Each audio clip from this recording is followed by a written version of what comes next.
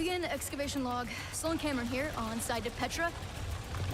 Me and the Whitefinders just found the coolest artifact I think I've ever... Again? Come on! Whoa. If you want to mess with these artifacts, you gotta go through me. Hey, I'm on to you! I gotta tell you, I wanna scream it out. Hey! I'm gonna show you, here's what it's all about. Up top, you big doofus!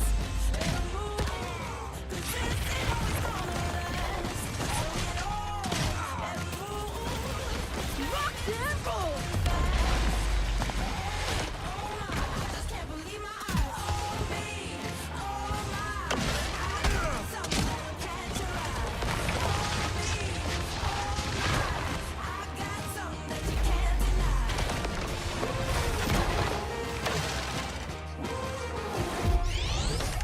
Excavation initiation! Time to really drill it in. I just can't believe my eyes.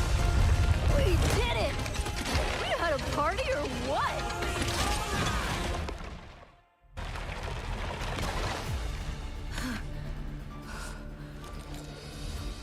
Whoa, no way.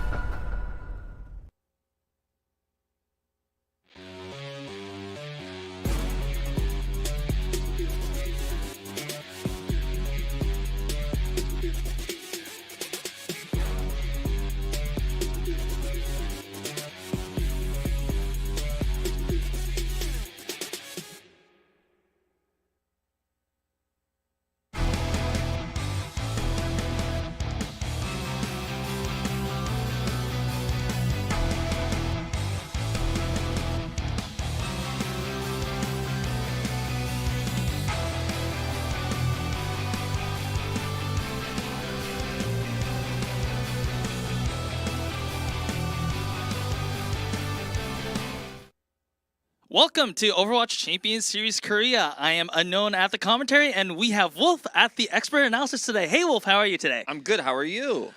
Well, I had some health issues last week, but I'm definitely back in action.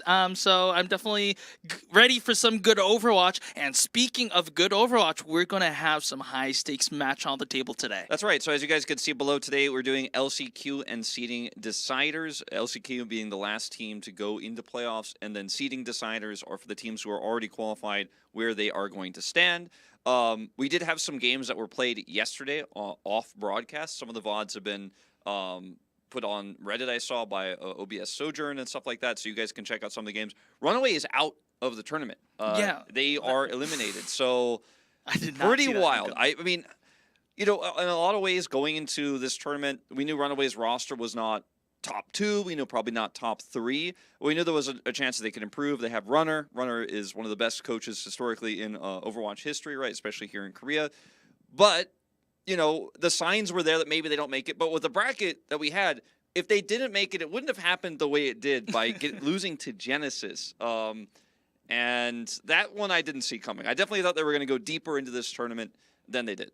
Yeah, of course, definitely. I mean, not discrediting any other teams. Of course, Genesis played well, and of course, Poker Face played well to beat Runaway yesterday. But definitely, when we saw the bracket, it was, hey, we definitely saw Runaway as one of the teams who would make it to the top 4 and not even go to the LCQ. But unfortunately, by the end of the round robin, they kind of slipped. And then, but still, we had confidence like Runaway. Hey, I mean, I don't see a world where Runaway is going to miss playoffs. But here we are, and Runaway is already off. Today, we will also. Well, not today, but for this weekend, we will also see the remainder of LCQ and see who's going to make it to those playoffs because only 2 teams are able to make it to the playoffs. That's right. So we are going to be now moving into LCQ first and deciding which teams move further into that bracket, which will be going on today, tomorrow, and the following day as well, as Korea always is, Friday, Saturday, Sunday. And then, of course, that's our first match of the day, and then the rest is for seeding deciders. So you can see this is kind of the breakdown right now. VEC was eliminated. Only one team doesn't get an opportunity to play LCQ. Runaway has already been eliminated from LCQ, but they're on that list. So Poker Face, SPG, and Genesis still in that battle. And then you have, of course, the top 4 teams, and they will be not seeded by the regular season standings, but actually how they perform now, which is a pretty rare system in esports, but it allows you to actually make sure you have the best seeding for the best possible teams on their form right before playoffs and not based on earlier results.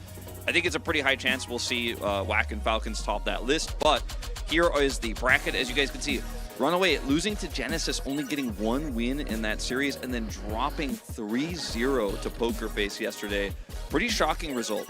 Yeah, exactly. And Genesis SPG on the upper side of the bracket. So this means that whoever wins the first match today will be able to clinch their fate into the playoffs. So a lot of things on the board today because you never know what's going to happen on the lower bracket. You just don't want to risk it because Runaway was...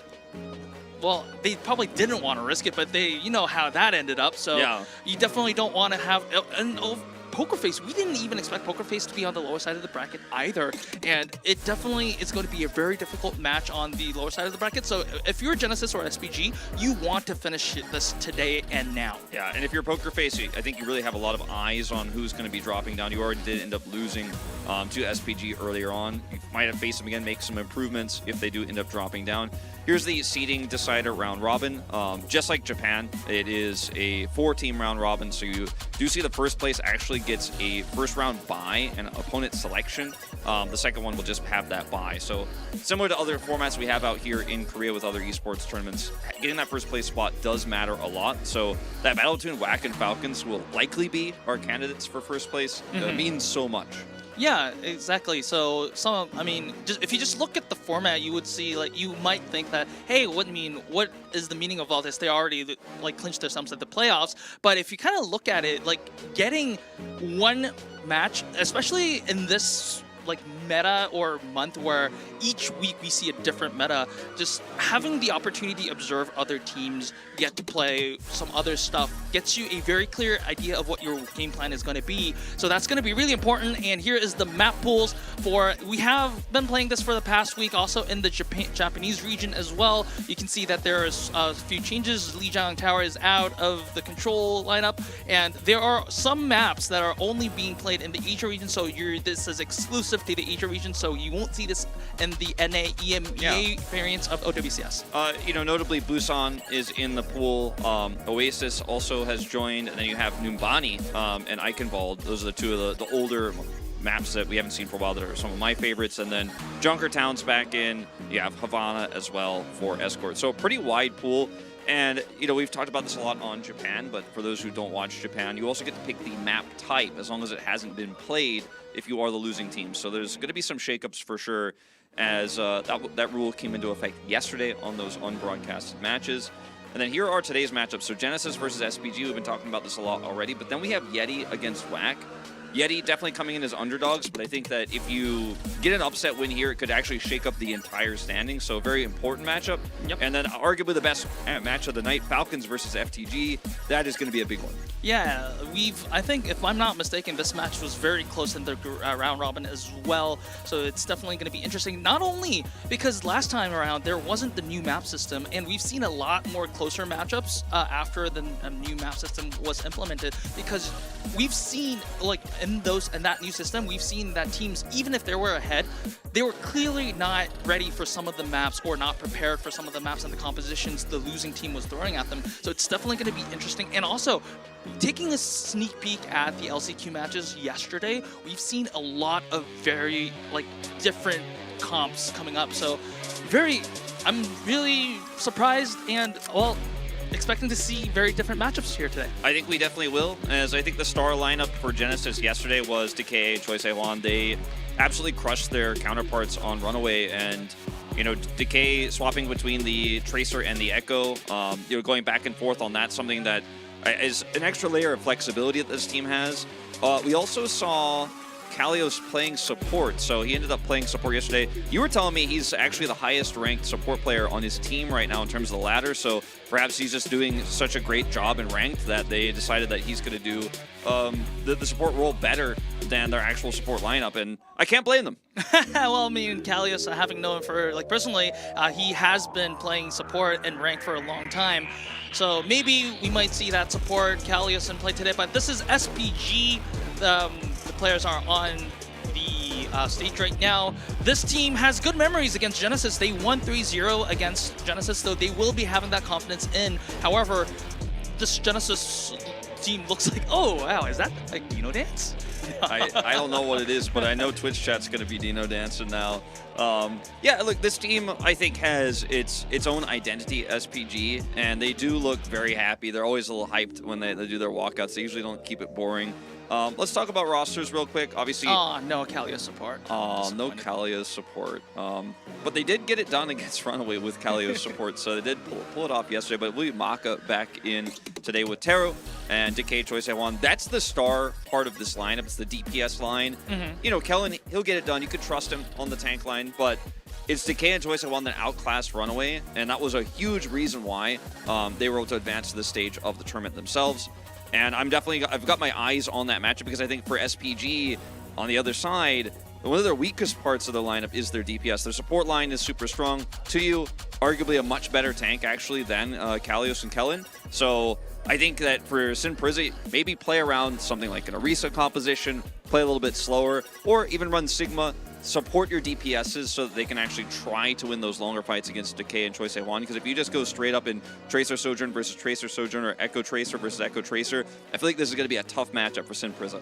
Yeah, I mean, like you said, Wolf, this is going to be likely, if it comes to the DPS players, definitely Sin Prizza is going to be on the backside. However, we are ready for an interview from members of both teams. So, Quest, for the translation, let's go. Thank you very much, Unknown, and we are back with the first broadcasted LCQ match of the day. And of course, we have the announcer Lee Si-yoon on stage for the actual interviews. And we have the team reps from Genesis and SPG. And on Genesis side, 안녕하세요. 제네시스 팀에서 코치를 맡고 있는 we have 운디네. 네, 코치님 반갑습니다. 자, 다음으로는 SPG 팀도 And on SPG side, 안녕하세요. SPG에서 코치를 맡고 있는 we have Mobugi. 네, 모부기 코치님도 반갑습니다. 자, 먼저 모두의 예상을 깨고 And LCQ에 올라온 both teams have beaten all odds to LCQ 첫 경기 come out on top on the LCQ. And did you expect to win the LCQ match, or your first LCQ match yesterday? 왜냐하면 러너웨이가 요즘 폼이 좀 안 좋다는 And I think that we didn't predict to win, but we worked hard to win. And because Runaway's form isn't very good at the moment. And on the flip side for SPG, they did predict it. Because while we didn't perform as well in the round robins, but we felt that we were improving every week. And based on our match, especially against Team Falcons, I think that we really felt the improvement during that. And on Genesis, for this question goes to Undine. Kalios role swap to support in map 1 yesterday in Busan. So what was the game plan behind the swap and what happened? We felt that we needed to improve our support line, and we tried him out in the support role during scrims, 네. and he played pretty well. 이렇게 해봤었는데 어제는 스크림 때처럼 안 나온 것 같아서. And I think that while he didn't perform as well in yesterday's match compared to scrims, but I think he still played well. 자, 그렇다면 지난 라운드 로빈 막대결에서 SPG를 상대로는 좀 3대 And 0으로 쓰라린 패배가 This next question goes to 있었는데 again Undine. Genesis suffered a 0-3 loss against 3대 0은 SPG, 조금 힘들 but 수 is 있는데 Genesis confident enough to 3-0 SPG today? 네, 자, 오늘 경기 And he 기대해 says, 봐야겠습니다. I don't know about a 자, 3-0, 그렇다면 but I think that as long as 라운드 we 로빈에서 stick to our game plan today, I think we'll be able to win. 제네시스를 다시 만나게 됐습니다. 오늘 And for 경기도 Mabugi, 저번 SPG 승리와 faces off against 마찬가지로 Genesis in the LCQ once again. So has there been any change to the game plan? 충분히 이길 만하다고 생각합니다. And I think that as long as we stick to how we perform and as long as every player is performing as well as they did, I think that we'll be able to win. And that was it with the first Team Rep interview of the day. And before we head into map 1, I'm going to send it back to Unknown. All right, thank you, Quest, for the expert translation, and we're going to Nepal for the first map. So, this one of the things that we've been seeing after this map new system is that we're seeing a variety of maps. Yeah, we really are. And we're also seeing a variety of compositions on Nepal right now. We'll see what these two teams' read are when we get into the game itself. But really cool to hear from Undine as well. I actually didn't know he was working with Genesis right now. And it's a player I've cast a lot in the past, on Element Mystic, and one of my favorite support players of all time. I'm glad to see him back in the Overwatch ecosystem. We have so many players that aren't actively playing but are working with these teams here in OWCS Korea, and it's just super hype for me to actually get to see their faces again. Yeah, I mean, Undine, I just have some personal news for him, is that he just got discharged from the military just like recently, and I believe that at the last weeks of the round robin, he was like at his last weeks of his mandatory military service. So, and these two, he actually has history with some of the players here, Element Mystic with Tracy Juan, and also New York Excelsior with Kalios as well. So I think a little bit of previous history of there, but definitely Genesis, if you saw the match yesterday on Runner's broadcast, you can see that Genesis improved immensely after Undine really kind of joined the team. Yeah, no, absolutely, for sure. Lee Soo-min fan here, great drawing there. Yeah, there's Kiriko. At some point we have to give awards to these people. Yeah. Like, well, you do that and then you just actually change the sign meta and everyone just brings like insane art and we take the memes away. We gotta have a balance, Unknown, between great art and funny memes. Because sometimes the greatest art isn't actually skillful, sometimes it's just very funny. Heading into this one, I hope to see 2U on Orisa. That's kind of my feel for how I want this series to go. A little bit more playing around, slow pushing towards points and looking for like javelin follow-ups, killing the DPS lineup in any way possible. If you end up trying to play Winston, Decay will just switch to Cassidy and absolutely smash the Winston. That's what we saw when Runaway was playing the Winston. Did not go well, so I'm a little bit concerned about how that matchup's going to go. Sigma, also, I'd be okay with it. As a slow play, but a little bit tougher to make that work on Nepal. Yeah, we've definitely interesting to see what the tank choice will be on the side of SPG, because SPG definitely would have seen the match against Runaway and, well, Genesis versus Runaway, and they have an idea of what how Genesis works, and I probably definitely can understand that SPG also agrees with your evaluation that the DPS lineup is something that they need to be very aware of. So interesting to see what they come up with. Maybe, like you said, Orisa is we've seen a lot of Orisa on Nepal, like you said. Personally, I think that 2U was more famous. Like, I guess he had some of his more famous days on the Sigma, so maybe a little bit of an anticipation towards that, but it's anyone's game. It definitely is. Pretty funny meme there with Aid. Looks like something was said that to like the players know what's going on. The players are looking at, hey, that's you. Oh, wait. Oh, that's one of the fun things about LAN. Yeah, it's funny to see 2U leaving the group chat, and then Aid's like, well, who's gonna play tank for us now? Like, I don't know who said the angry message or the message that made 2U angry.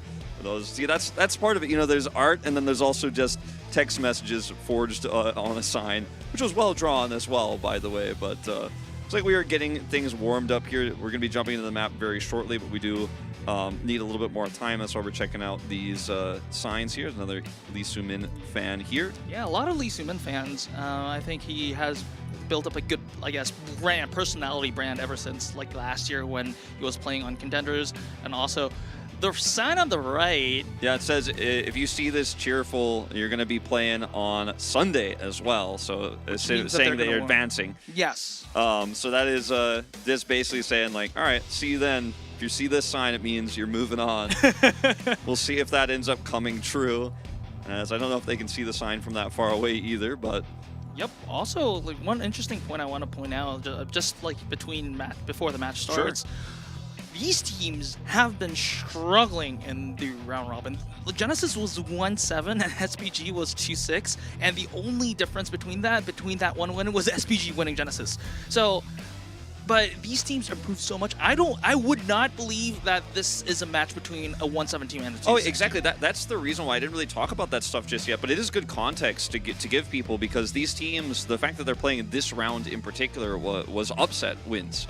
In fact, you know, SPG taking out Poker Face, we did not see that coming, considering that Poker Face did destroy SPG 3-0 when they met in regular season. And I think a lot of this is building up that synergy throughout the season, because all of these teams came together. These players have previous relationships. They've played with each other in solo queue all the time, but actually building these teams up throughout the regular season is a lot of learning. And if these rosters stay together moving into next season, for example, as well, I think the level of play will continue to rise. But I think it's a really good point that you mentioned that both of these teams are not the 1-7-2-6 teams that, if you look at regular season standings, would show you. I think that's why having this last chance qualifier and seeding tournament is really cool, because it does give teams to play their best closest to the tournament, and then we can reevaluate them based on that.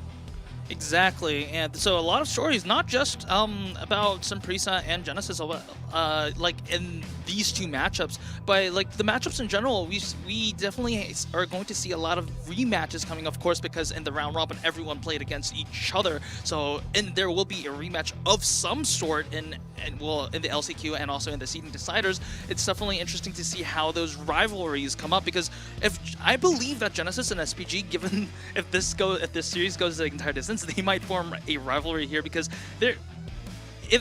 imagine if these two teams meet each other again in the playoffs. Yeah, and there's a decent chance, you know, depending on how that result goes with Poker Face in the losers match. Well, that sign says, well, for Overwatch Esports success, I agree with that sentiment. Yep, yep, that's what we're all here for, and very happy to have it back.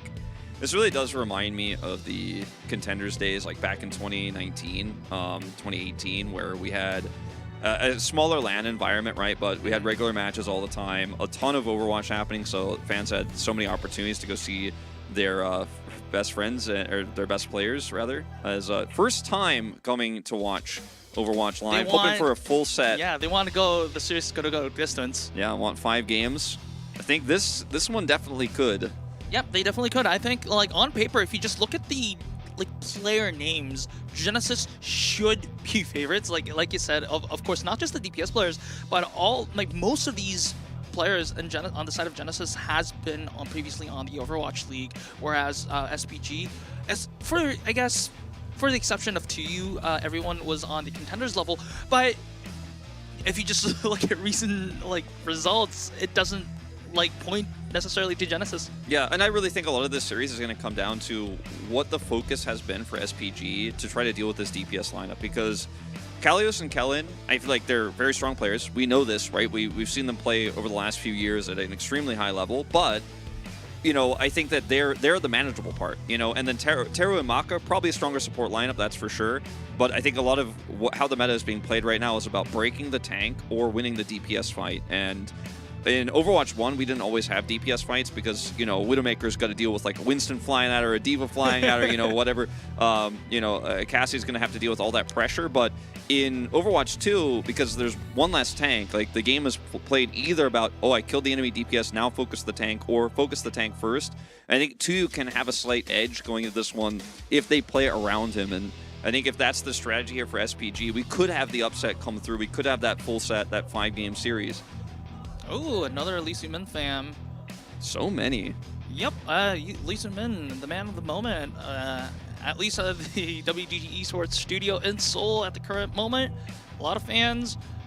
I guess we are still trying to get ready for the match as, of course, the players want their settings, hardware settings, software settings, all just set perfectly for the best performance possible. We apologize for the delay a little bit. We don't know what the issue is at the current moment. I guess it might be some, I don't know if it's hardware settings or whatnot, but it looks like we are going in there as we see the player cams. This usually means that we're ready to go into match. It means a dubstep button is going to be pressed soon, unknown, and the players look ready. Isumin putting his glasses back on. Teru taking a sip of water, but it's almost Overwatch time, and Decay, Choi Sewon, they've been heavily criticized throughout this tournament, but I think oftentimes weighed down by poor performances from the tank lineup, from the support lineup.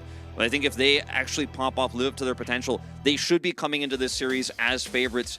We'll see what Simprisa Gaming want to do in terms of that tank lineup, what compositions they want to run, because strategically, I think they may be able to eke out an advantage.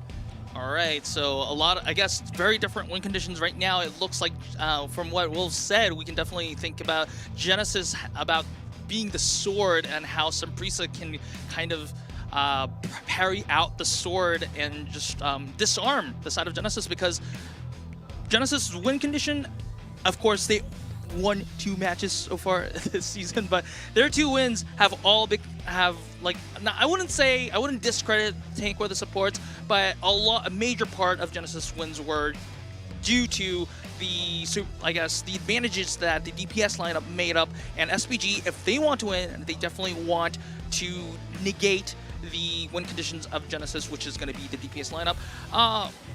We're still in a little bit of a delay, but of course, now the real question is which round sub-map of Nepal is the RNG gods going to give us with? Sanctum. Sanctum. It seems like it's always Sanctum. That's like that's generally what I associate with Nepal the most. Is just, you know, boops off the inner point, some wild fights around the choke points, and then in this meta, it has been widely, if you win that first fight and you end up getting control of the point, you have ult economy advantage, you're just still in the choke, like no matter what the comp is. Like in the past, it's like, oh, it's running Reinhardt. All right, we're finally getting that call that the game is ready. So ladies and gentlemen, we give you Nepal.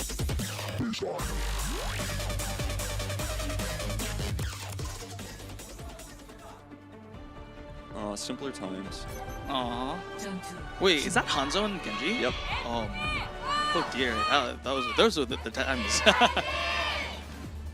All right, fans out in full force, and it is going to be an Orisa battle to start things off. It looks like, at least in the hovers, and I do like this for Simprisa Gaming. I am seeing a Vera here. They're just trolling you. But before we go, we finally do this. We are going in on Nepal, and it's going to be Village for our first map.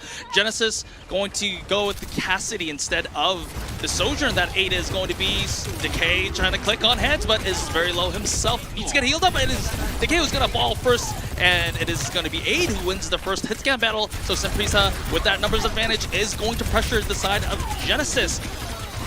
Some more kills onto Teru, so it looks like Simprisa is going to get first cap and have that choke point advantage that you had, Sidewolf. No, Decay obviously outranged by the Sojourn here, so this is the big major factor for Simprisa Gaming winning this first fight. And when you're going Cassidy, you need to win the first fight so you can actually get onto the point. Now Decay will have the challenge of trying to get to this point without getting his head taken off by Aid. Choi Se-won has to create some disruption to get him into range. Now he has successfully gotten towards this point and can actually fight with his squad. All right, Aid's railgun charge just went wide a little bit. Both tanks reasonably low. This could be anyone's fight so far, but at least we've been taken down early. It means that, despite the Kitsune Rush, it is going to be numbers advantage for the side of Genesis. It looks like Simprisa is getting flushed out of the point, and the flip happened there early, so it is going to be Genesis lead inside of Progress. That was an early flip. That was a lot earlier flip than I expected, Wolf. Yeah, well, Decay ends up getting on the point for free. We had the first-person view of Aid there as well and just wasn't able to hit those shots. You point out the Railgun going wide, and once you miss that charged-up shot on the Cassidy, you can't really break into the point very easily as 2U, and they actually just gave up control. So a bit of a mistake there from Simprisa Gaming. Now they have a lot of ultimates they can use here at the Sound Barrier, namely to try to get on top of this Cassidy, but Aid's already chunked out.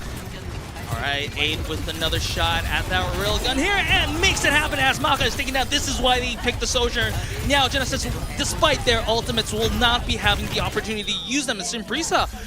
Yes, they did have to use the Terra Surge, but this is a major win for the side of Simprisa Gaming. This is a very cheap win. Now, I think using the Terra Surge might have been a bit overzealous there, but they'll take it at this point. They get to keep the Sound Barrier, and if Aid can maintain line of sight advantage on Decay, they could still hold this point, but Genesis intentionally didn't use any ults because they knew that after that first pick, they weren't going to win the fight. They don't waste Sound Barrier here. All right, this is Genesis trying to get out from the left side corner here. Deadeye from Joel actually connects to Hyunjae. Hyunjae now means that it's going to be the Sound Barrier denied for the side of Simprisa Gaming. And Teru's Sound Barrier was used for extra support, and it looks like Genesis with the use of... Wow, they used a lot of ultimates in this fight, though. Simprisa Gaming is getting staggered a little bit, so it's going to be about like 60 to 70 progress for the side of Genesis before Simprisa Gaming can actually have a real fight. And the Kitsune Rush isn't great for the Sojourn in this composition for trying to get through the Orisa, so it's not actually that huge of an advantage that Simprisa Gaming have right now in terms of ultimates here. It's going to be about the execution of this next fight. And you can see, obviously, Maka going to have his own to match it soon, but the timing could be huge here for Simprisa as Aid actually flanks around. Decay taking down Hyunjae was exactly what they needed, despite the ult disadvantages here. Simprisa Gaming investing the Kitsune Rush and taking down Decay and Teru. Kellen falls soon after, so this is going to be a flip for the side of Simprisa Gaming. We have a back and forth map. I really thought it was done when Decay got that pick onto Hyunjae again, but this actually ends up being, weirdly enough, a huge boon for Simprisa Gaming because he died, they didn't commit the Sound Barrier for the contest. They get the fight anyways, and now they're going to keep the Sound Barrier for what is likely going to be the last fight of this first round.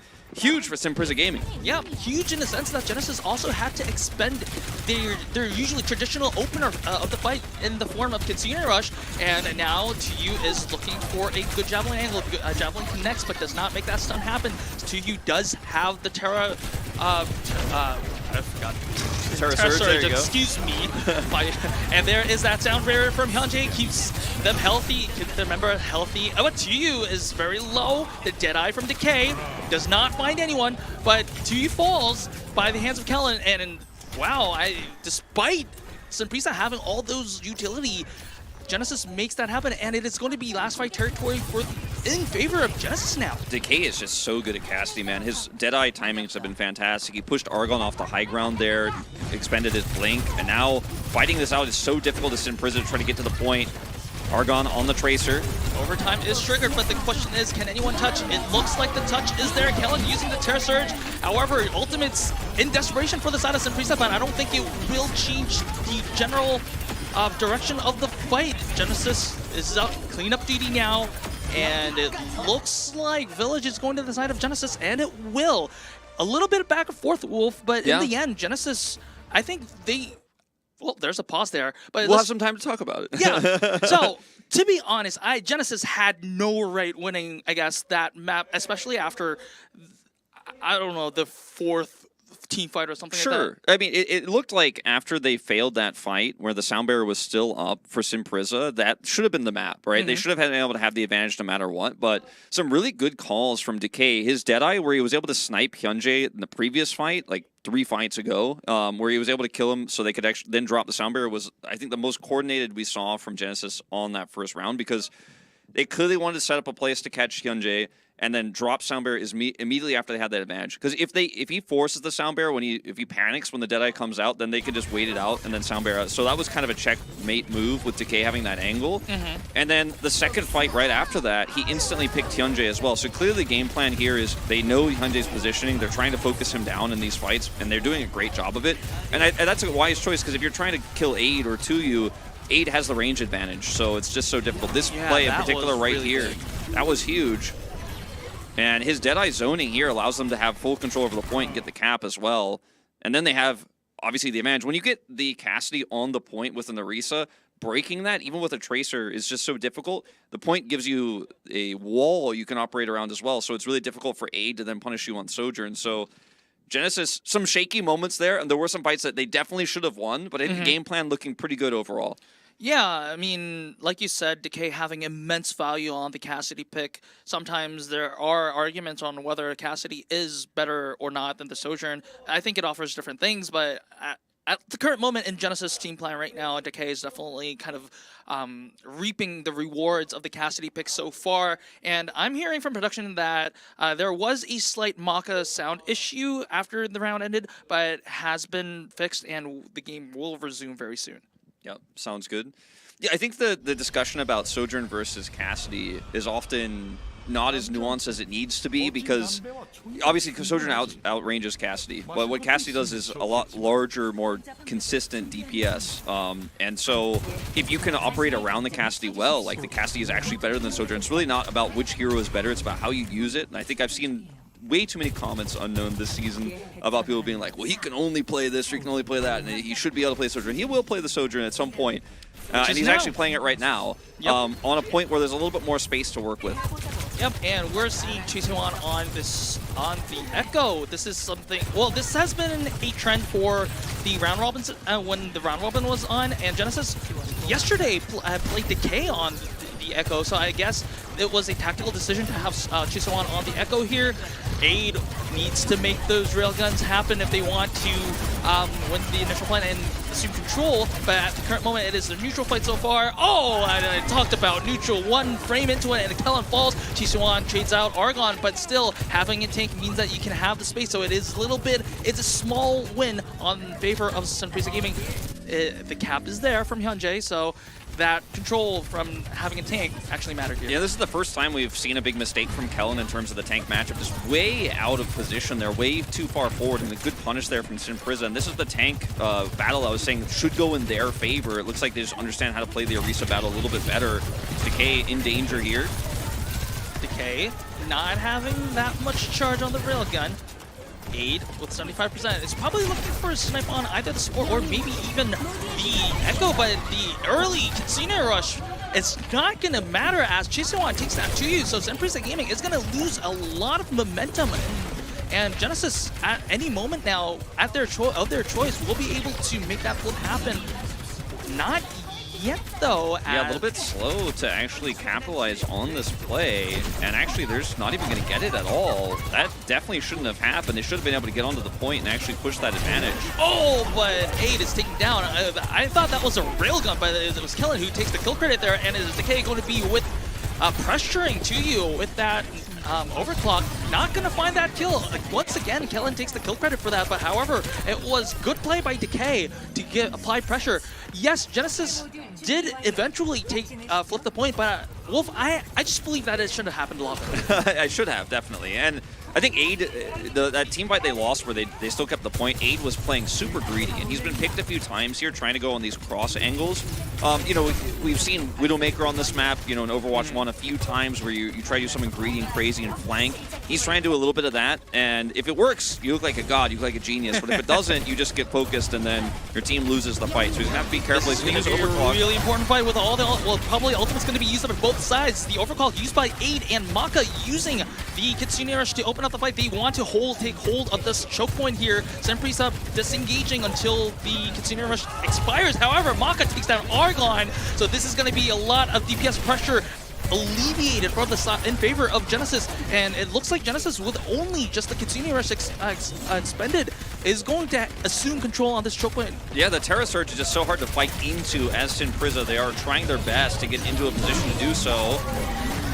Kellen uses the Terra Surge to just fend off every member of Sunprisa Gaming, and Tuyu is going to use these his ultimate of his zone, but no casualties on either side yet. Yes, Chisewan is forced out of this copy form, duplicate form, but still no progress on side of kills on either side. Sunprisa is able to get out of that choke point, however.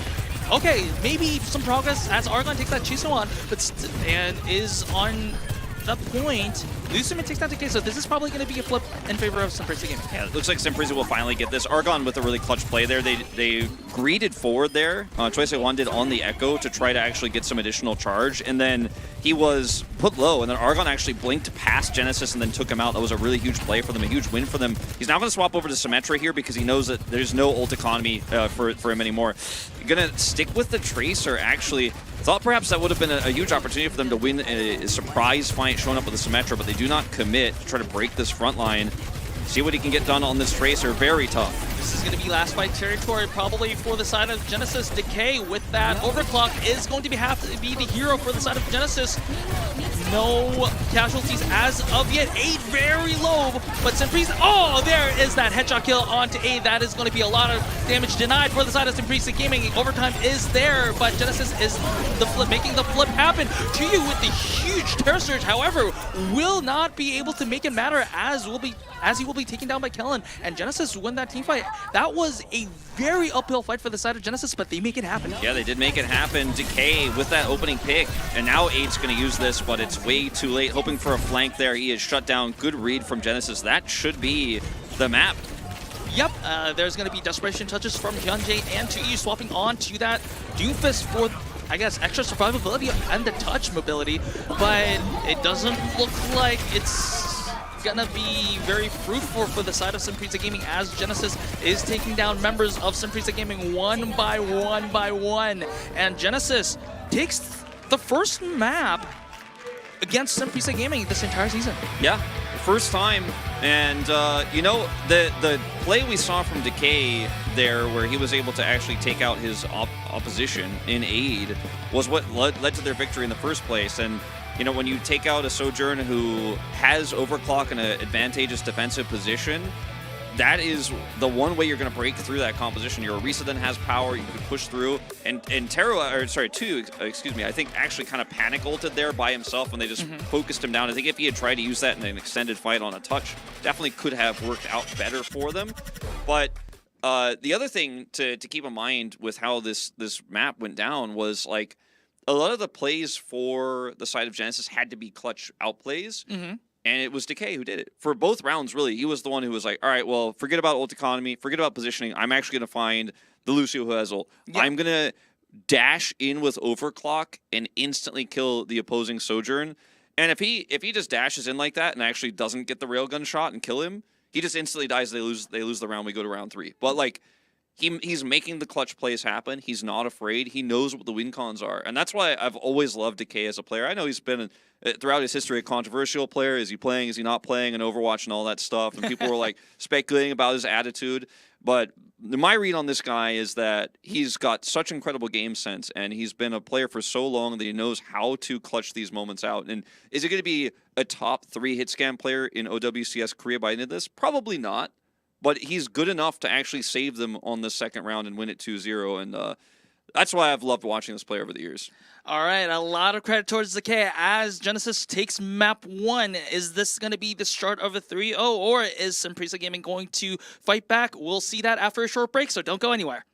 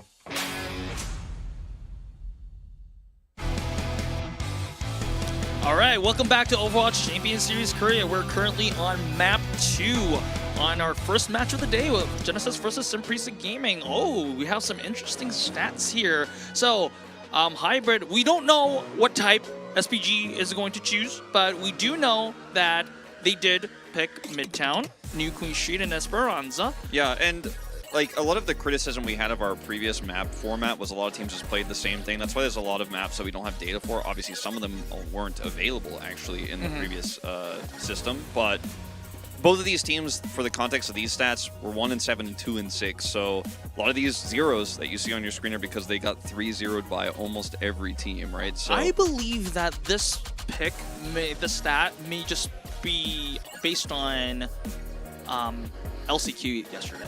Maybe, because there's no way that they haven't chose any flashpoints. Probably. Well, Saravasa, they did play.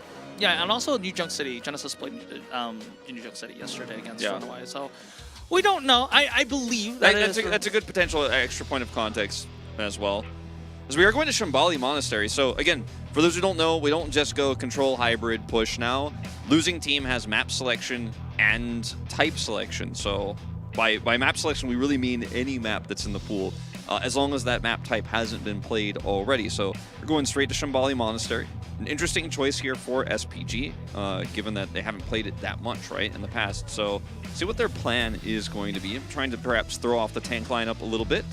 Yeah, as for Shambali Monastery, we've seen a little bit of Risa yesterday in Shambali, a little bit of Sigma as well, but it's interesting to see what I haven't heard of any substitutions so far, so it's going to be 2U once again. So I mean, if they were intending to play the ball, I would expect Milgara to come in, so maybe a little bit of more of that Risa. What do you think about the Ramatra in this map here? I think Ramatra has a place on maps, escort maps in particular, as wow, it's actually going to be a substitution here. As Kellen is out, Kalios in. Just to finish the point on the Ramatra, I think he does have a place, but I think his agency is quite limited compared to the other tanks in the pool right now. So while I think if you build a comp around him, like we've seen some Mei Ramatras in Japan, you know, that can be strong, but I think it will just always be outclassed by better DPS players just poking at range against you. So what you have a pretty good read oftentimes on some of these teams and why they would play Kalios over Kellen moving into a map like this. What's your take on this substitution coming through? Well, I mean, just based on what they played yesterday, we've seen the Sigma composition in play. We've seen Sigma, we've seen Sigma, Mei, Symmetra, Lucio, and Baptiste here. So if you want to play the Sigma, it's probably going to be Kalios, of course. Kalios was the, I guess, traditional off tank, so he has a little bit more experience on the Sigma role. Okay. I guess that's probably going to be what's... I think that's going to be the play for the side of Genesis, because they won over Runaway with that composition, so why not? Yeah, so your read is this is a substitution that's indicating it's a Sigma player we're going to see. And I think that's pretty good on Shambali. Obviously with some of the choke points, it's more difficult to punish. And I also think it's a composition that you have to rely on the DPS quite heavily to punish. Like you have to outrange, try to break the shield, or outposition like Tracer can get behind the Sigma. If you have good dive, you can make that work. And it weakens the enemy tank's agency. This is a team effort. That's a team effort cheer placard here. Yeah. It means Chang Gyun is Decay's current legal name, and then Chang over there at the right means he's like the GOAT. Yeah. So. It's basically says he's the GOAT, but it's a kind of play on words as well. And yeah, I think the Sigma here basically means that Argon and Aid have to pop off, and Argon felt pretty invisible in that second round. And in the first round, obviously, there were some issues with him as well, but I feel like the second round, he really didn't show up. But having to outclass the enemy DPS and putting the pressure on Argon and Aid if they are going to run the Sigma can be a way to get an advantage here as Genesis. So wouldn't mind to see that composition. All right, so I'm just going to read that placard over here. So things to do even after you drink late at night. Number 1, go watch OWCS. Number 2, Hyunjae is, well, what would you call hungover? Or like hangover cure? Hangover cure. So Hyunjae from SPG is my hangover cure, and then number three, watch, SPG win, and the bold text on the bottom said like, if we lose ... that means that means we usually go home together or whatever. No, sometimes it says. Sometimes they say die together. Yeah, die together. Which often means consuming copious amounts of alcohol. All right, looks like Kalios is finally on the way back from the bathroom. Okay, we got it done. Kalios is like, I had no idea I was gonna be subbed. I need to go to the bathroom now. Ujine, why don't you sub me in? All right, but it looks like finally everybody is set up and ready here. We are moving on to our second map, Escort here, Shambali Monastery. The expectation is Kalios is going to play Sigma. I think Tuyu will probably stick with the Arisa, at least for the initial parts, until they scout out the Sigma and can confirm it. We don't know if that's happening for sure, but that's the read. Yeah, I think definitely that is what we should expect from those teams. And again, Genesis looking like they are still... They're still pushing with that DPS carry meta, game plan, and why fix it if it's not broken? So, but we are going to Shambali, and ooh, what a beautiful night. Yeah. Is that Horizon Lunar Colony over there? The lost map. Could be. Well, it's not interrupt the fan cheers, unknown. We gotta let the fan cheers go. My bad. I know you're still fairly new Korean esports commentator, but it's a tradition. We have to let them do other plays. I don't know. It just looks like Coruscant to me. Coruscant. Oh man. Prequels memes. Oh yeah, I really like that. Yeah, Coruscant. Poor Well, city. Little infernal dance there, as we are going to see Sigma compositions from both teams, but on the side of Simprissa Gaming, it looks like theirs is going to be more around protecting aid on the Cassidy, whereas Genesis looking for a little bit more range with Decay and Choice A1 playing the Sojourn Echo. See if this does end up being the long-term strategy here for Genesis. As obviously, as the defenders, you have a lot more high ground to operate on. It's much easier to punish the Cassidy as long as the barrier's not blocking your shots. Yep, and well, but ladies and gentlemen, we're going in. I'm just doing that in a short version, but yes, like you said, this is going to be a Sigma mirror matchup with a little bit slight different choices in DPS, and no initial. Well, they're struggling for high ground because they understand that this high ground is going to be the important part, especially on the initial corner for point A defense. A lot of low health bars on the side of Simprissa Gaming. Chasewan is taken out, but is traded out with aid. Kalios taking out Luciman. Decay is also out, so this means no DPS players yet on the side of Genesis, but still Genesis has their tank. Simprissa Gaming will likely be able to push out Genesis off that high ground. Unless Genesis has different plans, it is actually going to be Kalios pushing out Simprissa Gaming. Yeah, they couldn't actually get enough control for aid there, as he's the main character here for SPG. He needs to be the one to actually break that barrier and then start chunking away at Kalios. As you can see here, when he actually has line of sight and when the barrier is down, he can do a massive amount of damage, especially when they're slow pushing like this. But if you can't get into position, even if they get a pick, it doesn't necessarily matter because they just don't have that damage. They do like the drop down to the low ground here now for Simprissa Gaming, pushing them away, taking kind of a V-shaped formation, pushing them out of that choke, and then grabbing the cart. All right, Maka is looking for that amplification matrix and uses it to push out Simprissa Gaming out of that corner. And Simprissa Gaming respects that and is backing off, disengaging a little bit.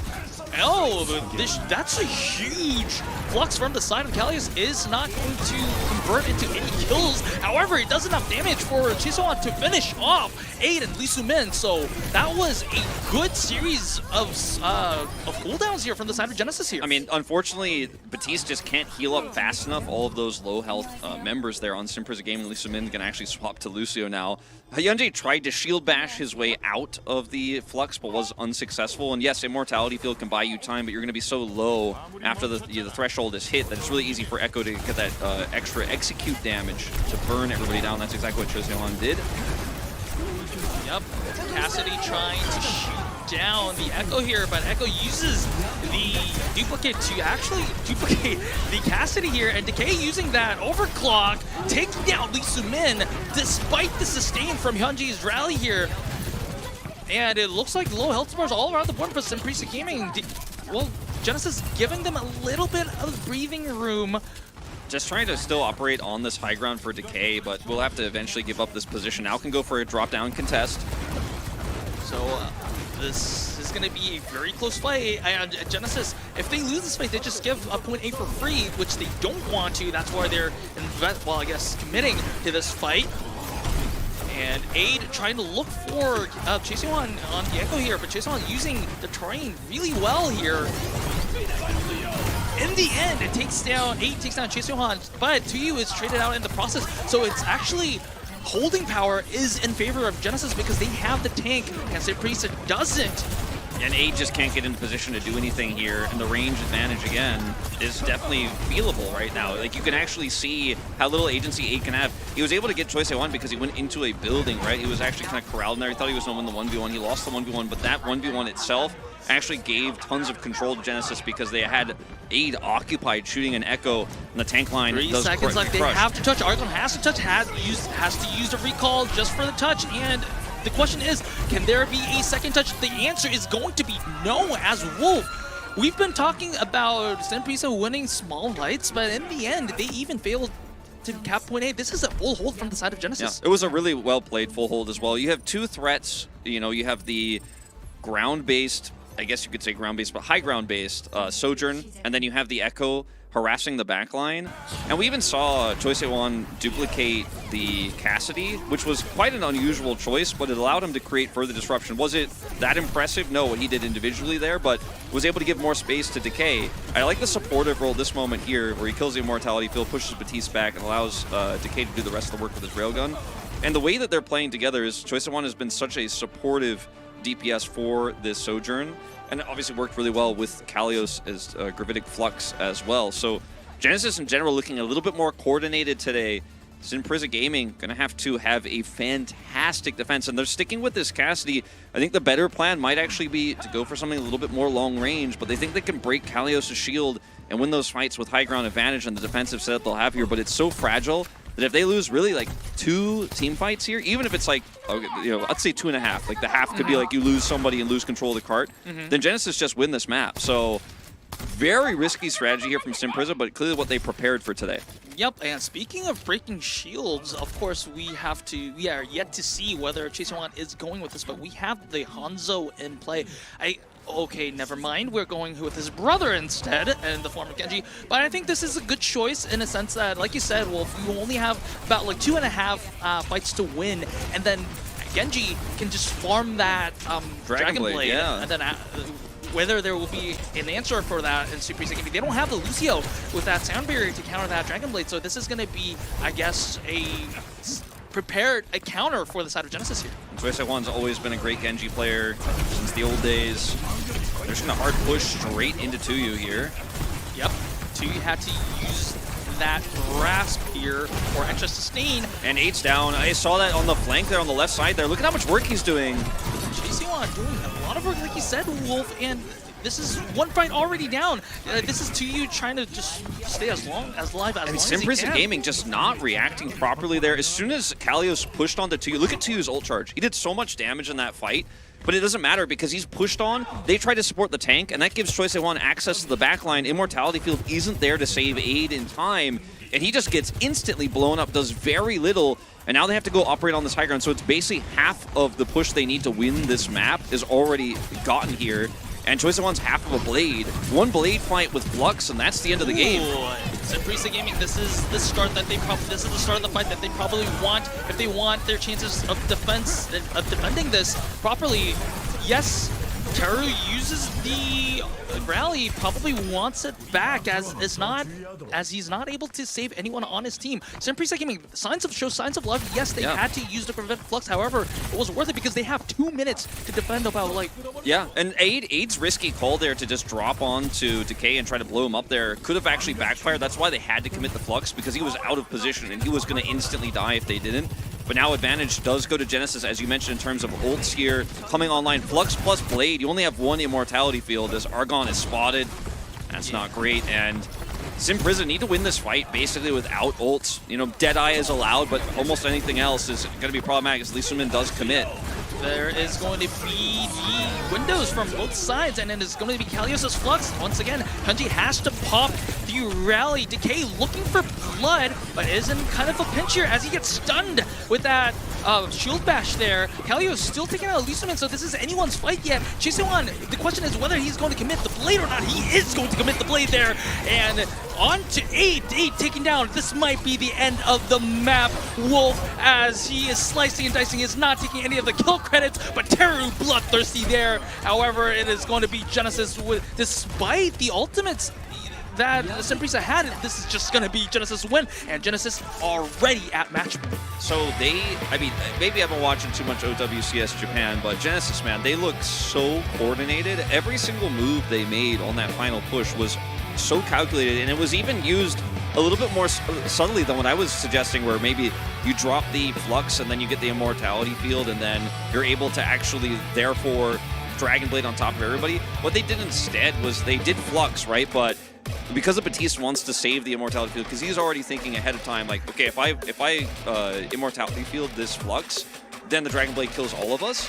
So he tried to hold it, and then they instantly pushed on the Batiste, like, oh, you didn't Flux? Well, now you're going to have to, or you're going to die. And he fluxes as he dies there, and then they focus it down, and then they know that the only target left they have to kill, they can just ignore 2, doesn't matter, is the Cassidy. And then they push the Cassidy, Dragon Blade used on one single target, even just blades and instantly deflects. He's like, if I kill you, we win this map. And he kills him, and they win the map. As the rest of the team is pushing in with one healer down, not much they can do.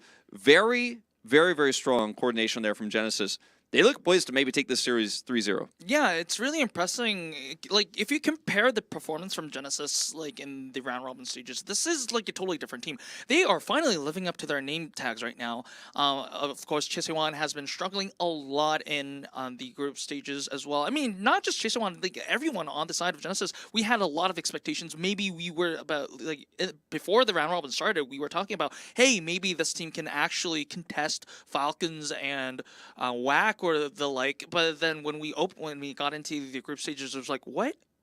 This is not the Genesis that we were promised. Their target acquisition, their target focus was really off, but I think maybe that's a little bit credit of having a coach on the team now with Indine on the lineup. But anyway, generally very good performance from the side of Genesis. Now they are on match point 2-0. SPG needs to pull off a reverse sweep if they want to lock in their playoff hopes.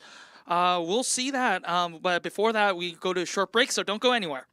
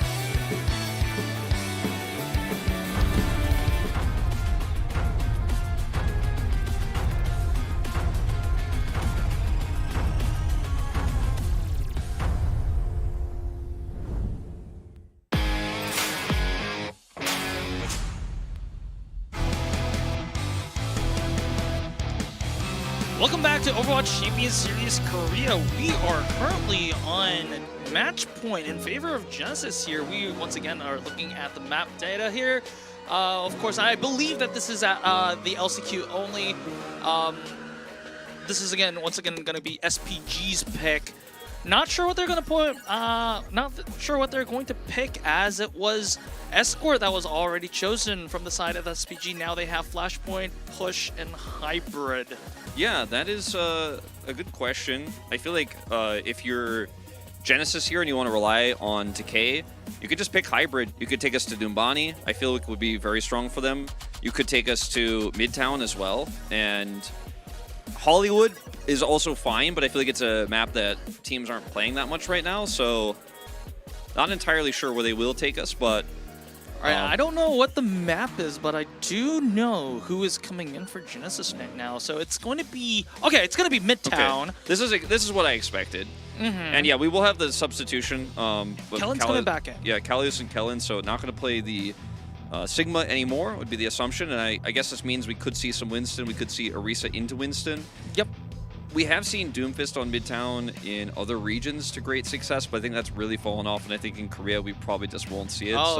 Yeah, believe me, Korea always, they prefer Winston. If Winston Dive is viable in any capacity, they will play it. Yeah, I think that is very likely what we'll see. And that worries me for Simprisa Gaming, considering that, and actually everything I just said about the map, I was like, oh, this would be good for Decay, blah, blah, blah. It's not even Genesis's pick, so that was actually kind of silly for me to say that. But the fact that we go to a map that's good for Genesis here means I think Simprisa Gaming has made a huge mistake in this map choice, but we'll see if they can rectify that. But if the hope is Aid is going to outclass Decay, he's going to play Sojourn, when we're going to actually play a little bit more of a measured Winston, or maybe even play the Orisa, then I feel like, that's your best plan here on Midtown, but you probably shouldn't have put yourself in that position. The problem is that even if you win this map, you have to then reverse sweep with the last maps being chosen, all being Genesis. So you'll have to go to one of these hybrid maps eventually. But I am worried, especially if they're trying to play 2U's Winston into Decay's Cassidy, because Decay has just been so good at shutting that down. He made Mag look like that Winston's made of paper in that series we saw with Runaway. Especially on Esperanza. Like, if I'm not mistaken, that was really, really impressive stuff from the side of Decay. Now, with Simprisa with their backs on the wall, of course, they don't look like they're, I guess, too upset. Of course, they have a long way to go, so they have to keep their hopes high. It looks like they are really focused right now, as with Genesis as well. They have smiles on their faces. Understandably, they're up 2-0.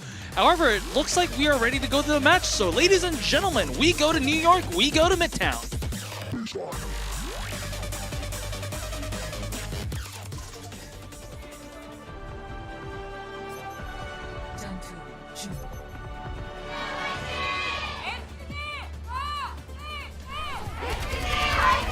All right, this time I didn't mess that up. You got it. You got it.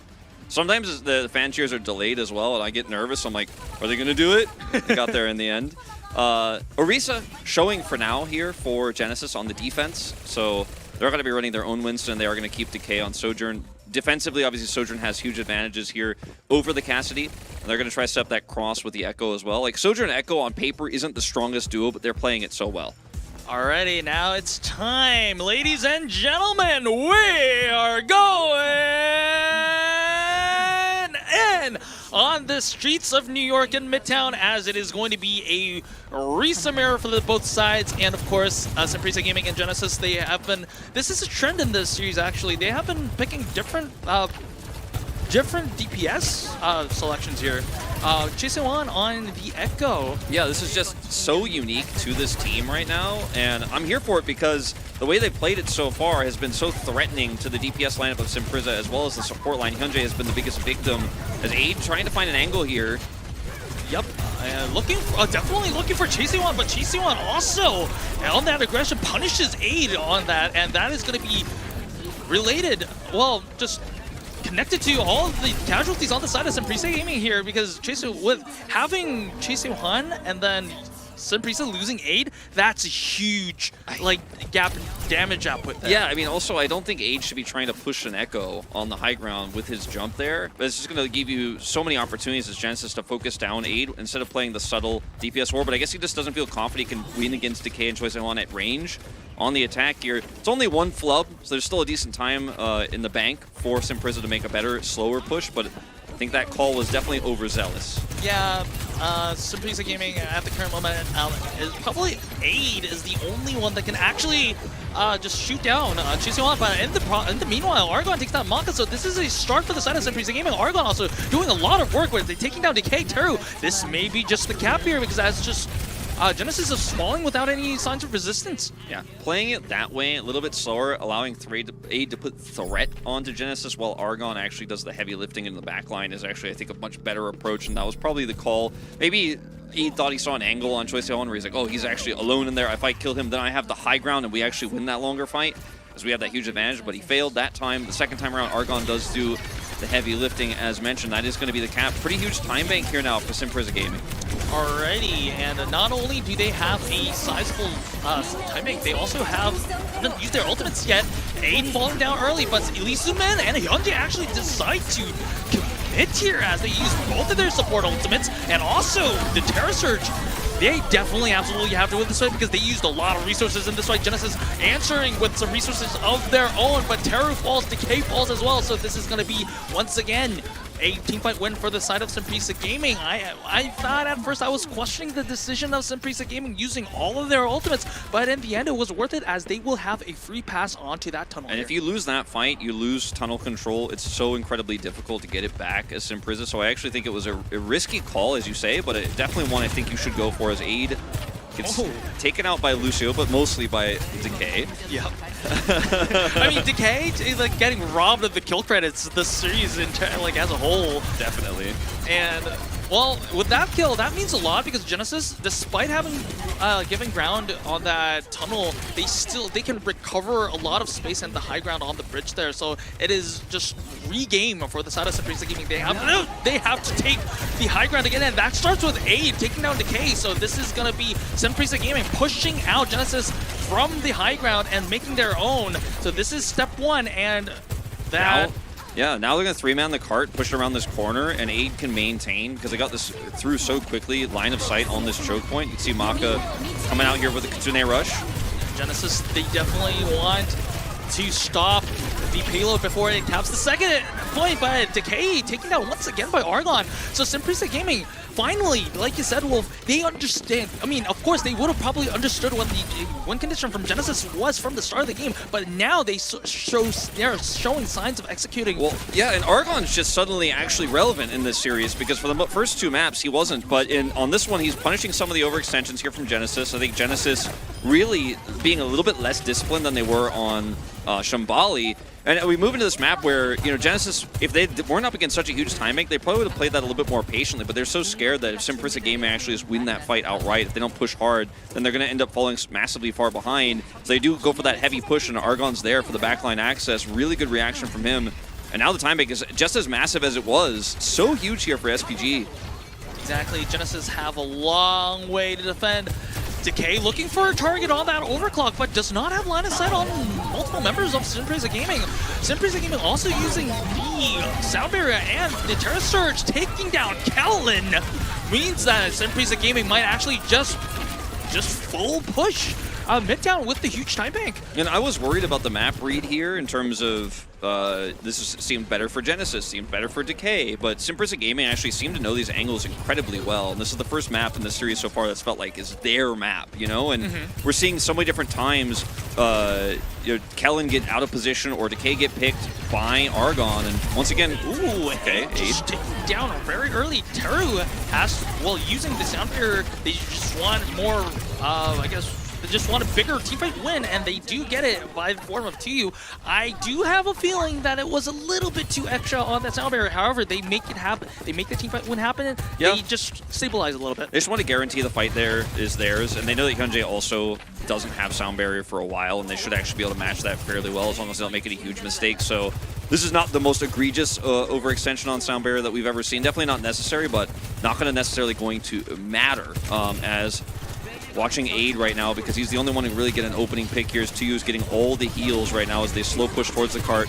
All right, there is that Simprisa Gaming Casino Rush that opens up the fight. Genesis is Kellen looking for a disengage, but Kellen didn't get the memo and is being picked out. Everyone on the side of Genesis was backing out, but Kellen just went in and was just an easy target for the side of Simprisa Gaming. And I think that's going to cost them the defense, and it is going to be Simprisa Gaming who is going to full cap Midtown.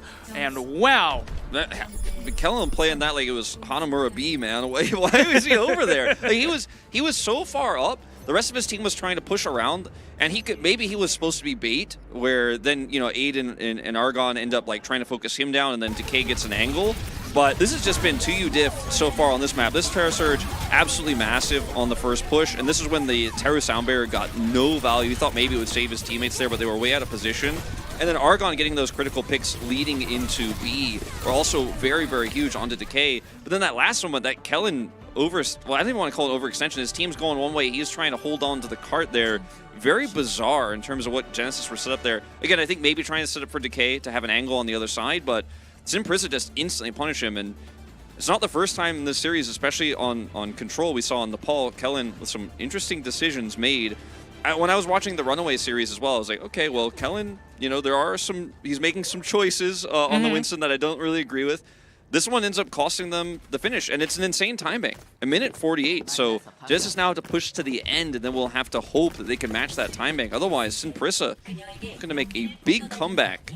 Yep, this may be the start of a potential reverse sweep here, but that remains to be seen, as it is going to be doors opening for the side of Genesis attack this time. No major changes in composition except for the fact that Chasewan is going to be on the Tracer instead of the Echo start that they had on the defense. It is looking likely to be a Sojourn fight until the ultimates come online, and there is that railgun does connect, but not a headshot. So Aid will be able to be healed up by his teammates and find another railgun of his own, and that is going to be on Chasewan. That's going to be a lot of pressure, and that's going to be a lot of momentum going towards the side of Simprisa Gaming. We're starting to see some communication issues here on Genesis. Like, Choice A1 was still pushing Aid there, even though they were losing the tank fight. He needed to actually come and support against 2U so that Kellen could actually win the control. And then he ended up failing pretty hard at it and decided to commit anyways. And Aid saw Choice A1 a mile away as the rest of the team was disengaging and just instantly takes him out. Good eyes from Aid, good reaction there, but Genesis need to be working more as a squad. And Echo was working on defense, but on attack, you need that Tracer to be crisp. Yep, and that is going to be very important. Like you said, once again, Kellen in a very awkward position, surrounded by his teammates. Did finally get into him. Kellen does fall down, but Chasewan trades out Aid, but the lack of a tank means that it's going to be a lot of control lost for the side of Genesis, and it is going to be Simprisa Gaming who is going to clean up this fight. And this is the nightmare scenario for Genesis, because you already need to have such a massive time bank if you're ever going to come back and win this map.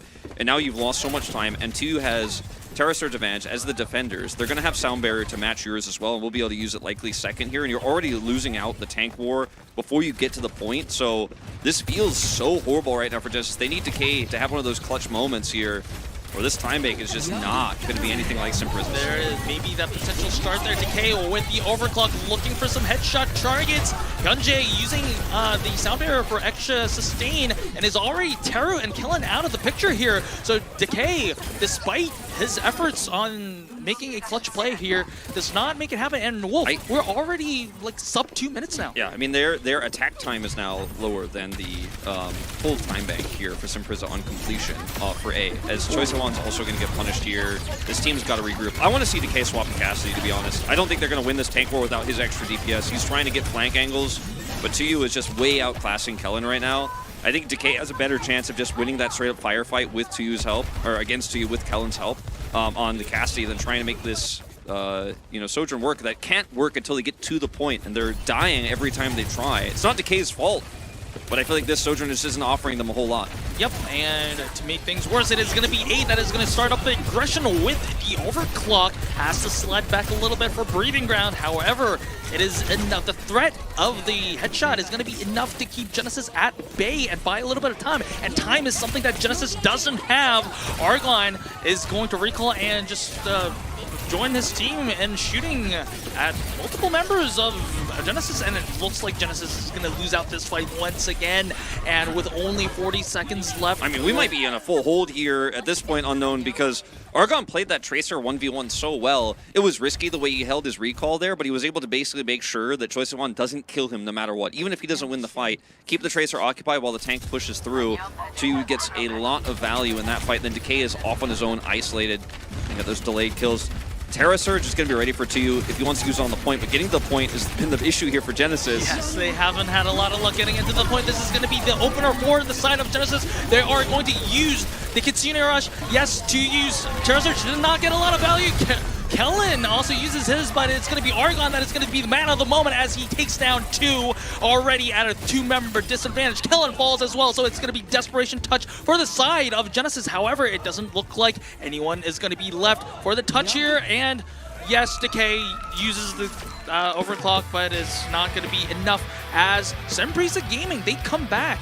This series is giving me some chills, man. I feel like the way that Semprisa Gaming is playing right now is so smart. They're playing to their strengths, and I didn't really foresee how the attack was going to go there for Genesis, of how broken up it was going to be, and I think Kellen got big time exposed in terms of the tank battle there this time around, as both Orisas used Terra Surge, but the Fortify timing for Tuyu was so clean, he's able to actually survive despite the sound barrier is used to make sure he can get in a position to use it, and he has the Fortify. He survives the pulse, and then where's the pulse of Argon in the backline getting kills? Like, yeah. Argon's pulse bomb, way more impactful. He's playing around his Orisa's Terra Surge better. The whole focal point for Genesis in that moment is how do we kill the Terra Surging Orisa, whereas Semprisa Gaming is one step ahead. Like, how do we use this Terra Surge to actually threaten the backline? Not who got hit by the Terra Surge, but who didn't get hit by the Terra Surge. SPG looking good, and this is, I think, how they have to win this series if they're going to win it, is just by playing around to you, which is kind of what we predicted going into this. But Genesis, that clearly looked like a map they hadn't prepared very well on. This is the map system at work. Yep, exactly. Like you said, Wolf, like clearly Genesis didn't, I guess, at least in Midtown, didn't see this coming. And SPG, we've talked about how they knew that how to nullify the win conditions of Genesis, and they executed this to almost perfection, I would say, in Midtown. And it looks now eyes are going to be the new question is going to be whether they can keep that up in Genesis's map pick, because now right now if they want to complete a reverse sweep, they have to go back to back Genesis map picks. But we'll see that after a short break, so don't go anywhere.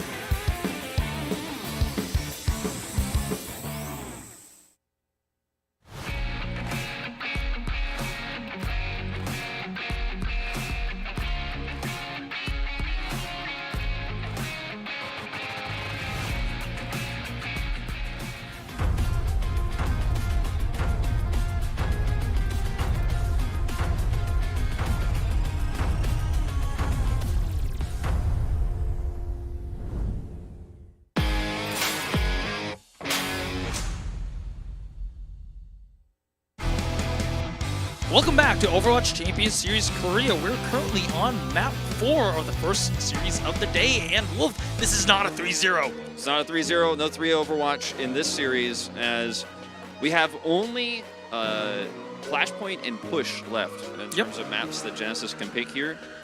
My read was we're probably going to Push, and the reason why is because this team seems to operate better on narrow points, because as we saw on Shambali, it allows Decay and Choi Se-won to actually just kind of rip apart the enemy DPS line and not worry about the tank. They obviously had Kalios in for the Sigma there as well, but Kellen's Orisa definitely pretty exposed on that last map, not looking like he and his team are coordinated well with that pick.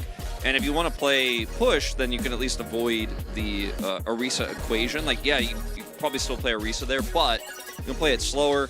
We're going to Esperanza. Ooh, Esperanza. Yeah, I mean, we've been talking during the break about which maps potentially Genesis is going to pick, because this is pretty much the first time Genesis is going to pick the map, and Esperanza, like Wolf, with his expert analysis, he actually predicted it right. No, I'm not even joking, because he did. And with the reasons that he said, I think it totally makes sense and gives a lot of, I guess, the more narrow the map is, I guess, the more opportunities that Decay has to make things happen. And of course, Genesis still, despite losing one map, is still ahead, and it doesn't look like they're going to change their game plan anytime soon. Yeah. No, I hope Decay is on Cassidy as well, because I think that is how you can win the tank matchup without your tank. You can just be like, well, I'll kill the tank with you, Kellen. Let's do it together. Let's kill to you and win the series. Well, so let's just see if they have that communication. Maybe, I mean, I haven't heard that they have any issues with their headsets, but suddenly it looks like in map 3, their comms were looking a little spotty over there. I mean, not probably a hardware issue, but in just a systematic, I guess, issue there. But we'll definitely see, because Genesis, after, like, especially since yesterday, we've seen massive improvements from the side. Not just in their mechanical skills, it was already there, but we'll see if their team coordination is coming back. But ladies and gentlemen, we go to Esperanza.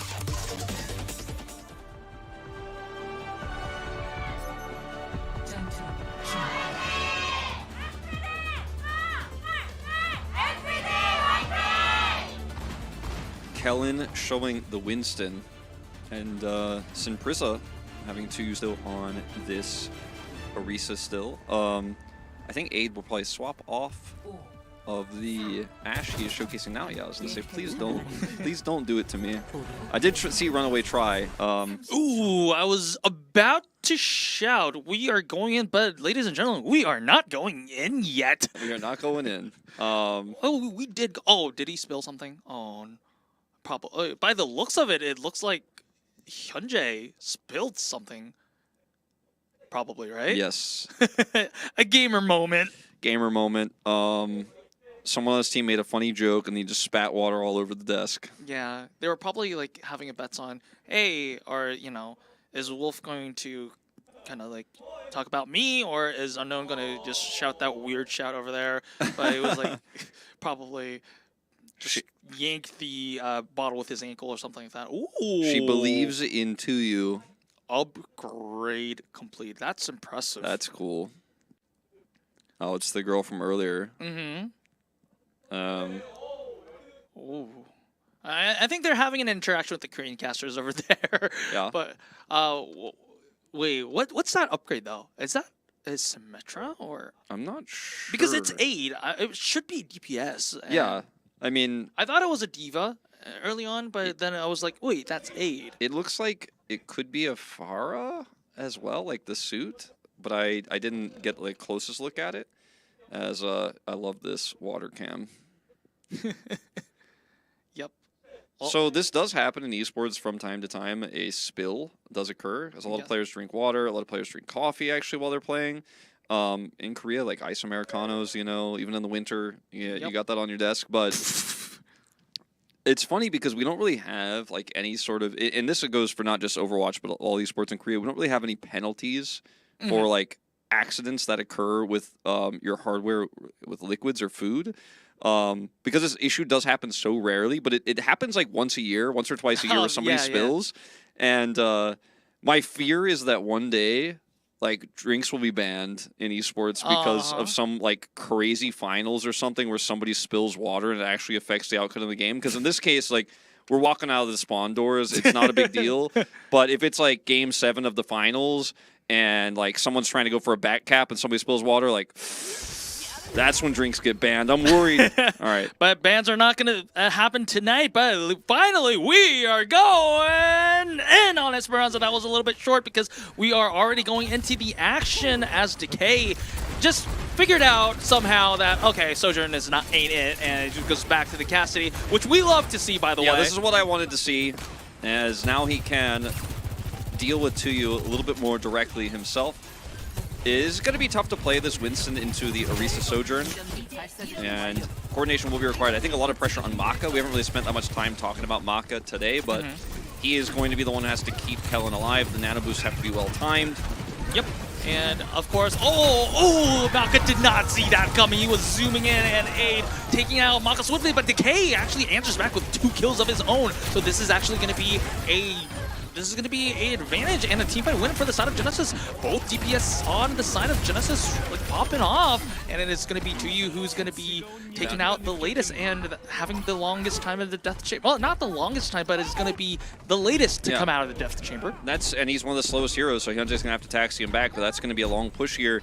Good capitalization there by Decay of the fact that, you know, his DPS line was, or he had freedom considering Aid leapt onto the high ground and made an aggressive play. Yes, he did end up losing Maka, but he was able to punish. Really well played. Decay's Cassidy, man, today has been so impressive. Was in the series against Runaway as well, and imagine that he will stick with his pick a little bit longer.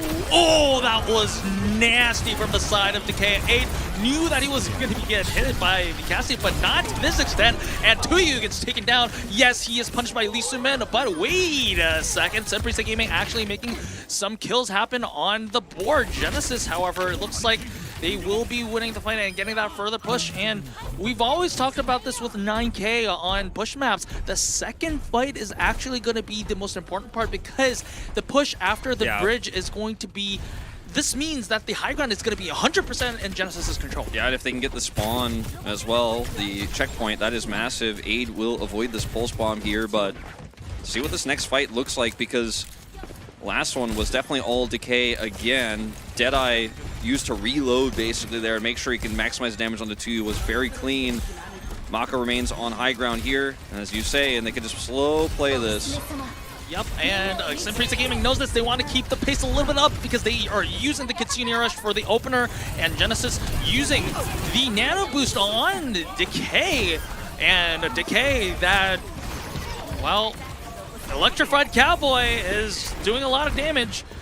And once again, it is going to be Genesis who is going to have the upper hand in this fight. Yes, Tuyu is trying his best to hold as long as possible, but it is going to be just delaying the inevitable as Tuyu falls, Lee Sumin falls, Oregon falls, everyone on the side of Semprisa Gaming falls. The only consolation, I guess, is that Semprisa Gaming now has both DPS ultimates. I mean, this is the way to deal with Tuyu. Just put Decay on the Cassidy here, and then he can just burst him down. Like, Tuyu actually played that so well. Super patient, fortifies, drops down to low ground, minimizes the surface area for people to shoot at him. Only Decay could shoot at him. He has to chase him in. He bought a ton of time, but there's no follow-up. But this is just the way, as Aid is going to overclock here, but no great targets for now. But is hindered by the Cassidy grenade. Argon takes down Kellen, so that is a start. Aid, anti-needed, so has to move down. Decay finding out Hyunjae and a sleek headshot. This evens out things a lot, Wolf, because now Genesis will be having the other side of the high ground, and probably by the time the robot approaches the bridge, Kellen will be back. Yeah, this is really good for them. It's Tuyu trying to buy some space here, but is alone. And you can't do that into a Cassidy, especially with Ana. Oh, that sound barrier, though. It had to be used to keep Tuyu alive, but unfortunately that was not enough to keep Tuyu alive. Argon, but still, it bought Semprisa Gaming enough time for the DPS lineup to take out members of Genesis, so that was a really well executed sound barrier that saved the game. Was actually so good, and it was perfectly timed. Like, they had the purple onto Tuyu. He was down at like 20% health, and then that's when the sound barrier comes in as Genesis are over pushing to try to guarantee the kill there. Sound barrier timing, fantastic. Ooh, Chizuan taking down there is going to hurt Genesis a lot, because this means that they're probably going to lose a lot of pressure and have to back off a little bit. Yep, like they said. Ooh. Kill it. Oh, wait, Maka. I thought that nade was to heal up Kellen, but in the end, it takes down Argon and Hyunjae taking down once again. So things look good for Simprisa for a split moment when Chaseon fell, but in the end, Genesis, before Simprisa Gaming could match the push of the on the side of Genesis, they made things happen, and they're in the driver's seat once again. Now, I don't think Kellen should have primaled there, but they do have a nano boost, so it's not going to feel too terrible, but those don't feel like there was any real reason to do that in that fight. Can actually be used to contest as well on this high ground for the next one, because Simprisa obviously going to reset up here. But at the end of the day, Maka now has so much agency here. He's going to go for the nano. This time, the recipient is going to be Kellen, and Decay, even without that nano, it's going to take out Aid. Decay on this Cassidy is such a menace on the side of Genesis here, and now Genesis is going to contest probably for the initial cap on the checkpoint. Simprisa Gaming obviously doesn't want that to happen. Tuyu very low, Hyunjae very low as well. Tuyu is fortified with that Terra Argon, though. Argon! They overextend into the choke. He gets a triple on the back line. Massive play from Argon there, as they will not repeat the same Tuyu bait a second time. This time there's no sound barrier. Tuyu is holding that doorway so incredibly well, but Argon is able to flank around, and this is just such a crushing blow now to Genesis. Yep. That was the nano push from the Winston there, and it looked like a foregone conclusion that Genesis was going to win. Yeah, I don't see, like, the ways that Kellen is using these tools has left them a little bit out to dry sometimes. Then they have to hard commit, hard push, and this time finally punished by Argon. Decay with Deadeye. All right, Aid on the overclock, but is slept, and is going to be Hyunjae that has to pay the price by Decay on the Deadeye. Such good usage of the skill sets of Cassidy here, and once again, Simprisa Gaming was so close to matching that progress of Genesis, but once again falls short. Decay. Aid is going to swap to Cassidy, and so they're going to try to match this rip. Now, this is the air quotes counter to the Winston, and with how Kellen is playing, he looks very punishable right now. I'm a little bit surprised we didn't see this earlier on, but the time is so limited here for Simprisa Gaming, but I do think this is a good swap. Let's see if they can actually make this work. They're, of course, down sound barrier now. It's going to be all about the focus on Kellen here, and this means Maka's work is really tougher. He still has the nano, so you should be able to save him once, but once that's gone, see if Kellen can survive. There is that nano for the aggression here. It looks like Aid is going to fall down, and off screen, the DPS duo of Genesis is going to take out everyone else and on the side of Simprisa Gaming. This fight was the one you knew was going to go this way because of the nano boost advantage. The next fight, if they lose this one, Simprisa loses this one, it looks like Genesis is winning the series because you don't have any other tools. Tuyu is even going to swap for this fight over to Junker Queen here to really push the issue and heal deny Kellen so they can focus him down. That's what he wants to do with his ultimate, but they obviously have to win the first fight to even get that ult charge. So a tall ask here, but there's still a sliver of hope for Simprisa Gaming, but this fight has to go well. Argon looking for a pulse angle. Yeah, he has good memories about this pulse. He is spotted, though. And looking for... Oh, Kellen, in the meanwhile, is having fun dribbling people around. Argon, and despite being spotted, does take down Maka. However, Chaseon answers with the 2U kill. Lee Soo-min decides to commit with the Katsuna rush, and Aid is profiting from that. However, they still have a long way to go. Remember, they do, but they got rid of the primal. There is no nano boost for the next defense. Tuyu did a decent amount of damage there. They're going to have sound barrier as well. Kellen's actually going to swap. Now, this is a really greedy call. I actually almost feel like that gives a bigger edge to Simprisa because if Cassidy focuses down this Doomfist with good coordination, it is so difficult for this comp to actually work here for Genesis, but Kellen feels desperate here. Let's see what he can get done. Has a nice angle. And also a nice nade towards Simprisa Gaming, but Lee Soo-min cleanses it, but has to pay his life for it. However, still numbers advantage for the side of Semprisa Gaming so far, and this is actually going to be a teamfight win for the side of Semprisa. This is what I'm saying. Like, you switch to the Doomfist here, it's super risky. He had a nice angle. They actually split super well, and then the DPS line here for Genesis was actually corralled there. Argon did so much work.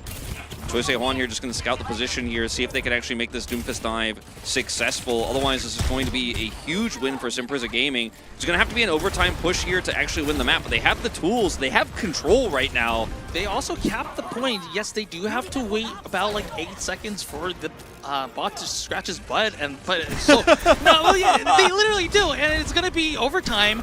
But one teamfight win for the side of Semprisa Gaming will be able to turn things around. Oh, absolutely. And let's see what Aid can get done here.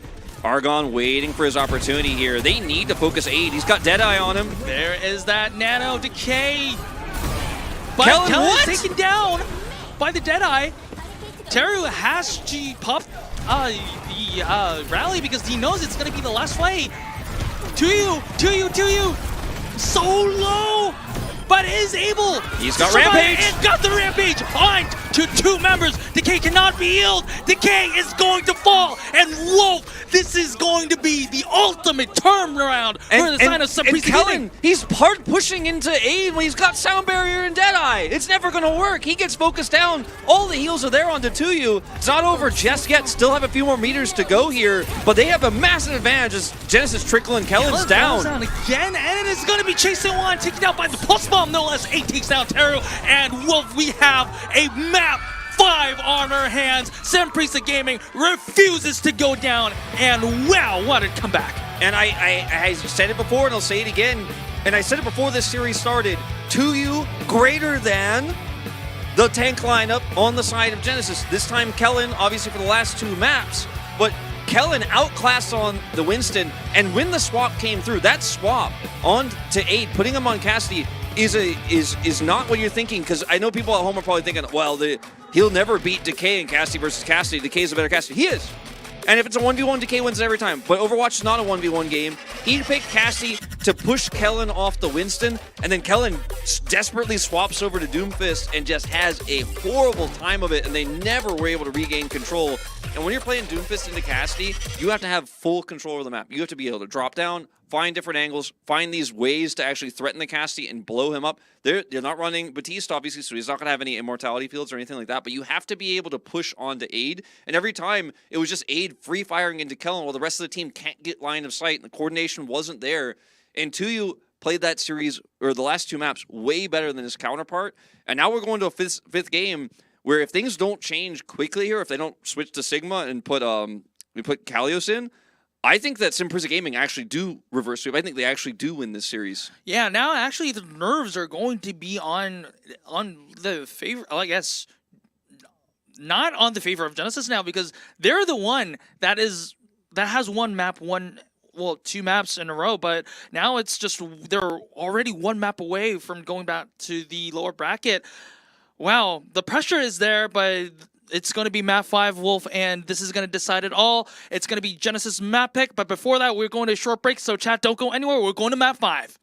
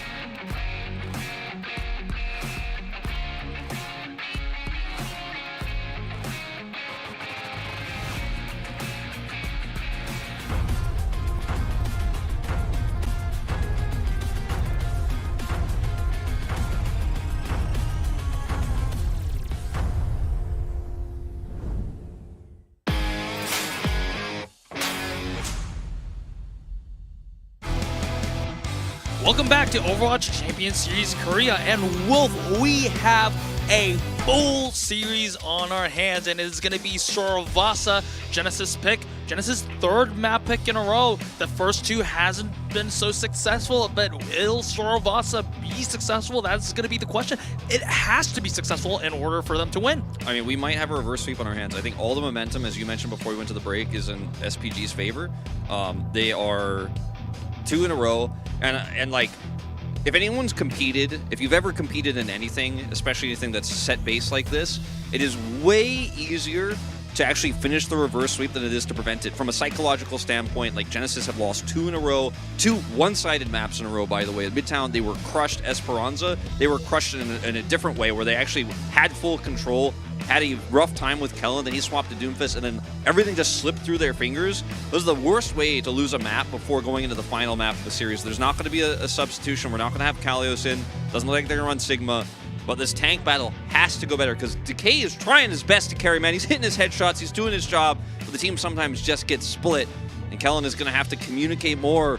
Or I think Sinprisa Gaming is going to complete the reverse sweep. Yeah, there's only so much a man can do by himself. He needs the help of his, I guess, sidekicks or fellow teammates of whatever you want to label them. However, I agree that Genesis, they showed some good things in the earlier parts of this series. They need to get that back if they want to prevent that reverse sweep.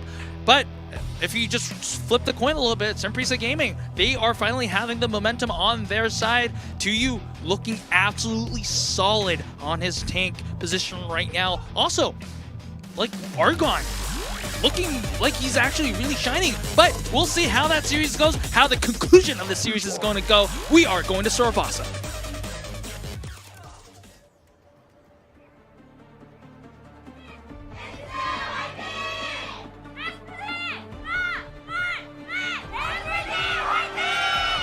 This is it, down to 1 final map. I spent a lot of my early Overwatch days watching Decay try to clutch out playoffs. Kongdu Panthera days were where he really cut his teeth and was a player that clutched it out a ton of the time.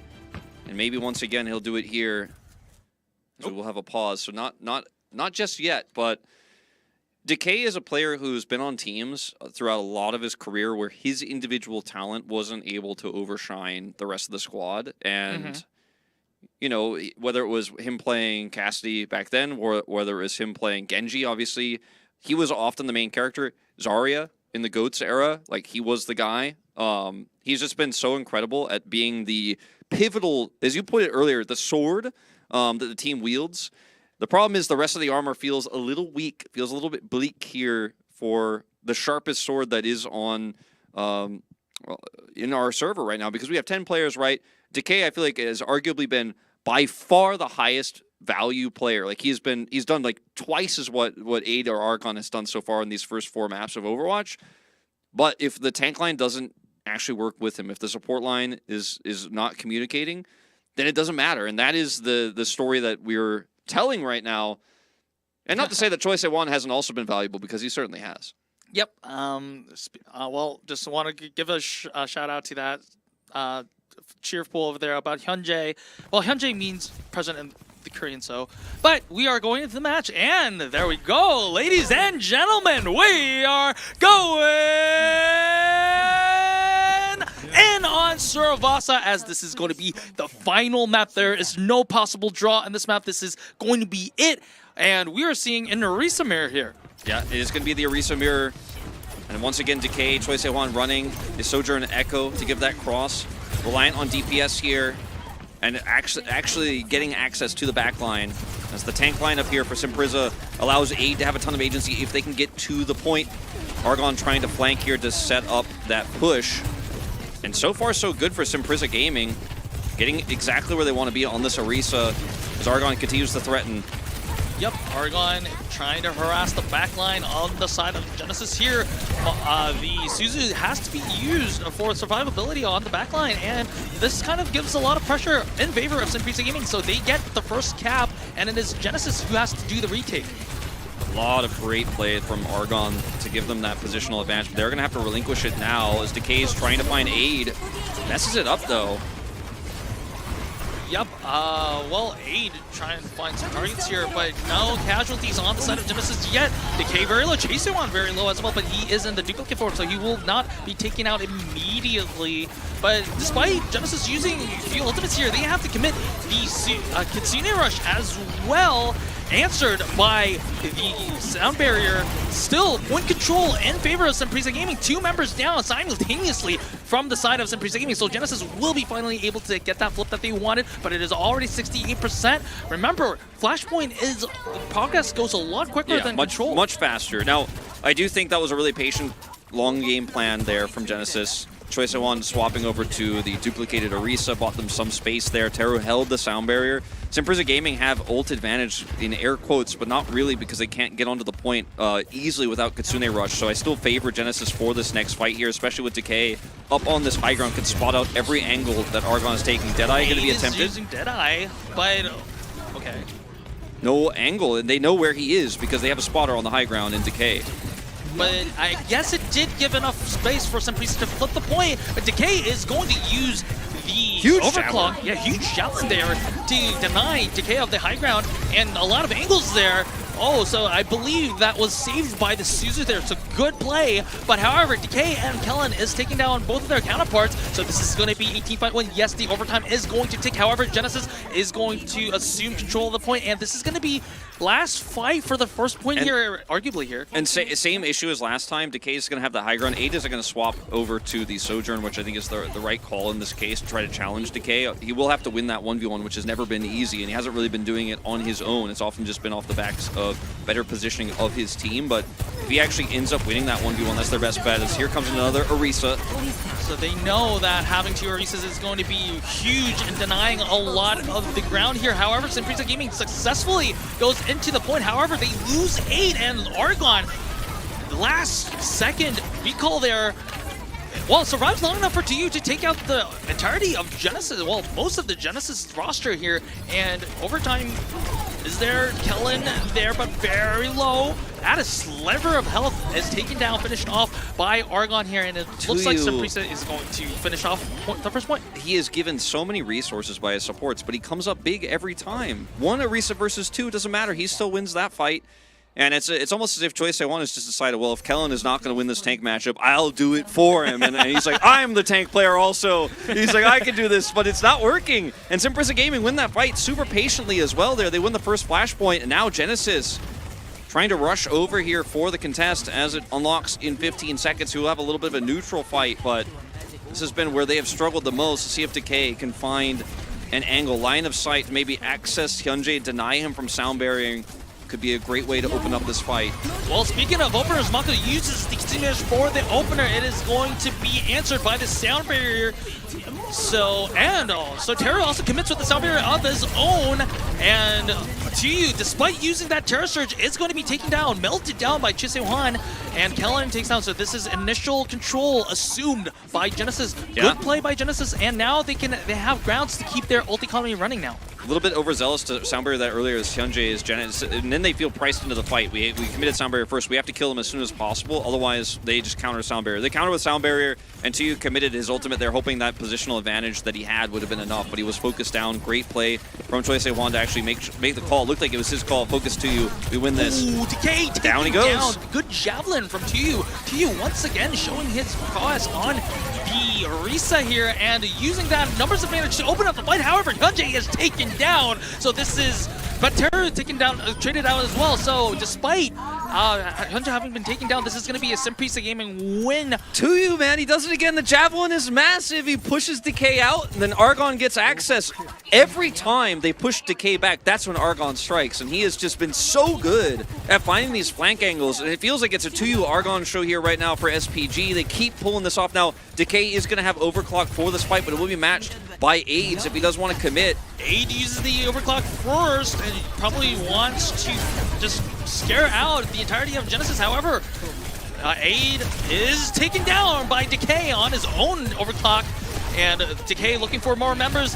Semprisa Gaming, Lee Sumin is down, so this is this is probably going to be second point going, not just being flipped over to Genesis, but it's going to be secured by the side of Genesis. It's secured, but is it captured fully is the question. They have the Terra Surge here, and I think some Prison Gamer will give it a good old college try here. I don't think they're going to commit anything but that Terra Surge, even if they build it in the longer fight, because it'll probably be lost for them. Like if Hyunjae gets a sound barrier, that means the fight went too long. You probably lose those. Well, let's see. I think they have one good opportunity to contest. It's going to be a touch from Argon.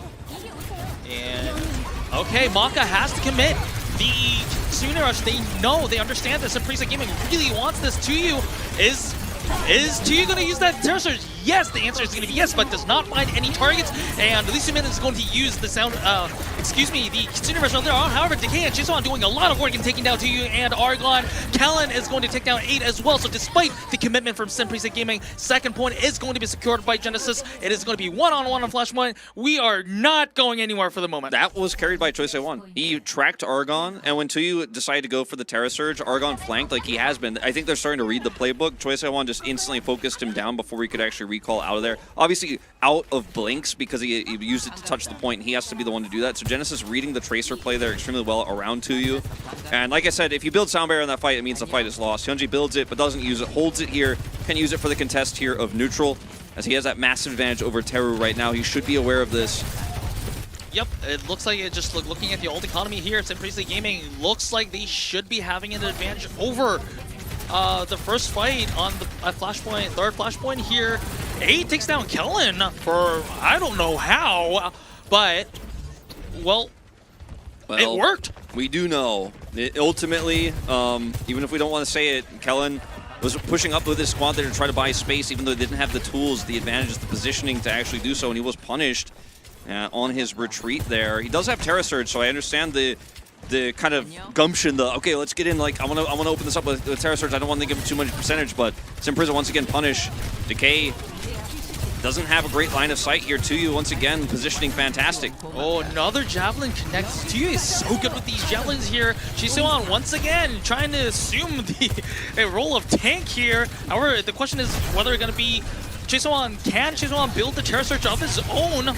Maybe not, but Decay going to use the overclock, looking for some headshot kills, but yes, countered by the barrier here, and Lee Soo-min also going to commit. They know that if they win this fight, this is going to be point for in favor of Sim Prisa Gaming, so this is probably looking at things going right now. It is going to be Sim Prisa going to secure now the third point. If you're Decay, you are so angry with how this series has been going. You've been doing your best. You've been fighting as hard as you can. You've been finding the flank angles. You've been hitting the shots, but the tank lineup isn't getting it done, even with 2 tanks. And now you're feeling the pressure because it's 1 flashpoint away from you losing this series. The reverse sweep is complete if that happens. The sound barrier was perfect from Hyunjae. Tuyu just outplaying them, hard carrying this final map. Kellen, let's see what he can get with his Surge.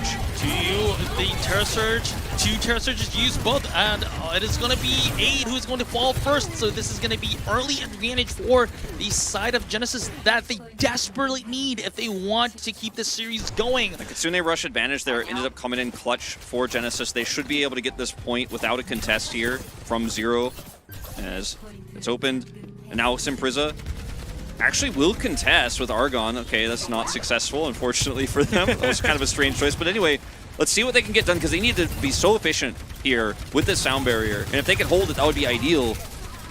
Yep, and Argon always, we've already seen Argon with some clutch pulse bombs. We'll be looking to replicate that. Kellen taken. Wow, the pulse bomb did not finish Kellen, but it did enough damage for the side of Sim Prisa Gaming to just win the fight. Teru didn't even have time to use the sound barrier, and probably was lucky for that. I mean, the thing is, when I say save the sound barrier, be super efficient with it, I don't mean like when you're in dire straits getting hard pushed and your tank is losing the tank war, hold it there, as they do end up doing so much damage to the pulse bomb, as you mentioned from Argon there. He does have the sound barrier, but it's tougher to get value out of it now that Hyunjae actually has his nearly charged up from that previous fight. This almost feels like checkmate here at this point. Oh, well, Decay says no to that. And Decay is doing so much to keep his team from losing here. And it is going to be Chiseon. Yes, the stick was there. The stick was there. However, it was on the Orisa, I think. But Kellen, once again, taken out of place. Teru used a sound barrier, but... 8's doing it without even overclocking. He isn't even overclocking. Now he has. You got to win these. All right, Teru taken down, but Decay took out Tuyu here. Hyunjae use the sound barrier of his own here, so it is still... Genesis in trouble. Yep. This might just be it. Yeah, it's 92% Wolf, and is there anyone to touch? I mean, he can't. And Genesis, they did not respect 2U's Orisa in this final game, and Sinpriza will complete the reverse sweep and advance in the bracket. Huge win for them. A team that came into this last chance qualifier 2-6.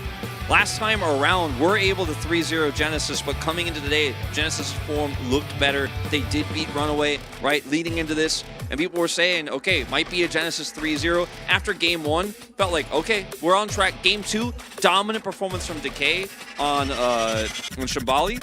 And then suddenly, that's when the tank gap shows. Sinprisa Gaming, a well-deserved reverse sweep win here. And they made it look easy in those last 3 maps. And unfortunately for Decay and the rest of the squad, I think there's a lot of going back to the drawing board that needs to be done here, and the tank lineup has to improve. Otherwise, they are really going to struggle. See who player of the match is. I definitely think it... Okay, was Argon.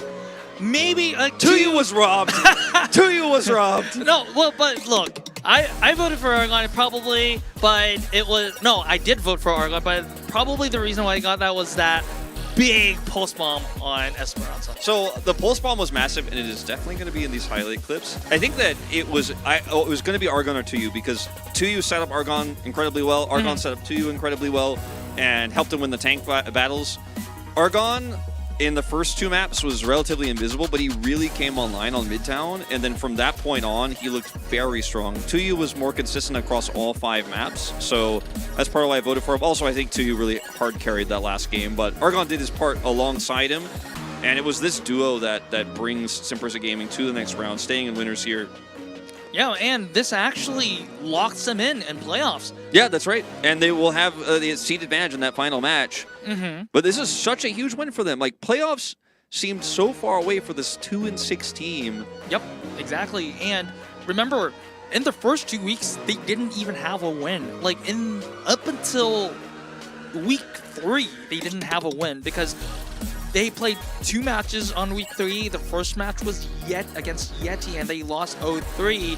And they really were in low morale, because if you look at their losses, it was all 0-3, 0-3, 0-3, 1-3 against Runaway, and then it was again 0-3 against Yeti. And I don't know. I don't know how many people would have expected SPG to be in the playoffs, but they earned their spot. Yeah, they really did. Watch some of the plays here when he came alive on Midtown. Those are no highlights before Midtown. And this is where things really started to fall apart on the side of Genesis as well, where Kellen just could not get it done. And we'll see that pulse. Yeah. Well, maybe not, but... no, that was okay, pulse there we go. and that was... I wanted to see it from his perspective is what I meant, but yeah. Still, that was a massive one, right? That was when they focused down 2U, and every time they focused 2U, he actually got something done in the backline. Every time they tried to focus him, 2U wins the tank war. Yeah, like I think also there was also a little bit of a mental boom issue on the side of Genesis on Esperanza as well. They almost had it. They were in the lead for about like 8 minutes and a half into the match, and they were in such a good position that they were like they could afford to win a teamfight or 2, but they lost about like 3 in a row and they let it go. But it looks like we're going to have a player interview with the POTM himself. So Quest, take it away. Thank you very much, Unknown. And I am back with the first POTM interview of the day with the POTM winner Argon from SPG. Of course, SPG getting the reverse sweep. And so please introduce yourself. And I am the DPS for SPG Argon. A lot of enthusiasm coming from the crowd today. And of course, pulling off the reverse sweep. So how do you feel about the victory? About giving the fans a lot of entertainment in your win? 처음 이제 좀 졌을 때는 좀 이거 큰일 났다라고. And 이제 I thought we were in 생각했었는데 trouble when we were losing at 이제 first. 상경기 시작하기 전에 But before 팀원들끼리 좀 the start of map 3, 안 됐던 거 다 맞추자 하고 all of us talked about what went wrong and focused on what we needed to 좀 fix. 콜을 나눈 후에 이렇게 전열을 가다듬게 됐나요? 네. 네, 그렇군요. 자, 그런데 기존과 조금 룰이 바뀌었잖아요. 맵 뱀픽이 없어지고 좀 맵을 And of 선택하는 course, 이런 룰이 바뀌었는데 the map 우리 system SPG는 has been 이거 changed a 어떻게 little bit. So 다가갔을까요? how did SPG interpret this 이제 and 저희가 move forward with 스크림할 it? 때좀 이제 잘 된다 싶은 전장 위주로 좀 많이 연습해서 We 했던 것 practice. 같아요. Our 네, practice 그래서 was 오늘 focused 보여줬죠. around the maps that 네, 우리 SPG 팀 마지막 that worked for 세트 us 때 어떻게 more. 메타를 잡고 이렇게 쭉쭉쭉 올라왔는지도 궁금한데 마지막 세트 좀 자세한 설명 부탁드려도 So can you 될까요? just tell us about how the last map 네, went? 경기 전에 제가 오늘 좀 잘 맞는다. 내가 해주겠다라고 어? 했거든요. I actually said to my team, okay, 이제 I'm on my A game, so I'm gonna deliver. 전장에서는 좀 반반 가는 것 같아가지고 I 쫄리게 think that in 했었는데 map 1, I thought I was going 50-50, so the 이게 confidence was a little low. In map 2, I was like, are we really okay? 좀 흐름 타가지고 쉽게 But 이겼던 것 같아요. starting from map 네, 3, 살짝 we started to ride the high 떨어지지만 momentum, 그래도 so we were 극복해내면서 able to 오늘 take the 이렇게 win. 또 POTN까지 받게 되셨는데 트레로 오늘 엄청난 플레이를 보여주셨어요. Of course, 상대 딜러를 his 밀리지 his 않는 performance on 포지션을 Tracer was 보여주면서 incredible today, 상대 딜러가 이제 에코를 꺼내들기도 했는데요. 자, 오늘 And 아르고 선수와 투유 선수의 forcing 콜라보도 the 아주 enemy to switch over to 짜릿했습니다. 이거 Echo. 설명 부탁드려도 될까요? So can you tell us 사실 about 막 like the 즐거운 건 combo 아닌데 between Argon and Tuyu? Or about between you and 이제 제 Tuyu? 생각에는 이건 각이다 싶어가지고 썼거든요. And 이건 when I 되는 used my ult, I 네, saw 보는데 the 정말 angle. 너무너무 재밌더라고요. the angle was there 자, 이렇게 100%. 짜릿한 멀티킬이 나왔을 때 팀원분들 반응은 어땠나요? So how did your team react to the multi kills? 많이 신나했던 것 같긴 해요. I think 네, I 경기가 was 끝나고 나서 서로 이렇게 폴을 하면서 very happy 하이파이브하고 that, 안아주고 이런 장면들이 나왔는데 선수분들 참 합이 잘 맞는 것 같아요. can you tell us about like the teamwork and the team 오래된 synergy? 팀이고 오래 같이 했으니까 Because we worked together for a very long 다른 time, 팀들보다는 and I think 좀 that 합이랑 이제 팀분이 좀 많지 않나. our team synergy is on a different level compared to other teams. 우리 잘해둔 팀원들에게도 한마디 부탁드릴까요? Can you say a few words to your teammates who also played well today? 저 못할 때도 있었는데 Of course, there were 항상 days 믿어줘서 고맙다고 하고 싶습니다. that I didn't perform as well as today, so I want to tell them that I am grateful for their 낮은 patience. 순위에서부터 쭉쭉쭉쭉 올라오면서 성장하는 SPG를 Of course, SPG showing consistent improvement. 한마디 부탁드려요. So please say a few words to the fans. 이제 초반에 좀 많이 지긴 했지만 Well, we were off to a 계속 rocky 이길 start in the 거니까 beginning. 항상 응원해 주시면 감사하겠습니다. We're going to continue winning our matches, so please continue to support us. 이기는 모습을 보여주겠다라고 말씀하신 우리 아르곤 선수 만나봤습니다. 자, 지금까지 And that is SPG it 아르곤 선수 for the 만나봤고요. POTM interview 다시 with 한번 Argon. 부탁드립니다. And before we head into the next match, I'm going to send it back to the casters. 네, 자, All right, thank you, Quest, for the live translations, which is like really I've been there, so it's really difficult to do, and like you said, it's really hard to have that team cohesion there, and I think SPG kind of diffed that team cohesion there. But after that, we're gonna have a second series of the day, so don't go anywhere, chat.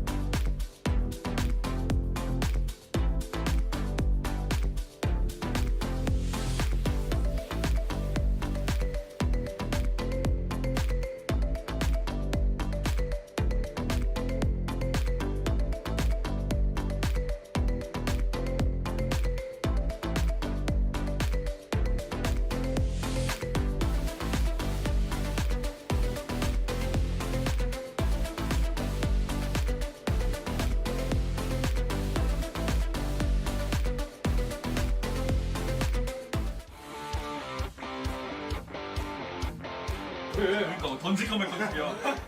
잡을까 말까.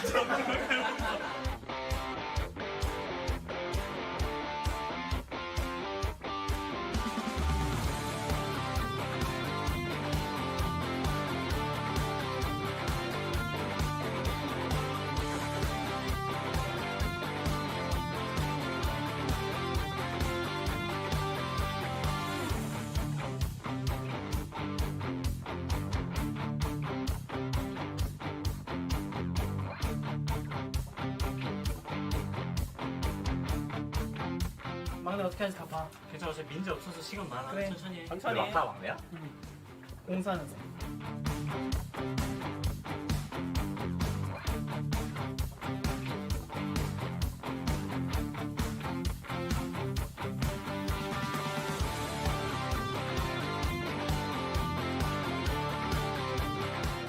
그러면 올라가다가 오늘 아닌 것 같은데. 이렇게 한번 하면 되지.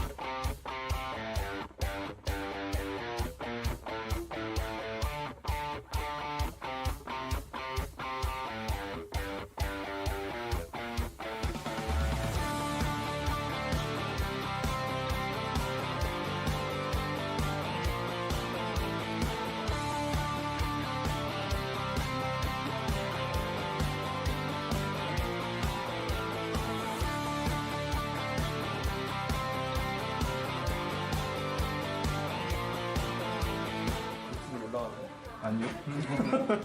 올리죠. 민니 유튜브로 올리죠.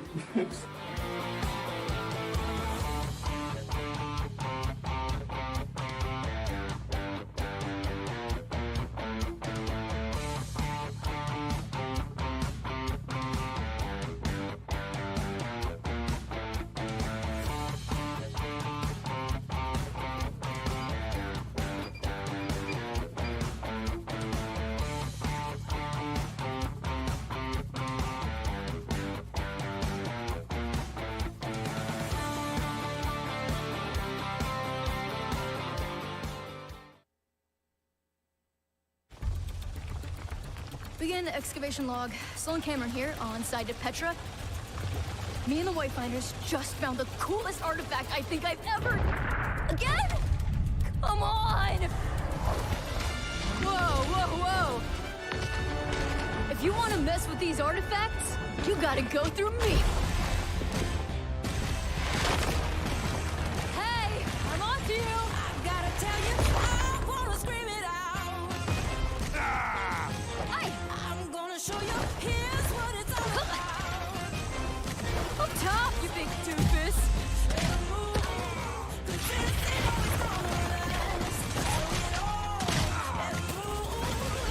Rock and roll!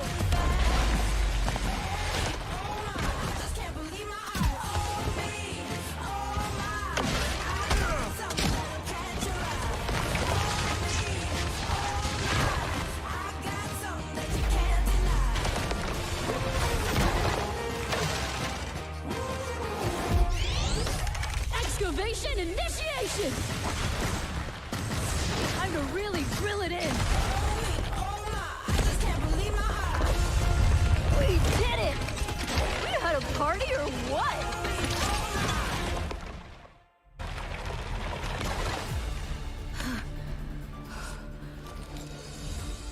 Whoa, no way.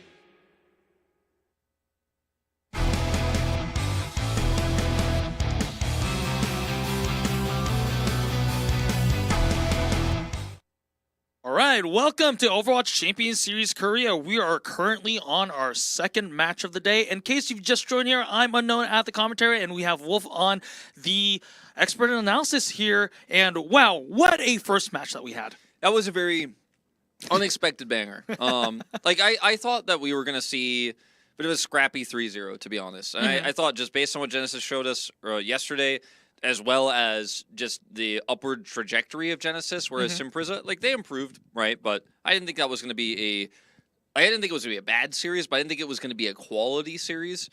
And it's fun, like, as a commentator. I know everyone's pulling their hair out at Kellen's performance, but like, as a commentator, it's really fun to actually see teams really dive into their strength, come up with a good strategy, and then also for a tragic defeat to happen as well. Like, you know, if you're a Simpriza fan, for them, but yeah, if you're a Simpriza fan, you went to playoffs. But if you're a Decay fan, you're like you're feeling the tragedy. But I think that sort of emotion that everybody feels after a 5-game series like that is one of my favorite things. Even if it isn't like the most perfect play from both teams, it was really, really fun to watch. So I'm hoping the rest of the day is going to deliver, because I think that was, again, on paper, our least hype series of the day. Yeah. And now we go in to see the Yeti check. Like, how is Yeti looking today? Because they could also similarly have a pretty big upset here.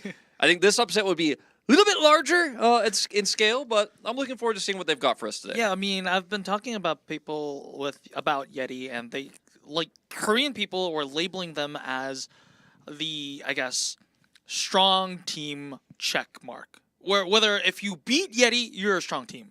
If you're not a strong team, you lose to Yeti. And that has been the case. If you look at their records in the round robin, they beat Pokerface, SPG, and Genesis, and Vesta Crew Esports, all the teams that were struggling. And they lost against FTG, WAC, Runaway, of course, RIP Runaway, and also Falcons as well. So if you look at their round robin performances, it definitely looked like, and they all won 3-0. Well, and most of the games that they lost were 0-3. Exactly. They're like the measuring stick, as you say. And they're the team that sits at 4-4. Like, they have the 50-50 win rate. They basically beat every team besides Runaway that was in our last chance qualifiers. So, like, they are just on that line, right? And they were able to get over the line as they do walk out right now.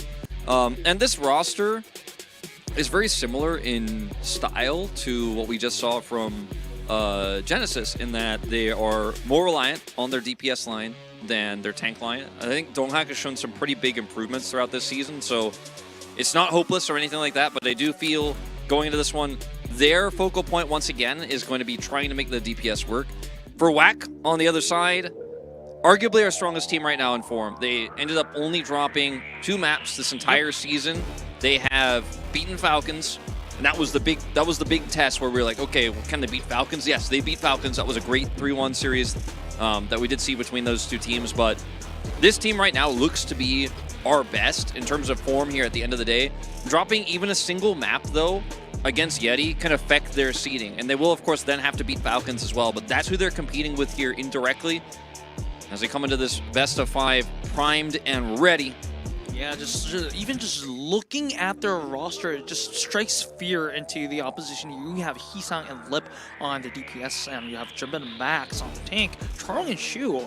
We'll be looking at their roster here, but looking at Yeti's starting 5, okay, we don't even call it a starting 5 because they only have 5 members, but it's going to be Viper and Knife on the damage, Donghak on the tank, Irony and Bliss and the support. This is a solid roster in its own right, but like you said, Wolf, this is going to be I guess, their win conditions are going to be largely revolving around their DPS lineup, and of course, the tank, Donghak, has been showing similar weaknesses to Kellen in the early stages. Of course, not even the early stage when going against some of the stronger teams. However, again, we've seen a lot of improvements as the season progressed. So let's see if they can actually find their win conditions against a very, like, arguably the strongest team in the world right now. Yeah, I mean, probably, right? I mean, you compare Korea to all the other regions, you compare Japan, EMEA, and NA, it's like, well, this team just doesn't seem to have any glaring weaknesses. Only dropping, as mentioned, a map to Falcons and a map to FTG, who are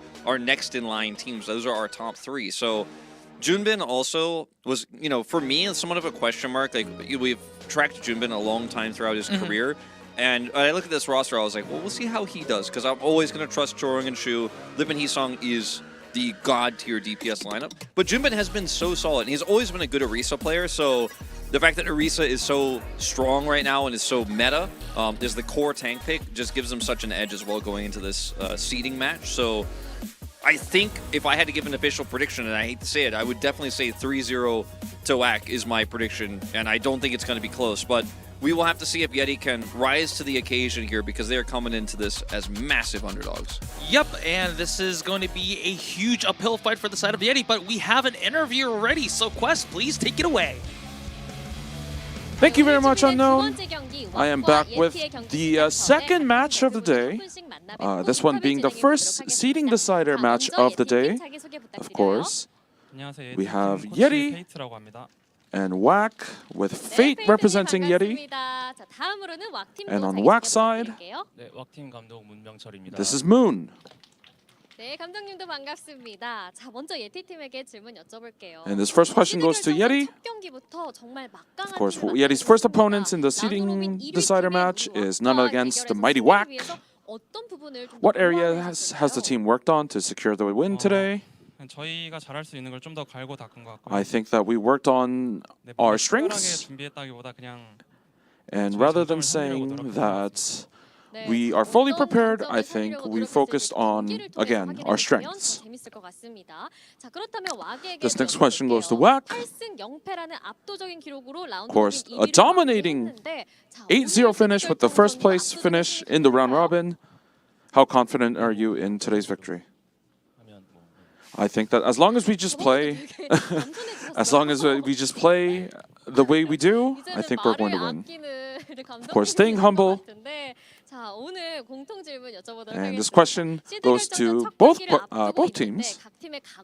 So please share a few words of resolution to the fans. 솔직히 강팀들하고 경기를 많이 해야 되는데. We have to play a lot of strong teams. 준다고 떨어지는 것도 아니고 좀 경험으로 삼고. It doesn't mean that we're not going to determine even if we lose, so we'll use this as good. We'll take it as good experience and continue to move forward. 페이트랑 얘기를 나눴는데. I talked a little bit with Fate. 내기요? 제가 이걸 제주도에서 사왔어요. Yeah, he actually bought that from Jeju Island. They have a little bet going on between the two. 감귤 모자에 오늘 지면은 이제 토요일하고 일요일 동안 이거 쓰고서 인터뷰하기로 했는데. So the losing team rep has to wear the hat and the sunglasses, but Fate said no. So maybe we'll see Moon wearing that on the during the team rep interviews for Saturday and Saturday. And before we head into the match, I'm going to send it back to Unknown and Wolf. Wow, thank you, Quest, for the interview. And it's Ilios! It's Ilios! Oh my it's God. happening! Forget about the hat, forget about the sunglasses, we're going to Ilios, but Wax pick?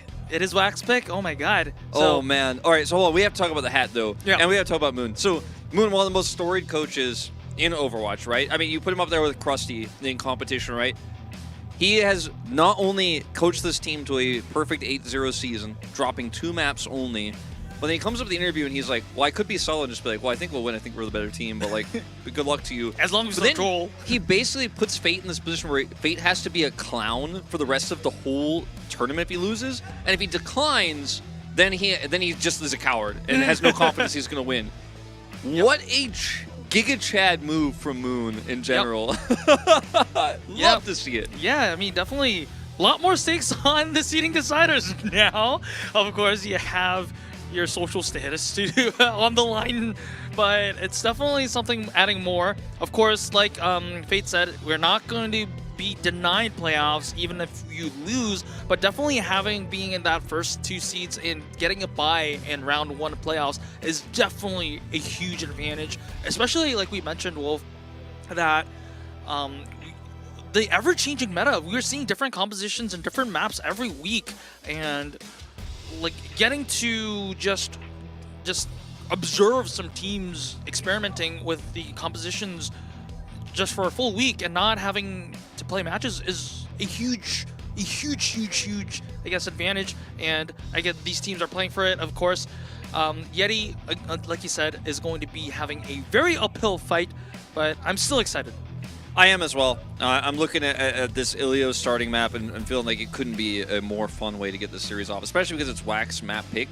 For those who don't know, Ilios has not been played really at all in Asia. It has been In banned. Korea, I think ever. Yeah, in Korea it was banned like every single series, and now the map pool is open, it's picked instantly.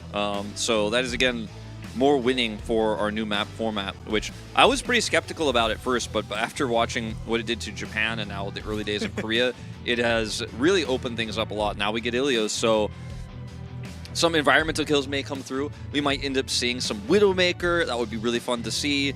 I don't think we're going to see any Roadhog or anything like that, nothing crazy, but it's definitely a fun map with different compositions available. So a Jinbin fan threatening everyone on Yeti, saying that, hey, don't ever touch Jinbin. I was like, well, good luck with that, but... Good luck indeed.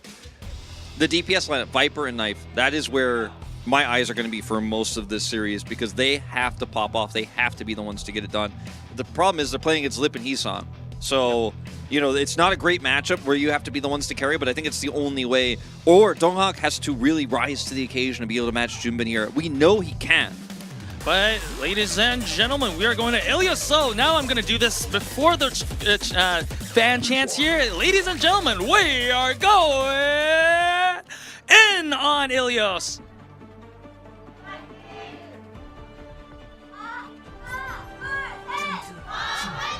Okay, for the first time, considering it was the first time, it was timed. Okay, I'll try to time it a little bit better next time.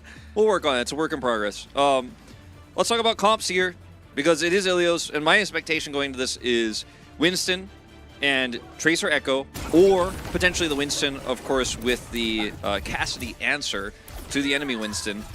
And it looks like that is what these teams want to run, is the Tracer Echo, so no Cassidy just now, but we might see a swap, the team that loses this first fight. Well, there is the Tracer pick after the TP here. We're both seeing a Winston mirror. This is basically the same composition, so wow, this is a big surprise for me because I was not waking up today to expect not just an Ilios, but a Winston mirror on Ilios as well. Yeah, I mean, this is where Miro, made a name for himself on the Winston. I always associate this map with Winston. As control, by the way, completely in Yeti's favor for the point, but the other side of the map, though, yeah, not so much. Yeah, Bliss just obliterated by Heesong there. So this is going to be early advantage for the side of WAC. This fight was so clean from WAC because they were like, okay, well, you're on the point, but it's not unlocked. Where's your Brigitte? Like, you're not going to be able to hold that point. Where's your Brigitte? Oh, there she is. Kill her, then win the fight. That's it. Just that simple. WAC scouting, getting information, conveying it with Heesong. And then once they knew where everybody was, they're like, all right, kill them. As the point unlocks, we get first cap. Easy peasy. No swap here for Knife onto the Cassidy. Just going to be sticking with this Echo. So, again, now approaching the point, so difficult here for Yeti. Yep, Jinbin having to back off to the high ground a little bit, getting a little bit pressured by Knife. Yeah, actually getting pretty low here, but as long as Jinbin survives, that's just going to be nano charge in favor of Shu, and there is that nano, early nano here onto Jinbin. Jinbin can also just bail out with the Primal Rage if he needs to, and it is actually Heesong who's going to bail out with the duplicate after being very low and takes down Dog in the process, so it's going to be a while until Yeti can actually contest for the point. Bliss having to use that rally and also use the nano.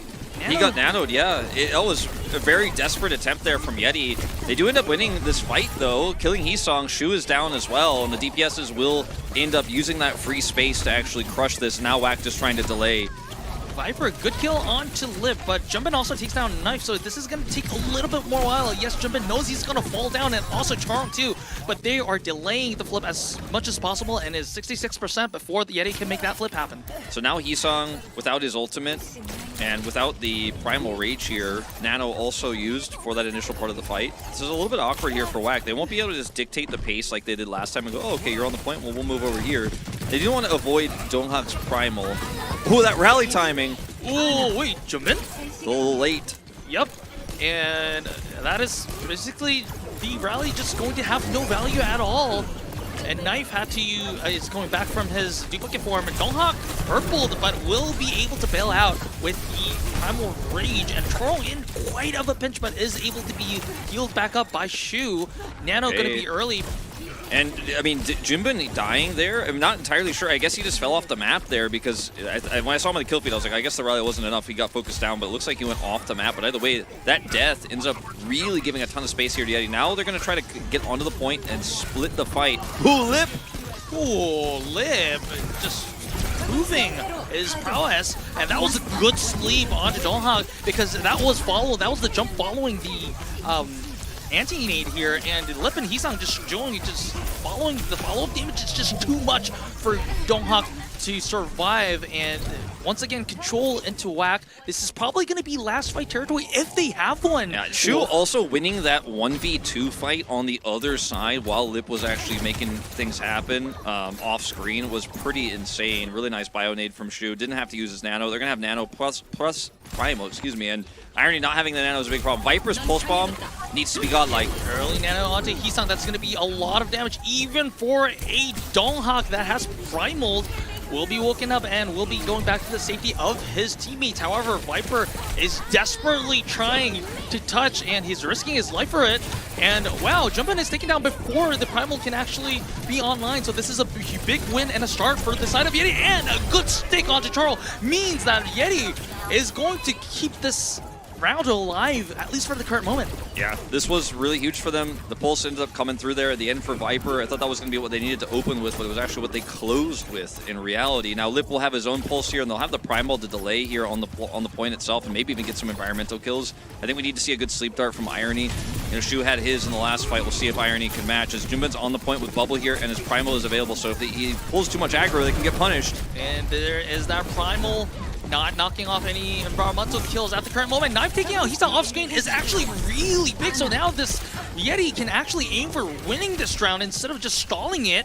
And at 90%, this is going to be final fight territory for any team. And oh, good nade onto Charles, and Donghak finishes that off with the nano damage here. Extra damage. Oh, Shu also taking down. This looks bad for Whack. Yeah, this does look bad for Whack. That should be the first round going over. We're going to see a last-minute contest here. Pulse.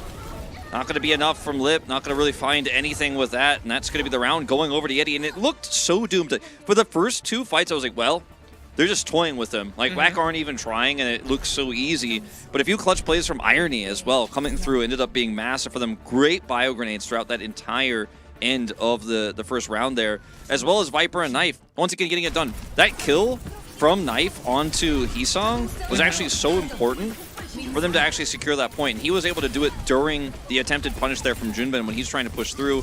Viper, at moments like this, that's so critical. You know, those are the plays that you need to have. And this is what I was talking about going into the series, is Viper's ability to actually just pop off and hard carry, is making the solo queue plays, you know, the plays that don't necessarily matter in a team environment, or, you know, they don't always work out because there's better coordination, but finding those picks in the chaos, that's what he's looking to do. Is we're going to see Knife swap over, not to the Cassidy, but actually the Sojourn here, trying to play at range. No Widows here.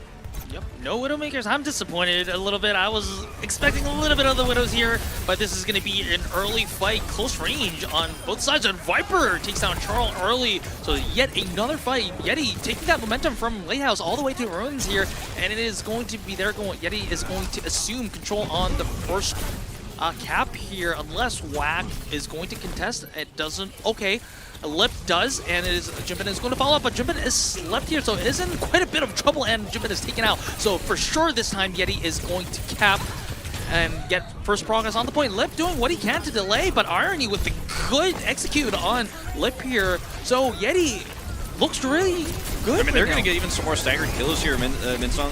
I feel like this is definitely not the start that Whack was looking for, and Junbin's timing there, it focused him down so hard he had to leap first, and then Donghak actually got some additional bounce damage there as the sleep came through. Irony is popping off here. That's one thing Whack doesn't have, is look, another sleep. They don't have their own Ana. They're running the Lucio for speed. Yep, so, and meaning that they have to make a lot of picks happen, but it is Yeti who's making all the picks happen. Viper and Knife doing a lot of work. Yes, they had to use the rally, but I mean, an Ana-less Winston comp is just almost unplayable. You're always going to end up losing out the neutral fight because the healing output of your opponent is higher than yours, as Junbin is just not able to find the same success. Now, they will have the Kitsune Rush. That's going to give them some additional speed and damage here for this fight, but... Junbin taking down Knife. That's a start for Whack on their comeback. Donghak, however, takes down Shu, so that's going to be the Kitsune Rush denied on the side of Whack.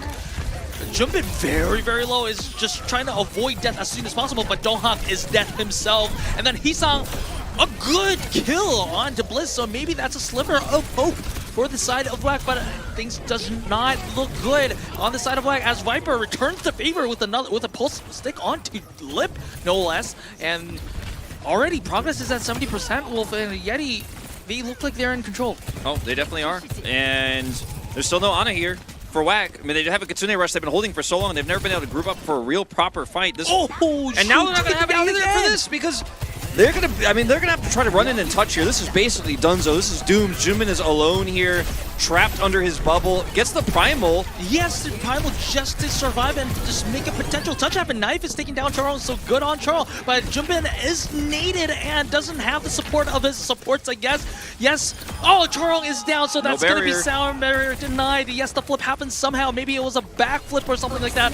But, oh, actually, Hisang making the plays, but is punished by Viper. Donghak out of nowhere just dies, so that's... Okay, Whack just stabilizes a little bit. Whack got a miracle to happen there, and Yeti trying to spawn camp them and end up losing control. They end up losing Chorong and Shu, so Shu died before he could use his ultimate. Chorong died before he could sound barrier there.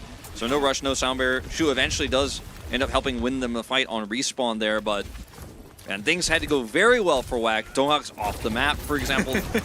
But I mean, now they have sound barrier for this fight. Yeah, it looks like a much winnable fight for the side of Whack after the initial stabilization here.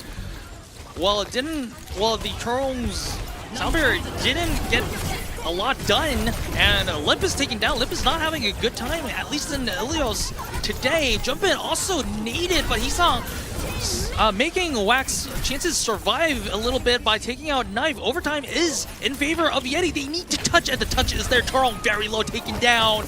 And it is going to be a very uphill fight for the side of Whack. Viper doing a lot of work. Yes, Lip does take one back by...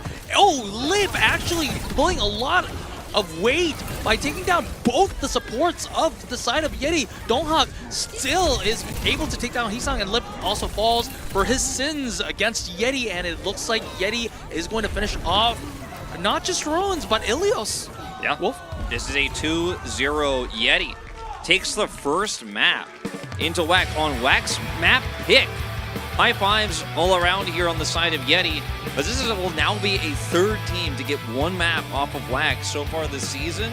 Yep. And Whack just really not playing with full coordination on Ruins there, and I think the lack of an Ana just wasn't the right play, because it means two things in this mirror. One, your Winston is never going to have the same healing output. It is just never going to happen as the enemy Winston does, so he can push you further. Guess what? The enemy Winston doesn't have to worry about sleep darts either, so he can push super hard, super aggressively, and that is what we saw there. Donghak just getting the better of Junbin there, not just because not because Donghak is like the better player or because he's the stronger player, because we all know that's not true, but he was given more resources, so he was able to do a lot more.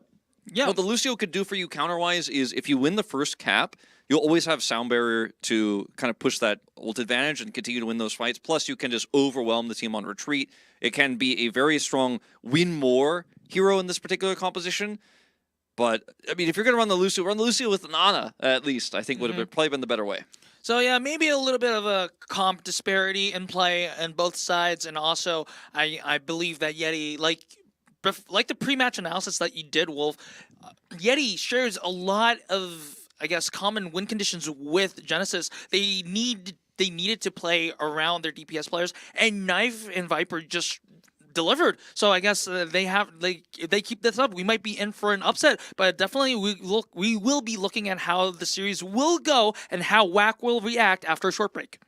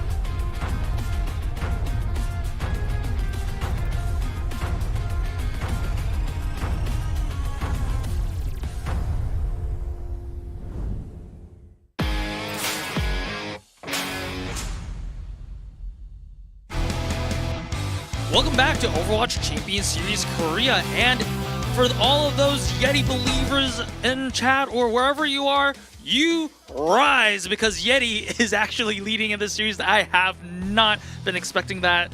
Have you been expecting a Yeti? No, not at all. I think these stats now we know confirmed are from the season, because these two players hadn't played any seeding matches leading into today. So this is a lot of data actually for these two teams. A lot of 100% for WAC because they're not losing maps. But it also shows that they have a specific map draft that they like to go for, and haven't really shown us that much. Like, obviously we haven't seen them play Escort at all because they've never gone to 5 games. It's never happened before. They have avoided Midtown. They've been on Kings Row and Hollywood the entire time. That was kind of their specialty, was the Hollywood pick.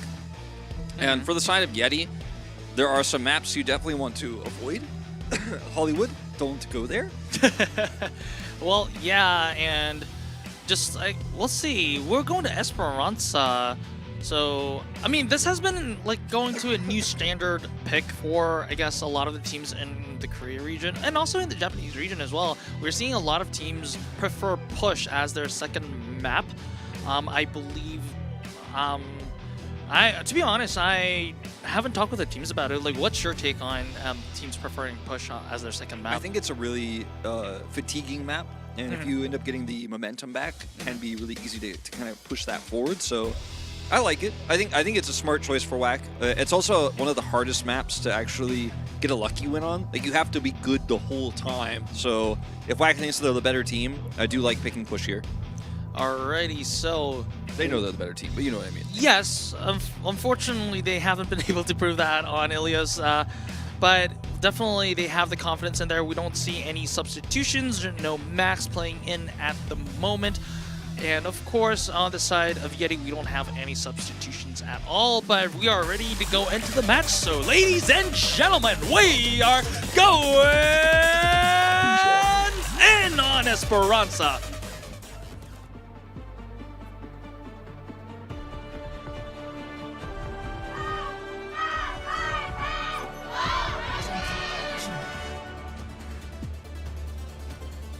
All right.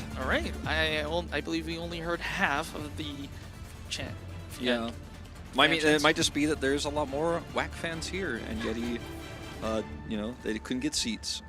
WAC, the more popular team at the moment, even though Yeti did end up winning the first map. So, Lip on Cassidy to start things off here, hoping to break the Winston in these extended fights, as Viper will swap over to Tracer. So Tracer, Sojourn. That second fight that we always talk about, where the high ground control is so important, is really important if you're running Sojourn into the cast. If you lose that, it is so hard to recover.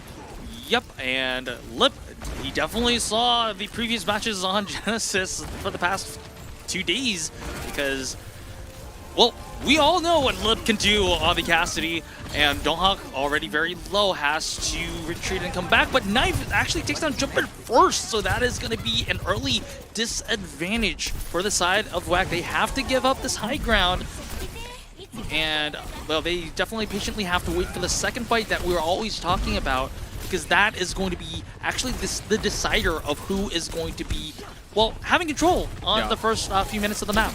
Oh, the sleep from Shu. Hard and to punish. A good nade to follow up as well. Yeah, hard to punish there. Lip not in range. But they do a decent amount of damage and end up getting back control. Yep, oh, jumping once again, just naded down and also just focused down really, really hard. So this is going to be yet another fight for the side of Yeti, and this time, unless the DPS lineup of WAC can make a variable of some sort, it is likely going to be Yeti going through that bridge and assuming high ground position like we've talked about pre-match. And I did not expect coming into today that Irony gapping Shu was going to be a conversation that we could have, but so far he is actually winning out in this Ana fight. And on Ilios, you know, he had some high impact moments as well. Knife! So low, but the barrier, he actually is firing through his own barrier there as it was breaking, so I was getting confused. But yeah, not going to be able to take him out.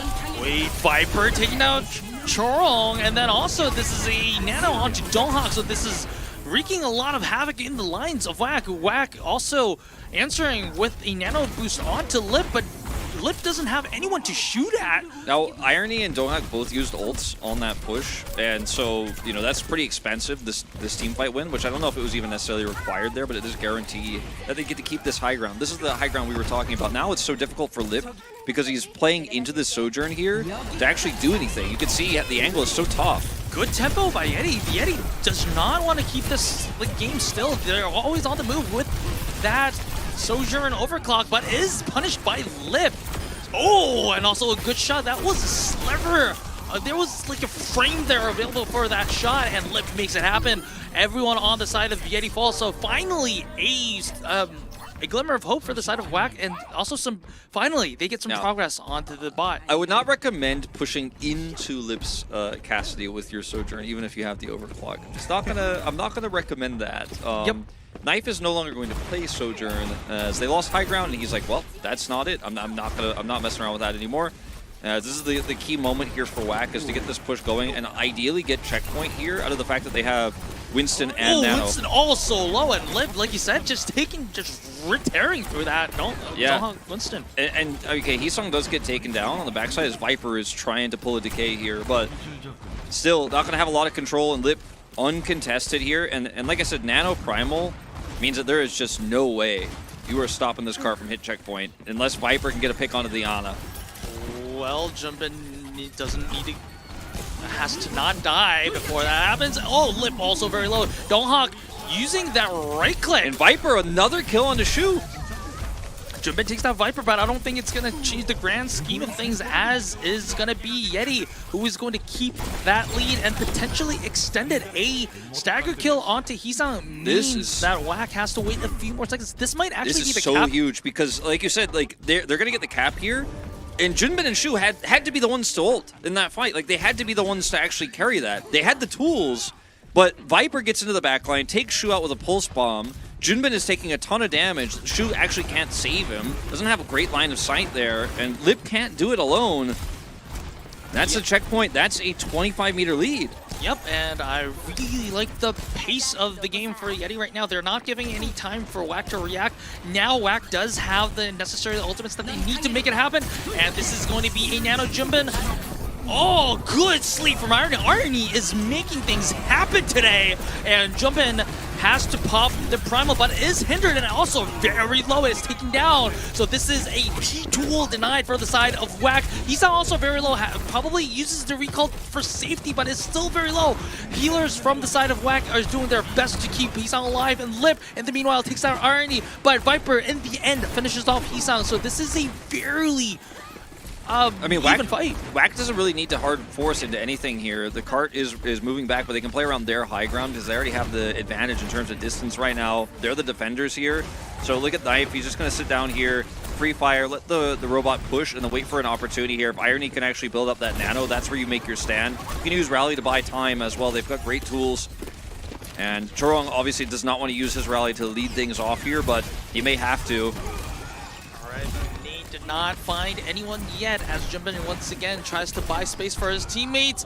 Oh, Lip is just angry now. He just shoot. Okay, if my team is not going to do it, I'm just going to do it myself, and just clicks heads on 3 people, and that's how you win a team fight. That's how you win a team fight. Just make it happen with the Cassidy. The headshots. Lip on the player cam looks extremely focused, as he often does. Sometimes it's just an image of his chin because he's so tall. Now, we are going to see a contest here from Donghak. That's the Deadeye. Doesn't find anyone, but does keep everyone away so that Heesang gets enough space to catch Bliss on that pulse bomb. However, is punished by the side of Knife, so it's a 4v4 even fight. However, Jumbin takes down Viper, so it looks like WAC might able to just catch up with the progress that Yeti made and maybe even take the lead. They really need to get this through the checkpoint here and then grab that extra distance. This is a Knife's edge, quite literally, with Knife about to pop a defensive Deadeye here, potentially trying to spot Heesong's approach. Oh, that was a good nade onto the backline of WAC, and Knife is going to try to kill Jumbin, but the Primal is there, so it takes a considerable amount of damage, but does not fall, and that is going to be the most important thing, at least for the current moment here. When they got the distance, so even if they end up losing this is still okay for WAC if they end up losing control of the robot, which they have. It's Viper looking for a stick on Lip. He is not. Oh, that stick is actually there. And if Lip was at full health, that roll would have probably saved him. Yes. However, he just he spammed a right click just enough for that kill to register, and that was really smart play from the side of Viper. That was so carefully played by Viper. Wait out the roll. The roll is damage reduction is actually going to stop that pulse from being a pick. He actually has to force him to roll carefully there. Even with the mag grenade coming out, Viper is able to get it done. Sick play from this player who has been popping off all series long. Now, they need to get this 4 additional meters. There's only 2 minutes left, so they need to capitalize on this super well. They do have the Primal Rage advantage right now. Lip is their biggest threat. You need to deal with him somehow, some way, a second time in this fight, because winning that alone isn't going to get you back control of the map. Still need those 4 meters. Yep, and currently, oh, Blizz somehow takes down Busan with the shield, but this is going to be huge, as Yeti will be able to take the initiative and taking forward position here, and Yeti now once again back in the lead, and Viper taking control. This means that they get extra mileage here. This is going to be critical in this stage of the game. This is the moment where I start to ask myself, are we watching the beginning of an upset happening right now? Is Yeti just playing better control here? And Lip has a Deadeye now, but that's not super useful here, as Yeti can just kind of time out the game. I mean, they still have this push coming. They can just slowly back away. They can buy time with Primal. Viper, once again, another stick on the side of Viper on Shu. This is going to dim the hopes of the side of WAC. Yes, there's going to be Hisang's own post bomb, and it goes wide as Yeti, Donghak with the Nano as at his side is going to just wreak havoc on the side of WAC. And whoa, we're already approaching 120 meters. Yes, Jumpin is going to be nanoed, but is just stunned and also just pushed out of his own bubble and is going to be dead-eyed. This might be a full push in the favor of Yeti. I mean, it looks like it. There's just no one who could do anything about this now. They can't even get out of the spawn easily. Viper got some green health here. The rally is rolling. Winning this fight is going to be incredibly difficult here for WAC. They need Junbin to actually get Primal, but you have to have this full overtime push to win this map, even if you win this fight. And they're just going to back off Yeti like, I don't care, you can have it. Yeah. You can have control. You the clock's on our side. Anyway. Yeah, the clock's on our side. We'll take the fight we want, not the fight where Primal advantage goes to Junbin. Yeti in complete control of this map. They are the ones pulling the strings at this moment in time. Yeah, but right now, yes, Junbin and Hisang make some good moves, but they're going to need more than this. They're okay. Crowd's not a big fan of that. We're not either, but we'll see how it goes. It looks like some problems. I guess maybe if we're looking at the It looks screen like now, it looks like a sound issue from the side of Yeti, maybe. Yeah, that is what I would guess with the headset off briefly. It's actually a Viper sound issue. So that's kind of surprising. Well, gotta pause those right away. All right, so let's talk about the stakes here for WAC, because they are, I want to say, about 80 meters behind, so they have to push to the cart basically to the end of the map, which means they have to win probably about 4 team fights in a row. And it's okay. Like, that's not impossible, but you have to maintain the ult advantage they do have right now, because they do have an ult advantage right now, which is why there was a back off there coming through for the side of Yeti. They didn't want to throw themselves at trying to finish the map when they already have a huge advantage and then end up giving more ult charge over. They're going to make WAC earn it. But WAC will have to win basically every single team fight in overtime, which means you're hindered to the robot. One member has to constantly be in contact with the robot while you're winning these fights ult efficiently throughout the entire push. Not from neutral to 140, but from their side of the map to 140. 11 seconds left. Yep. So we're back in the game. Yes, Stonehawk RNE is going to be taken out, but I don't think Yeti doesn't mind. They needed a reset anyways. Now, what you need to do as WAC is win these fights with 1 ult each. Like, this one could be the Primal fight. The next one needs to be the Nano fight. The next one needs to be Rally gives you the advantage. And that is the only way that WAC is going to be able to tie us up 1-1. It is a pipe dream right now. I mean, I'm saying these words like it is possible, but I don't believe in them at this moment in time. They have to do everything perfectly, no room for error. Yep, like you said, and Yeti, all Yeti has to do is just wait for 5 ultimates. They can just even afford to lose 1.5 fights, I guess, and then just wait for all 5 ultimates to be online. A lot of weight on Lip's shoulders. He has to show that sort of performance that when he just had 3 headshots in a row, headshot kills in a row. Lip, if there's any time for you to shine, this is the time, but Donghak doesn't want that to happen. This is going to be a Nano Winston here. Charles is answering with the rally here. However, they have to stay on the cart and survive at the same time, which is not going to be an easy task. Lip is just trying to survive, and Viper taking down. Now, Junbin is traded out in the process, so this is actually an advantage for the side of Yeti. Yeah, it's just you have to somehow stay on the cart and also win this fight against Donghak. Tank advantages here, but if they could buy time for Junbin, there is a world. I just don't know how that's going to be possible here.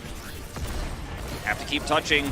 Yep, Lips trying his best to try to shoot heads as much as possible. Junbin is actually back in the fray with the Primal here, and the Shu takes down Bliss. Hisang is traded out, but at the current moment, if Irony is down, this might be actually a start of the Miracle Round. Yeah, this could be the start of the Miracle. As you say, that was so clean from Whack. Unbelievable. Hisang's juggling of the overtime bar was actually unbelievable. Then Junbin is back. He has probably pushed them off.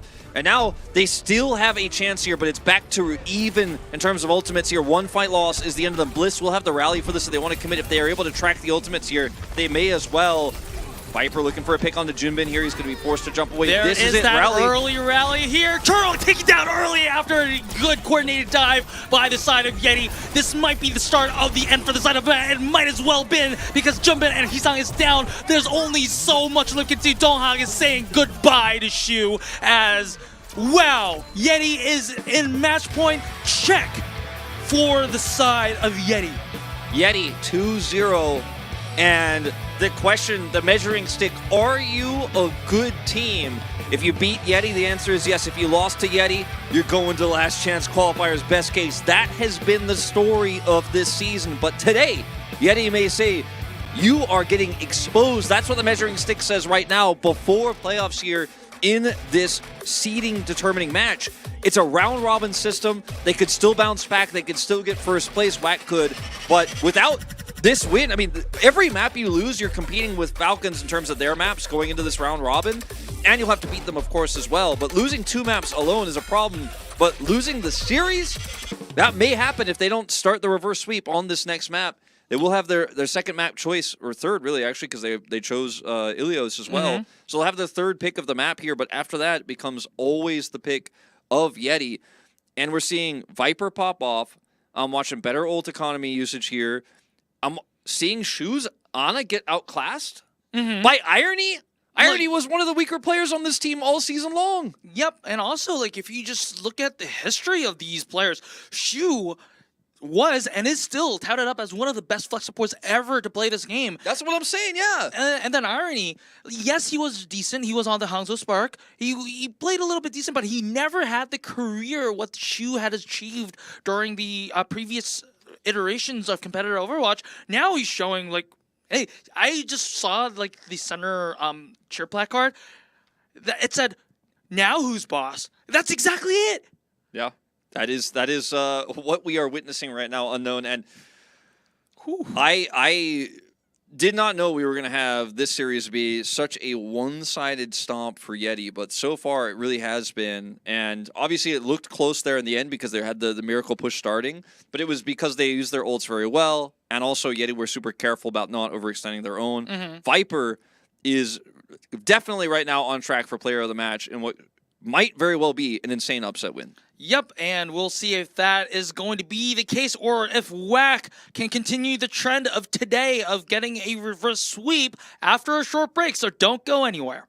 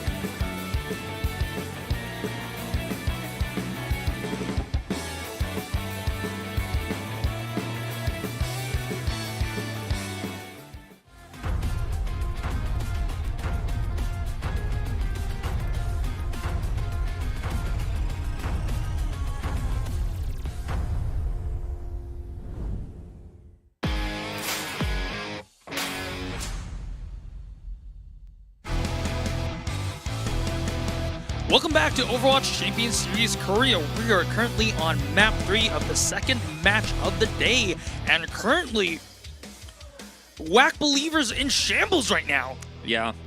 I did. Now, I was talking to you about this during the break. They're playing a lot of Winston, right? They seem to be struggling. The Ana play from Shu hasn't been as good as Irony's, but I think the Winston play also hasn't been, and that does kind of skew things.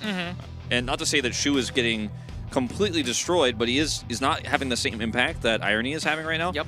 When we saw Winston earlier on this season, which was played almost exclusively on push, Max was playing Winston. And I was wondering, thinking to myself, why isn't Max in? Why aren't they playing him? And we did see when the players walked out for WAC, I didn't see who it was, but I noticed that the player in the center was on the stage already. Maybe, perhaps, a substitution could be in order. As if you want to keep playing Winston, play your better Winston player. We'll find out where we're going. It's Hollywood, the WAC special. Yeah. So that is unsurprising. A map that Yeti has lost, and I think, in fact, to WAC. WAC is 100% on this map as well. Yeah, I think this is one of the points about the whole meeting about the map system, the new map system here, especially if this is a match between teams who have played against each other together. They have good memories. WAC definitely have good memories of Hollywood, and they need to start putting those memories out to reality because there aren't no second chances anymore. There are no second chances anymore for the side of WAC. If they lose, of course, this is not going to be the end of the world, but Moon does have to have that orange hat and sunglasses on for the rest of the week or Playoffs. two. Yes. But also, he declined. So now I bet Fate is really mad he declined. Because otherwise, Moon would have to look like a clown in every single interview. Just came back from Jeju, wanted to pull a prank. But Max is in, and Junbin is out. As I was mentioning before, it did seem like that was the case on stage. And I think that he will just be playing Winston. He could play Sigma. I mean, it is Hollywood. There's an angle for that, for sure. And maybe that's what they're going to actually do. But I expected if it's Winston only, Max is your guy. But things have changed a lot since, I think it was week 2 when that was happening. The fans over there are just praying for WAC. I think they do need a little bit of praise here. And the sign says, I get to cheer for Max. And then Yeah, the one on the right, says, "What's Sigma?" I call it Max. Yeah, I mean, Max is really proficient on the Sigma, so maybe you can put them on the same lines there. But does that mean Max is a sleepwalker? I'm not going to answer that. Okay. I look at the situation. I go, okay, well, Max is proficient at Winston. He's the better Sigma player, probably, I would say, overall, over Junbin. We don't know Junbin's current form on Sigma compared to his, since Max hasn't played that much recently. But, this substitution could change the entire atmosphere of the team, and I think it needs to. I do feel like they have it in them to reverse sweep. If they could just kind of splash some water on their faces, metaphorically speaking here, and get back into the game, because otherwise they've been outclassed. All right, ladies and gentlemen, we are going in on Hollywood, and let's see if WAC can pull out the reverse sweep here, and we'll be looking. Oh.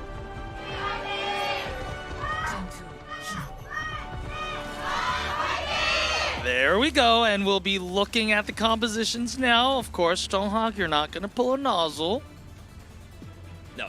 Not going to pull a nozzle. Especially not in Hollywood. Please don't do it to me.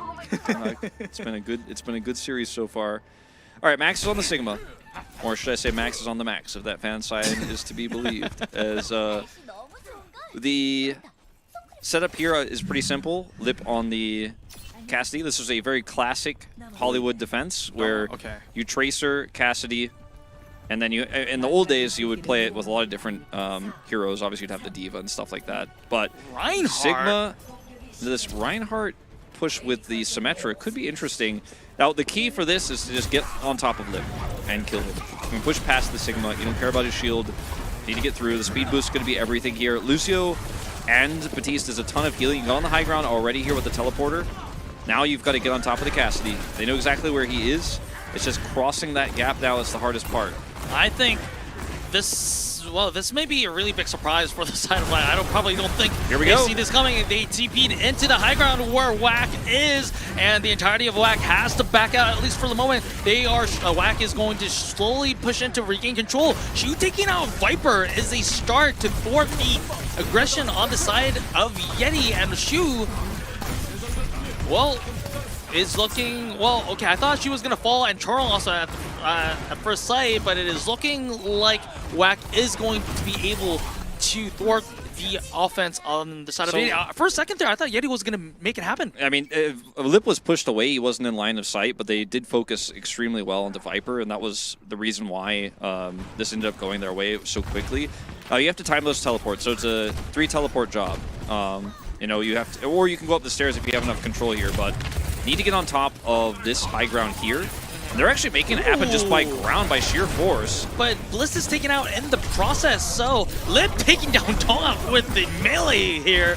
And, well, I guess Yeti is, once again, that's a really quick reset, and so maybe they must consider swapping. I mean, the thing is, there's not a whole lot of value in the ults they're holding, so you don't lose much. Like, the Shatter, that's not the important part of this composition at all. I mean, if you get a nice Shatter, that's great, but that's not really what this is all about. It's about killing the Cassidy. And Lib is so confident now that they can defend this a third time. They're going to stand here in range of where a teleporter could be. Now, I like this call from Yeti to actually just push around the edge here instead and go for a speed boost onto the point and then use the Shatter now defensively. Deadeye. Early Deadeye to zone out people. Teleporter. Oh, that was... And Donghak, he's just ripping through the back line. Yeah, and actually, just looking at the... Yeti! What a sick strat! Yep, it almost... Like, Hadi would have been proud of that Earth Strike. And the thing is, like, Earth Shatter, the Earth Shatter is massive, but also the way that they timed this too, before the Flux is ready, before Deadeye can come out here for Lip, they just avoid line of sight there, and then push around the backside, split into 2, teleport the Cassidy onto the high ground so he has great Deadeye coverage, and then have Donghak on the other side where they're facing towards the Cassidy, try to deal with that Deadeye. Then he ends up getting the backline Shatter. That was clean play from Yeti. This is on WAC's map pick that they bring this out. Ooh, Knife just having a clean headshot onto Lip. That's not going to help WAC's fortunes here. WAC did have a lot of advantages on it, especially on the ult economy here, and they were using a lot of ultimates galore as is. But the question is it going to convert into results? Not at the current moment. Despite using 3-4 ultimates on the side of WAC, you are not getting the results that they want. Finally, Knife is taken out by Hisang, but the question is okay. The answer is okay. It is going to be worth it. But that was an expensive win for the side of WAC. And it wasn't a clean one either, but because the fight was super long and they get the win, it ends up being well worth it. Sadiators.jpg. It ends up being worth it because the time that was bought in that extended fight is massive. They get back choke point control. And this is where, as Yeti, I think you should consider the swap for real. They are going to, I think, swap after the Shatter since they did put Viper onto this Genji. Let's see what this can get done, but without Teleporter, like, yeah. they know there's no Symmetra now, so they see the Genji, so they're like, okay, well, Reinhardt, you're gonna have to, you want to wait for the elevator, you're gonna be looking at your watch for a while. Because otherwise there's just no way, realistically, for Yeti to do anything on this. So this is actually super detrimental. He has an elevator. That's the fake, that's just like faking the Shatter. Just like doing... Alright, he successfully just gone into the high ground. Oh, that was very silly, but it did work, but then it didn't. Well, but it was like 200 IQ move. That was definitely the most flashy way to ult and then swap we have ever seen in Overwatch history. We also were able to identify Donghak. We all did it, that Reinhardt cannot fly nor leap onto buildings. We were able to identify all of this in the span of a short few moments. But hey, they got half of a Dragon Blade for Viper, And this Reinhardt strategy obviously is great on Hollywood A. It's not great after that. They should have swapped earlier, and now Knife is going to desperately go for the Widow. Hisang gets punished. Arnie taking out Hisang. That's going to be a start for the side of Yeti here. And then WAC has to just commit. They're using the window. They're also using the rally here, and taking out Viper is going to be a huge stun on that shield bash here. But still, the question is going to be whether Donghak can live. Knife is not going to be so fortunate, and Donghak just retreats back to spawn and gets sealed up. Liv taking down Knife. So it's not a full hold, but it's a full hold. Unknown is what it's looking like to me right now. Unless Viper can have a massive Dragon Blade here against the split WAC, who also have Flux.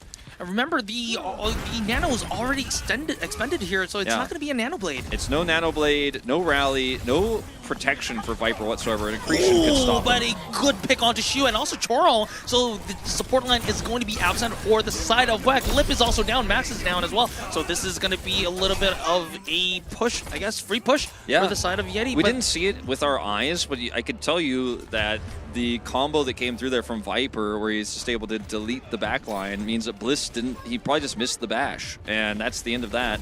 Or sorry, not Bliss. Chorong missed the bash, and well, now Dragon Blade. We were talking about, oh, that's going to be the only tool they have. They have it plus Primal now, and maybe even a Nano Boost. But this is going to be the problem. It is going to be overtime in 2 seconds, and WAC has the Flux that can just lift people away from the payload. So they have to be super careful about this.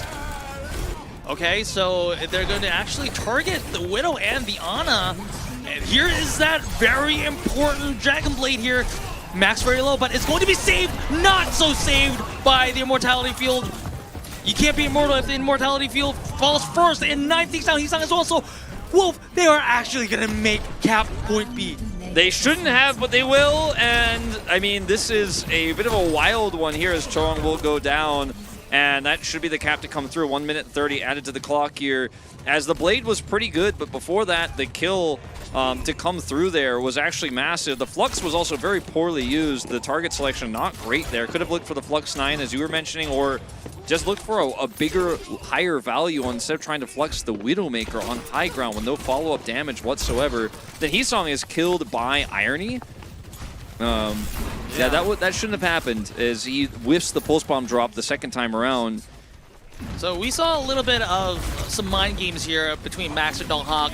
They were swapping around the Junker Queen, and then Donghak just swapped to the Risa, and then back to the Sigma now. There is that early window from the side of Shield, but a huge stun by the side of Bliss. But Bliss is going to be punished by the side of Max, and the entirety of Yeti is going to be pushed back by the side of WAC. Now, capping point C on Hollywood has been a challenge that even the strongest Overwatch teams in Overwatch history have fallen prey to. As now Yeti's going to try to be as efficient as possible and go for the Ramatra here. I do like that. If you kind of win the longer fight, that's going to be your goal. And even swapping the Symmetra here, this is actually how you want to play this. Look at this angle with the teleporter. Yeah, I mean, Yeti has been so creative with these teleporters here. I really like it happening. And Lip taking down Bliss, this is going to be a huge boost in the defensive efforts of WAC. And then Yeti, I don't think they have any time to just make that touch happen. It wasn't clean, Wolf, but they still deny the full cap, and WAC has a win condition. Now, on the defense here, I think we'll probably just see a Cassidy comp here from Yeti. I don't think they're going to try to run the Symmetra Reinhardt that they pulled out for the teleporter strategy on their attack. But let's wait and see.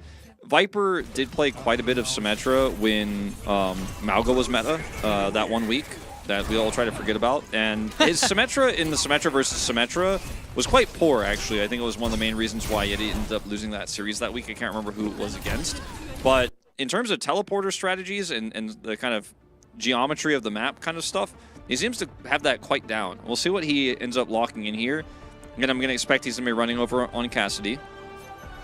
Sorry, Tracer. Knife will be playing the Cassidy. It's going to be a Sojourn instead.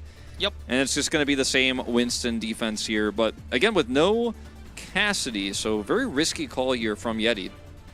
Yeah, I mean, like you said, Sojourn has the advantage of the range, but once you just miss that railgun shot, you're going to have a lot of, I guess, sustained damage missing that Cassidy does provide. And it's just worse against Winston in general. And I think once WAC see the composition, they can easily swap Max onto the Winston. He can play Sigma for the attack as well, but I think Winston a better call. Yeah, this is going to be an interesting choice from the side of Whack. They're going with the Junker Queen. Of course, Lip is probably going to go on the Cassidy right after this. I think this is just designed to be an anti-Winston composition overall. Yeah, I don't know if I'm really hyper about the Junker Queen here, but once she has the Rampage, that extra heal deny can be very valuable. Ooh, that was a snipe from Shu over there. So Shu trying to redeem himself from the first 2 maps here. This is going to be a start. I mean, a pick onto Viper means a lot. I guess that frees up a lot of ground for the side of Whack to work with. They're already in the point. Yeti probably having to contest for the retake here. Knife under a little bit of pressure from the side of Hisang, and also Max joins the fray.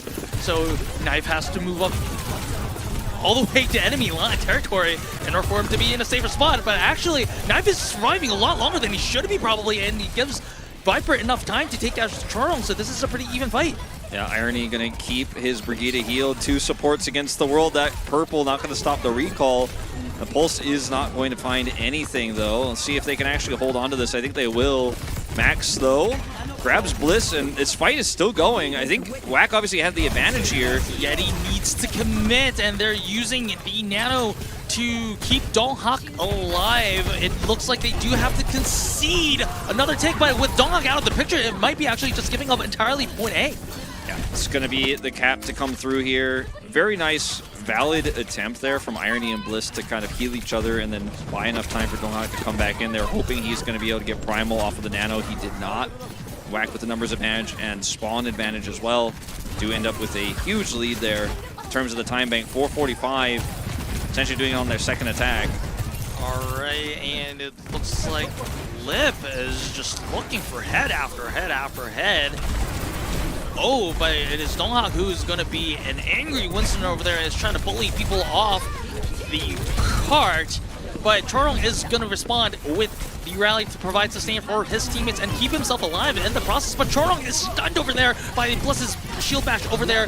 Immortality field, good immortality field to keep him alive, but it's not going to be able to save Max as Knife is going to snipe him out with the overclock. So this is going to be another reset for the side of Whack.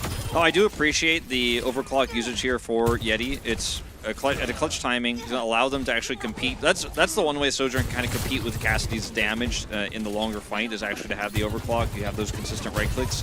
And now they can just try to operate around high ground here, deal with Hisong's flanks. And they should be feeling pretty comfortable about burning through a lot of this time bank. The Rampage isn't going to feel too great moving into the Hollywood B push because it's hard for Max to actually get in the range. Oh, good stick into Knife over there. That Knife? was... Ooh, So Knife dropped off for no reason. So I wonder if that will be related to this pause. Looks like no, actually. It's a Donghak issue. Yep, Donghak just has his headset off, so maybe that's a potential sound issue from the side of Donghak here. But what a nice pulse from Hisang over there. Yeah, it is a Donghak sound issue confirmed. The pulse was good, but also I'm not sure why Viper jumped down there. No, I don't know. Maybe he was looking for an angle, and maybe he had his railgun charged and wanted to just pull a heroic there. But okay, so oh, you don't want the teachers to see that. So what the sign says is that he's in 12th grade. He's he has his KSAT up soon. Well, not soon, but at the end of the year. But he just missed out school to be there. Yeah, he doesn't want his teacher to watch this broadcast. He's cut. Well, it's fine because his face wasn't shown, so he's safe. Yep. Unless the teacher knows his handwriting that well. It should be a little creepy. But this should actually be huge advantage now to the side of Whack after that pulse bomb does connect. Hisang taking Knife out. It was Knife, not Viper, excuse me, who jumped down there. And yep, this is going to be momentum towards Whack, and if Yeti decides to jump down to contest the point, then that's when probably Max is going to use the Rampage over there on Donghak. Very, very low. Irony trying his best to save him, but Max is just chopping him down with the axe over there. So this is going to be further advantage for the side of Whack. And shield bash at least to keep Max off of the high ground, because that could have been an easy way to get Rampage value there, pushing them off the rooftops. Ooh, Knife on the Ash. Takes down Hisang. That was a good way to introduce yourself back into the game. And this is the Nano Donghak. Donghak is Nano, well, anti though, and is very, very low. Oh, they're literally 1 HP. Oh, and Max just finishes off. And this is going to be disaster for the side of Yeti as Whack with a considerable time bank. They don't even have to finish the map. They can just go halfway towards point C and just proceed to that golden box of victory. Yeah, they certainly can. The anti-Winston comp is working. Because even though we saw a nice attempt there from Knife on this Ashe swap to break through, it's not going to happen. I feel like Ashe just not very strong in this meta right now since the nerfs to the anti, the DPS passive. Taking down Knife. This is not going to help Yeti's chances No. for Whack to complete the golden box of victory over there. Lip using the Deadeye. Oh, wait a second. Toro was a little bit too late. And this is going to be, well, would we consider that a C9? No, because they didn't win a fight. Okay, yeah. But they did not touch the point in contest. It looked unlikely that they were going to win the fight anyways, but a little bit sloppy there on the side of Yeti and Whack, bringing us to a real series here. And I told you right before, like maybe 30 seconds before we came back, I was like, it's going to 5. Yeah. I know it is. I knew Whack was going to come back stronger here. They had their map pick again. Hollywood comes through. They end up losing A to the Reinhardt Symmetra, but very much a very wild day that we have had so far here. But Whack is bringing it back. Yep, and wow, I think finally Whack did finally show signs of life. Of course, it wasn't the cleanest map that they won, especially considering how dominant they were in the round robin. However, it's important that they won. Yeah. And they finally have that foundation for a potential reverse sweep. Oh man, I think Yeti, they had a good idea, like you said. They had a good, I guess, cheesy shot that Hottie would have been proud of. I was worried, you know, when I was reading chat just a moment ago that times had changed and chat was smart enough to know what a C9 was. Like, everyone in chat's like, no, not a C9. I'm like, oh, chat's learning. But then I see, like, actually a lot of people coming back and arguing that it is a C9. I'm like, ah, yes. It's not ever a fun moment when people don't touch the card if chat is convinced that it's a C9 even when it definitely isn't. So thank you, chat, for being convinced that was C9 even though it wasn't. All right, so I love to have the Overwatch chat back. No, of course we love chat, and hopefully chat loves us as much as we do. But before we compare the amount of love we have for chat, we're going to a short break, and then we're gonna have map 4 and they're ready. So don't go anywhere.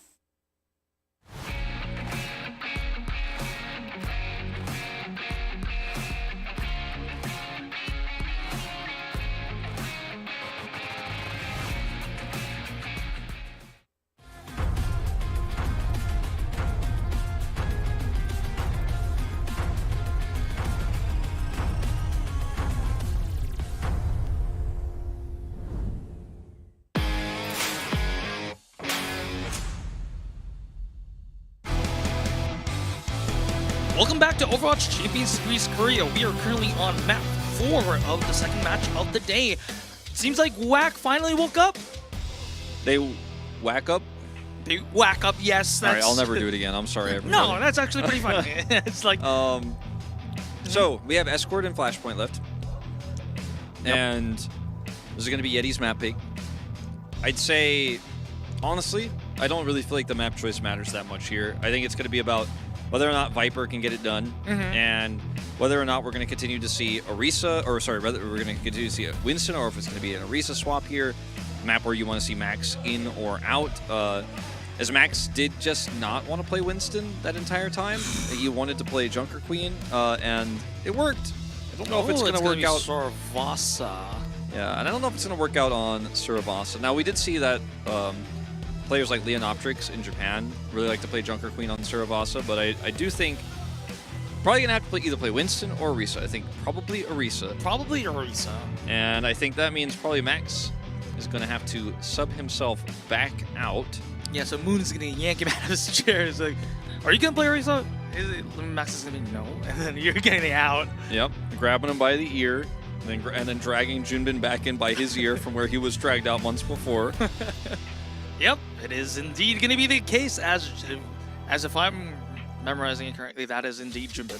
Yes, he is in. Max is out. And, yeah.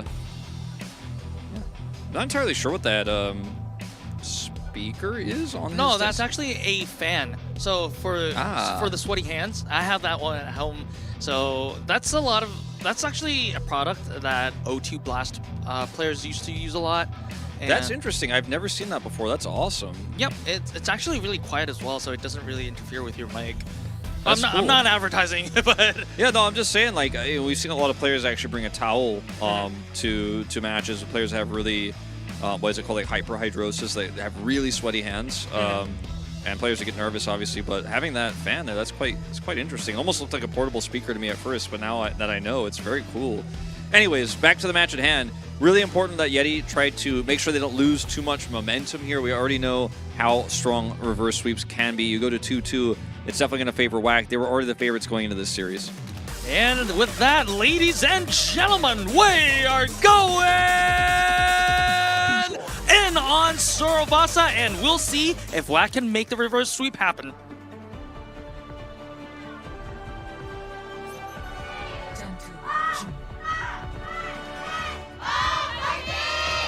Way more WAC fans in the arena right now, as we talked about earlier. This Yeti got their cheers through.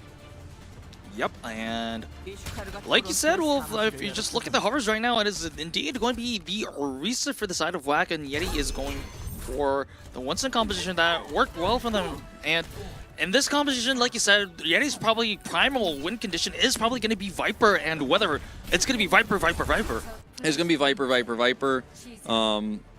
And Donghak on the other side going to stick with the Winston here. Now, as soon as he sees the Cassidy, he's probably going to be like, oof, well, this is going to be a really tough fight to win. But the first fight is definitely the easiest of those. And as you can see, he's already at like 1/3 health here. Lip spans the hammer. It's just Bye-bye. down. Yeah, Lip just says goodbye. Liz does take down Charlie and Shoot, so this is both supports missing for the side of WAC. And Lip takes down Knife.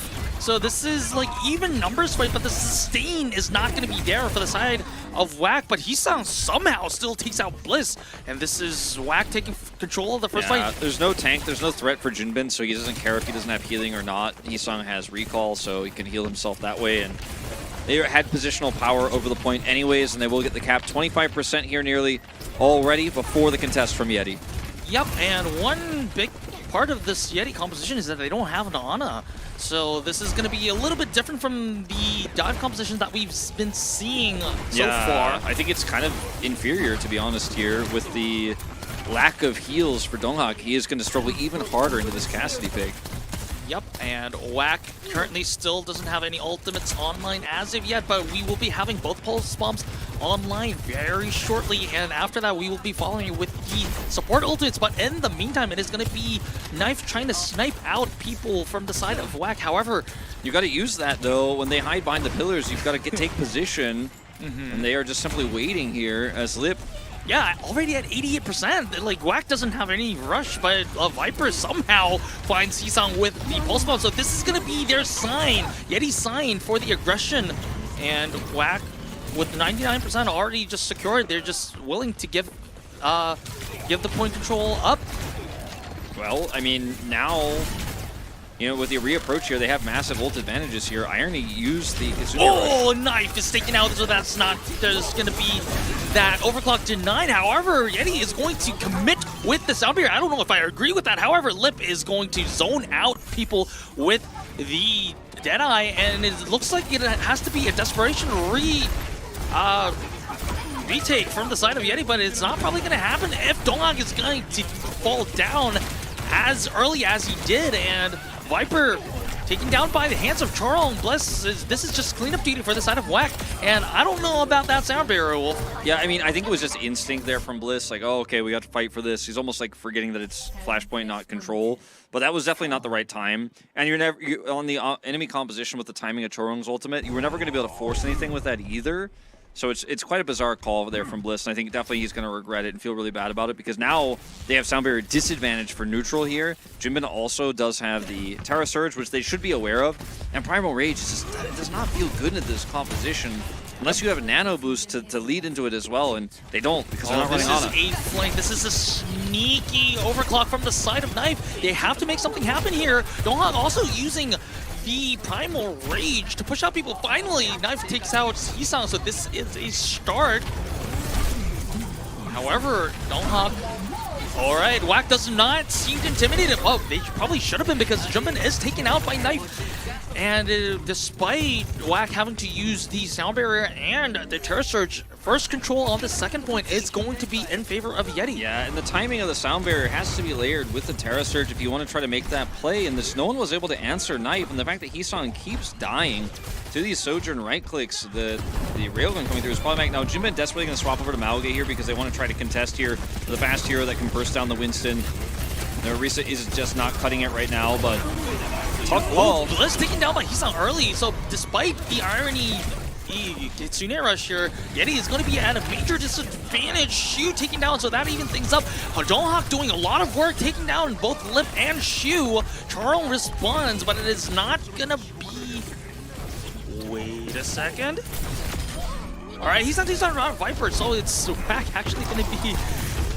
The Malga pick actually going to be paying off. It is paying off for the time being. Lots of damage coming through there. Jiming should be able to escape now as well with his stomp. And Donghak, he does have Primal Rage coming up here, but again, nothing to pair with it. And you're primaling into a Malga composition, so they can actually burst you down pretty quickly, especially with Deadeye ready, which again, they should be tracking these ultimates. Let's see what he gets done. Oh, that was a sound barrier with a coordinated dive. Donghak takes down Lip. Of course, Knife gets that kill credit. However, it was a coordinated dive effort that took down Lip. So a good win condition for the side of Yeti. I don't think WAC is going to invest any more resources. Not that they have any. They're just multipless at the current moment. I think Chorong definitely did not expect that to be a heavy sound barrier engage. He was expecting it to be second sound barrier from Bliss. So he held it too long, and Lip died before his Deadeye could do anything, because the Deadeye is shooting into sound barrier, so it's not going to trigger the lethal damage. And then they still use the sound barrier. So now they don't have sound barrier, they don't have Deadeye, they don't have control.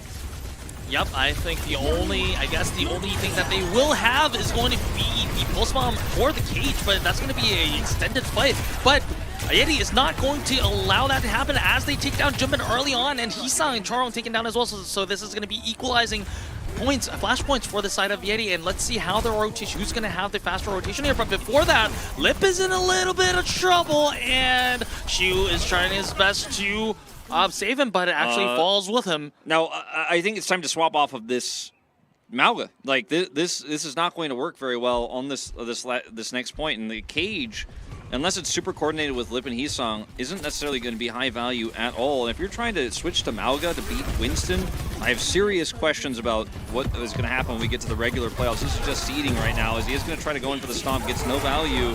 Barrier's out. This is going to be early sound error from the side of Bliss, and well, there is that cage over there. Let's see what that can do. Donghak is out of the picture right now. Knife is trying to flank looking for maybe a right click or something of the like. Shu is using the Kitsune Rush for forcing the Yeti roster to disengage, and they did just that. So it's going to be early point capture for the side of Whack.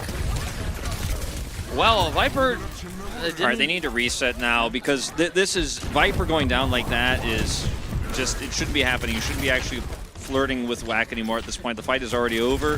Viper going down here means it's a stagger. That's way extra charge that's going to come over. The cage fight was decent, but they got the opening pick before that even happened. Don't have Primal, because we've talked about this so many times, not a whole lot of value with it as Junbin running in there, now in danger. Well, there is that Primal for the side of Donghak. Barrier though.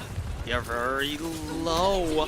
Needs to be healed up, but is taking quite a while for that Kiriko to just heal Donghak to full. That's why you probably want is paired up with the Ana. However, still Donghak very healthy. Irony starts up things with the Kitsune Rush, and Knife immediately takes Seasong out of the picture, so this is an immediate numbers disadvantage for the side of Whack. Jumpin, that Malga sustain is not going to be enough to just sustain the aggression from Yeti. Maybe, like you said, well, this is probably the time to swap. The Irony ultimate there actually allows Knife to get so much value out of the Sojourn even without the overclock, so that was actually really well played from Yeti. Knife popping off in that last fight. I'd like to see a swap off. Oh, okay. Knife. All right. What? Ooh. The overclock fadeaway. Knife. He is coming up big. Yep. Also, unbelievable. Final railgun shot to Hisang. I don't want to be too criticizing of the players, Wolf, but this Malga is not. It's not it. I mean, I'd like to see a swap off the Winston as well, but it's not going to offer you anything into the Sojourn. Where's the CC? Where's some sort of dive? Where's the ability to get on top of Knife? He has so much agency. Last time he did it with the Kitsune Rush. This time he does it with the overclock. And now Deadeye to approach. Yep, Deadeye to just make way for the Malga to enter, but it has to just cost Lip his life. And although members of Yeti are trapped in that cage, they're actually pretty comfortable inside it. Has to be a swap from Junbin. Has to be. There is just no way he sticks with this. As there's the flip. And this is probably going to be no contest. Well, maybe a last-second contest, but like it's probably going the way of Yeti here. All right, I want to see Junbin off of this Wrecking Ball too. Like he swapped the Wrecking Ball, maybe thinking that Hisang would buy some time. He's gonna have to, you know, it's over. He's gonna have to want to swap now, but this means you basically just swap to Wrecking Ball to lose control of the neutral for what could be the last flashpoint of the map. I really feel like the coordination here in Whack, the discipline has not been showing. I was gonna swap over to Winston, so this is gonna be a little bit more valuable there to shut down Knife. But man, Whack, this is not the level of play you want to see from an 8-0 team. Exactly. And this is finally going to be a neutral, but and I don't know. I'm not too hopeful after the last few fights I saw from Whack. It looks like Yeti is playing like the stronger team here, but Lip finally taking down Knife first, so this is going to be a signs of life for the side of Whack. No further casualties as of yet, but low health bars all across the board on the side of Yeti. Now with Donghak and Bliss down, this is going to be early control secured for the side of Whack. Whack finally putting on their serious pants here. Yeah, I mean, this has been a scrappy series. This has not been either team's best play here on Flashpoint so far, but still, at least Whack are able to come back in here and do it with the swap over the Winston. Hisang and Lip doing serious work. Viper is down. This is going to stall more time, and Yeti, they can't afford to have any further casualties if they want to get this. Remember, this is Flashpoint. The progress ticks up much higher. Just losing Viper there just means that that's like more than 15, maybe even 20% I want to see progress Yeti just giving up. I want to see Yeti come in here and try to force something out of Whack. Maybe even a sound barrier engage, and then just give up the point. Oh, jumping taking out Knife early. It's too late. Uses the overclock, and this is just wow. So maybe we're seeing the real Whack in play now. So well, I mean, they had massive advantages. They had control of the point, they had overclock, and I was hoping Yeti was going to just sound barrier towards them to force out an overclock, maybe even get the primal in the longer fight, because Troring doesn't have barrier. But they kind of just ran in, lost somebody, and then sound barriered anyways. So now Whack has sound barrier advantage, primal advantage, line of sight advantage will come with the territory as well, and Yeti's momentum just completely gone now. Yep, and Viper just trying to, I guess, improve his fortunes with the pulse bomb, but does not go his way. And it is Whack probably going to, wait a second, Shu very in trouble, but uses the Kitsune Rush, but is in the end taken out. So good play from Donghak over there to make an early numbers advantage. However, can they capitalize on that advantage is to be seen, as Whack, like you said, Wolf, does have the ultimate advantage. They are going to commit.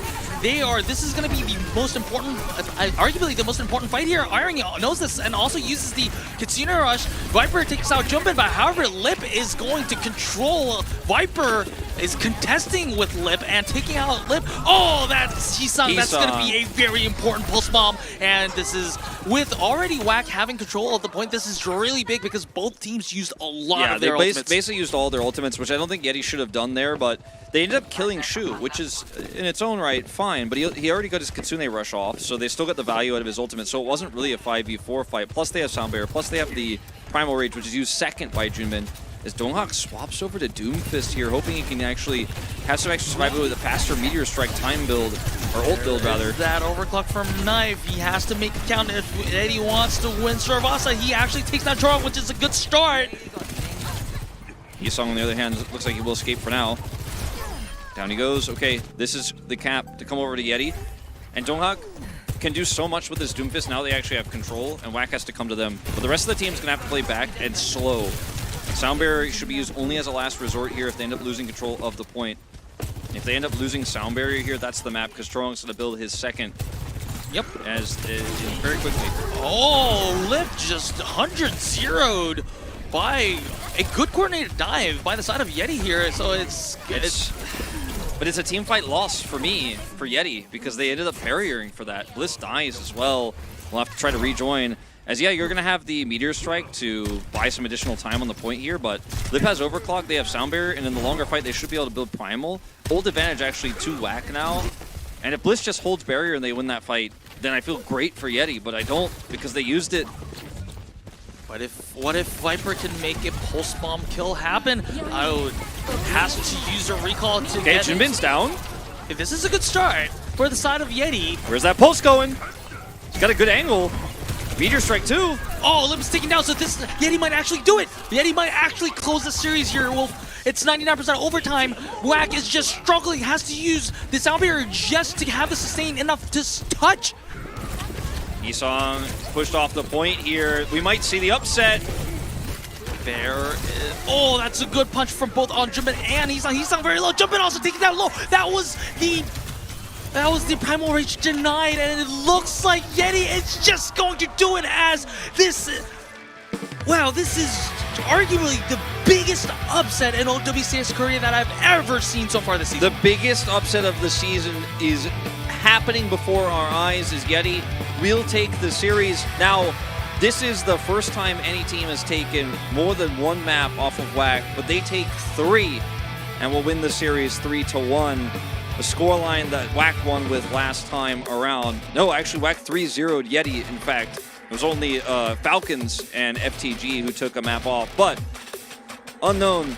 There were a lot of issues with how Whack played today, and yes, this is a seeding tournament, so the stakes are not as high as they were for our last chance qualifier earlier. And yes, maybe Whack didn't prepare that well, but you could bet right now Moon is happy Fate did not accept his plea for the Jeju hat, because going into the series, we knew that Whack was the stronger team. We were like, how many maps can Yeti get? How will that affect their scene? That was the storyline, but better coordination here for Yeti. Also, some really poor mistakes by Junbin in particular on the Winston, where he came in at weird times.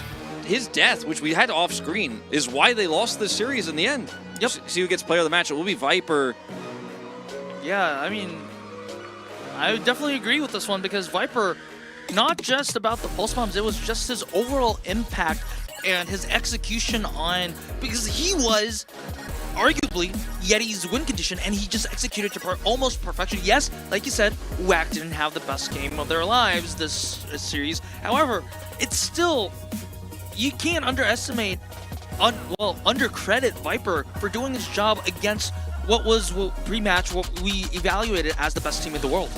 Yeah, and you know, WAC, they have to play better than this, or the playoffs run is. It's not like before we're like, oh man, WAC versus Falcons finals is going to be sick. Now I'm like, well, what seed does WAC end up with? They lost to Yeti.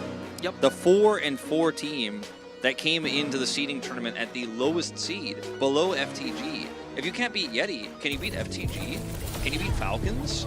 Are you going to go in as 4th seed now, or 8-0 team? I mean, those answers are still far away. We don't know how they're going to play against the rest of the squads, but it wasn't like Yeti came in today with a new strategy or a weird or unique game plan. Yeah, they did the teleporter strategy that was kind of strange on Hollywood. That was the one map they lost, actually. The one strategy that was the surprising thing was actually handled well. It was just standard outplays from the DPS lineup, Viper and Knife. Viper ends up getting player of the match here. That ends up winning the series for them. And yeah, Donghak, was he incredible today? No, but he was serviceable, and he was better than Junbin was. That we know for sure. And that pick, I mean, I don't know if we'll see it in these highlights on Suravasa was actually what decided the map. And I don't know how Junbin died like that, but without him, there was just no way. All right, good stuff from Viper here, but we will be able to have an interview with the man himself. So Quest, please take it away. Thank you very much, Unknown. A huge upset victory coming in for Yeti. A 3-1 victory, of course. Congratulations. And we have the player of the match on stage. Viper, please introduce yourself. 안녕하세요. 그 예티 팀에서 딜러 And I am the DPS for Yeti, Viper. 네, 너무너무 축하드립니다. 자, 이게 무슨 일이 벌어지고 있는 건가요? 오늘 1위 팀과 4위 팀이 Of course, they are the ones that are shaking up the food chain in the OWCS. 오늘 할 말이 너무너무 There's a lot to talk about. 승리 소감 들어볼까요? So, but how do you feel about the victory today? 이겨서 너무 기쁘고요. Of course, I'm thrilled to win. 응원해 주신 덕분에 이긴 것 같아요. And I think that we won because of the fan support. 응원해준 덕분에 승리를 할 수 있었다라고 말씀을 또 해주셨습니다. 자, 오늘 딱 승리를 했을 때 팀원들의 반응도 궁금한데요. How did the team react when Yeti won? 일단 좋았고. 네. Of course, it was all positive. 선수가 너무 신나하더라고요. 저 부둥켜 안았는데. And a player hugged him as well. 부둥켜 안고 뭐 하이파이브 하고 그래서 저도 너무너무 And high fives coming out as well. 저도 신나가지고. And they were all on cloud 9. Not C9, but cloud 9. 우리 예티 팀입니다. 선수들의 포텐이 아주 그냥 터졌었는데 오늘 경기 흐름 전반적으로 And 어땠나요? how do you see how was the momentum of the match today? 그 이후로 그냥 하던 대로만 하자 해가지고 2세트도 이기고. And we just told ourselves, let's just play the way we do. So, except for map 4, I think it was overall very good. What happened in that short time to see such improvements today? 형들이 하던 대로만 하자 해가지고 각자 역할 수행 잘하고. And the coaches told us to just focus on what you were good at, and of course, relying on each other, and just focus on what we were doing. 제가 또 궁금했던 게 3세트 때 라인이 나왔어요. 좀 낭만 넘치는 그런 픽이 나왔는데 Can you tell us about the Reinhardt in map 3? 보통 그 화물 같은 경우에는 그 서브탱들이 다 좋아가지고. In terms of the payload, 서브탱을 잘하는 경우는 아니어가지고 그냥. Of course, we kind of told ourselves, even if we lose, just enjoy ourselves.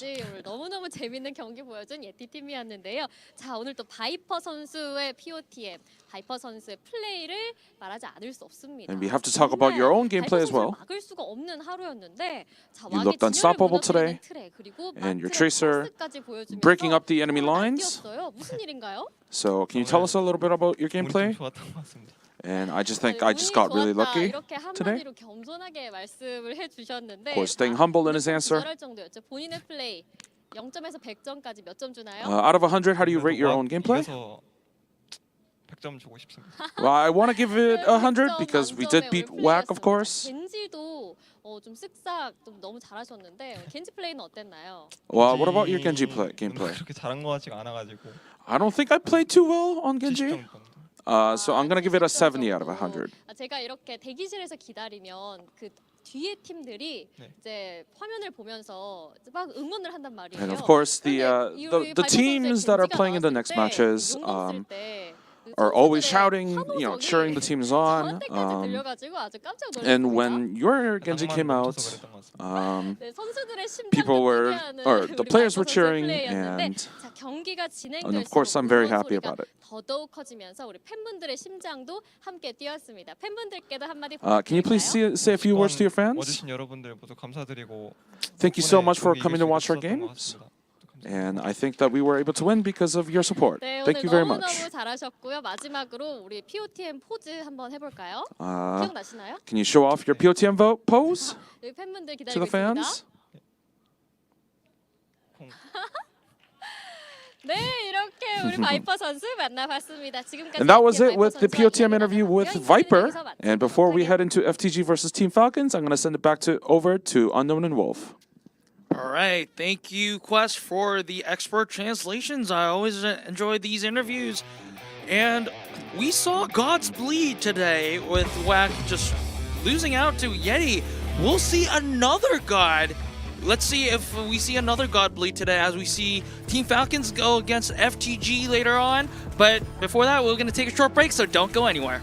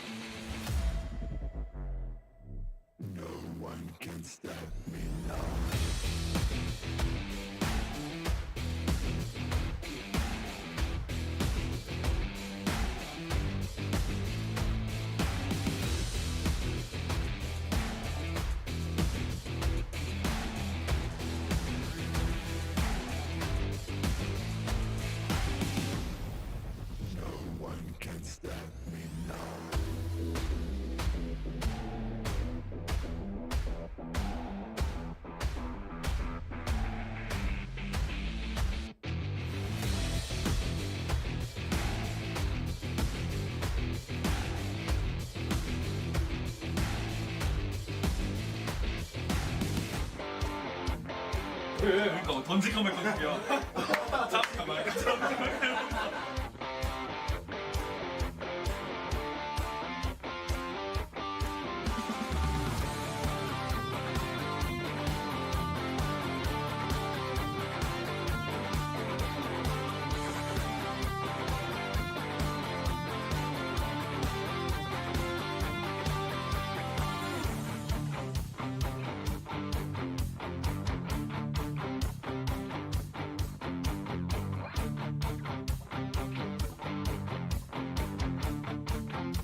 막내 어떻게 하는지 다 봐. 괜찮아, 어차피 민지 없어서 시간 많아. 그래. 천천히. 천천히 해. 막타 막내야?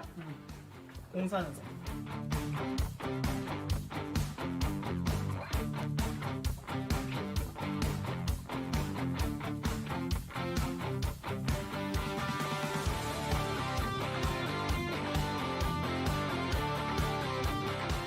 출연하면 올라가다가 오늘 아닌 것 같은데.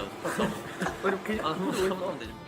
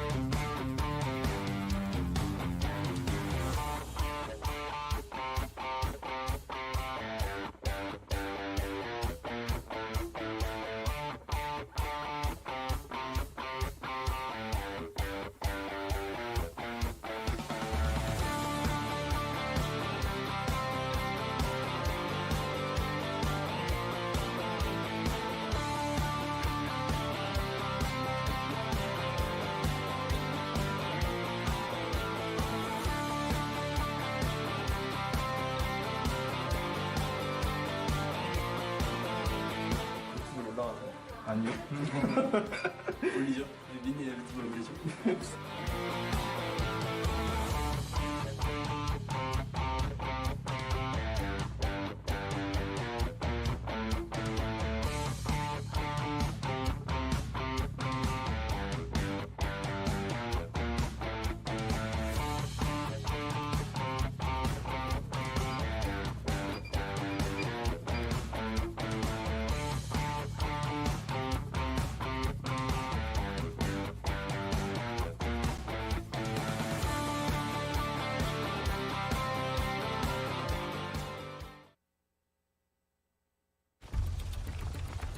Begin excavation log. Sloan Cameron here on side to Petra.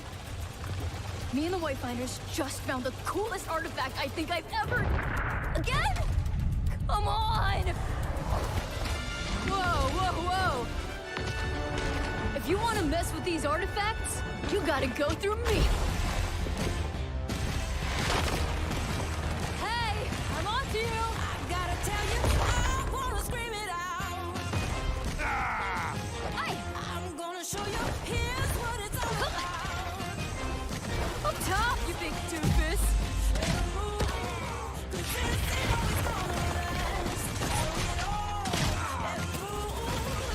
Rock and roll!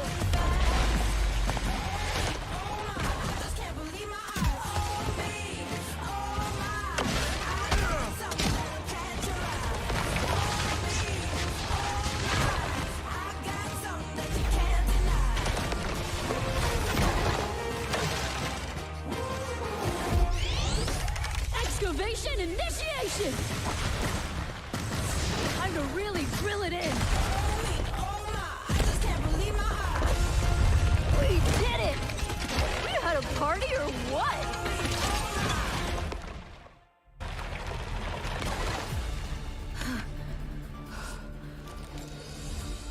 Whoa, no way.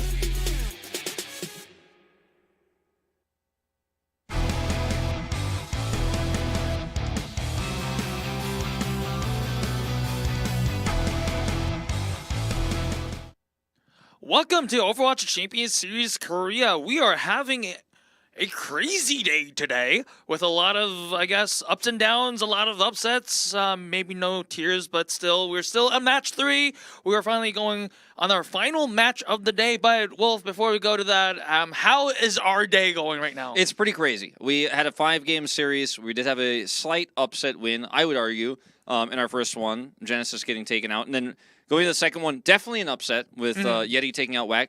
I feel like WAC lost this series more than Yeti won it. I feel like Yeti didn't win, Viper won. And Viper played incredibly well. There were a lot of mistakes from WAC. I feel like they didn't prep for the series that much. Thought it was going to be an easy walkover win, whereas it was clearly very important to Yeti. They ended up prepping a lot better and just played better on the day. They even had their cool like Reinhardt Symmetra teleporter strategy. It didn't work. I mean, it worked to cap A, but it didn't win them the map. For a point, yes. It didn't win them the map, so they discovered that Reinhardt has to take elevators, and they were like, oh, well, we got A, though.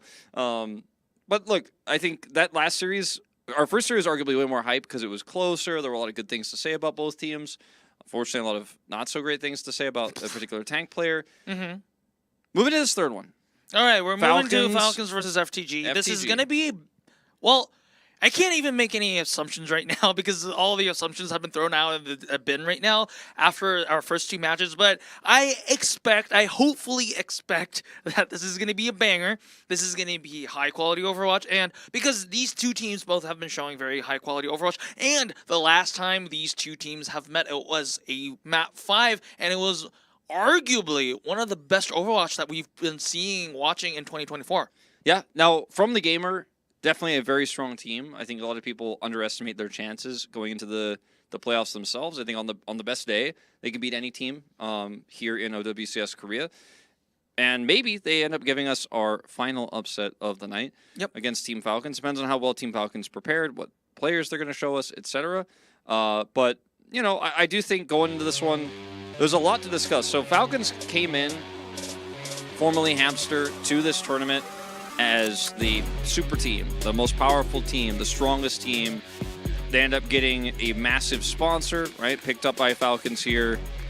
Majed moved to Korea. This team has the best coaching staff, arguably has the strongest lineup on paper, but they lost to WAC. So a lot of the wind is out of their sails in terms of hype, but they could still maintain first place in terms of seeding going into playoffs if they can beat WAC and all of their other matches. It has to start here against From the Game.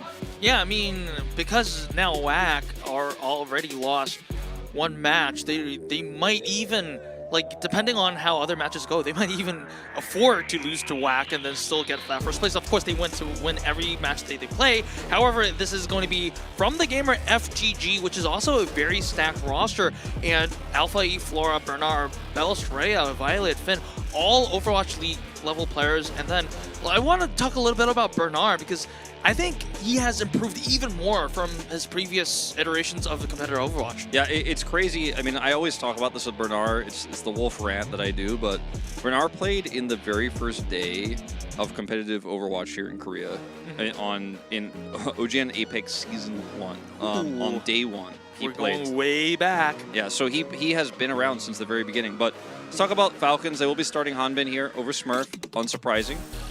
He has been the mainstay for the squad. Even when he needs to swap to Winston, he can do it, as Smurf is the stronger Winston player, of course. And, you know, Fielder and Chio, the support line here, very impressive. I'd say Proper and Stalker have been pretty insane. Proper is out of control good right now, but, you know, there have been other teams that rely on their DPS lineup more. I think Team Falcons is arguably, of all of our teams here in Korea, the most well-rounded.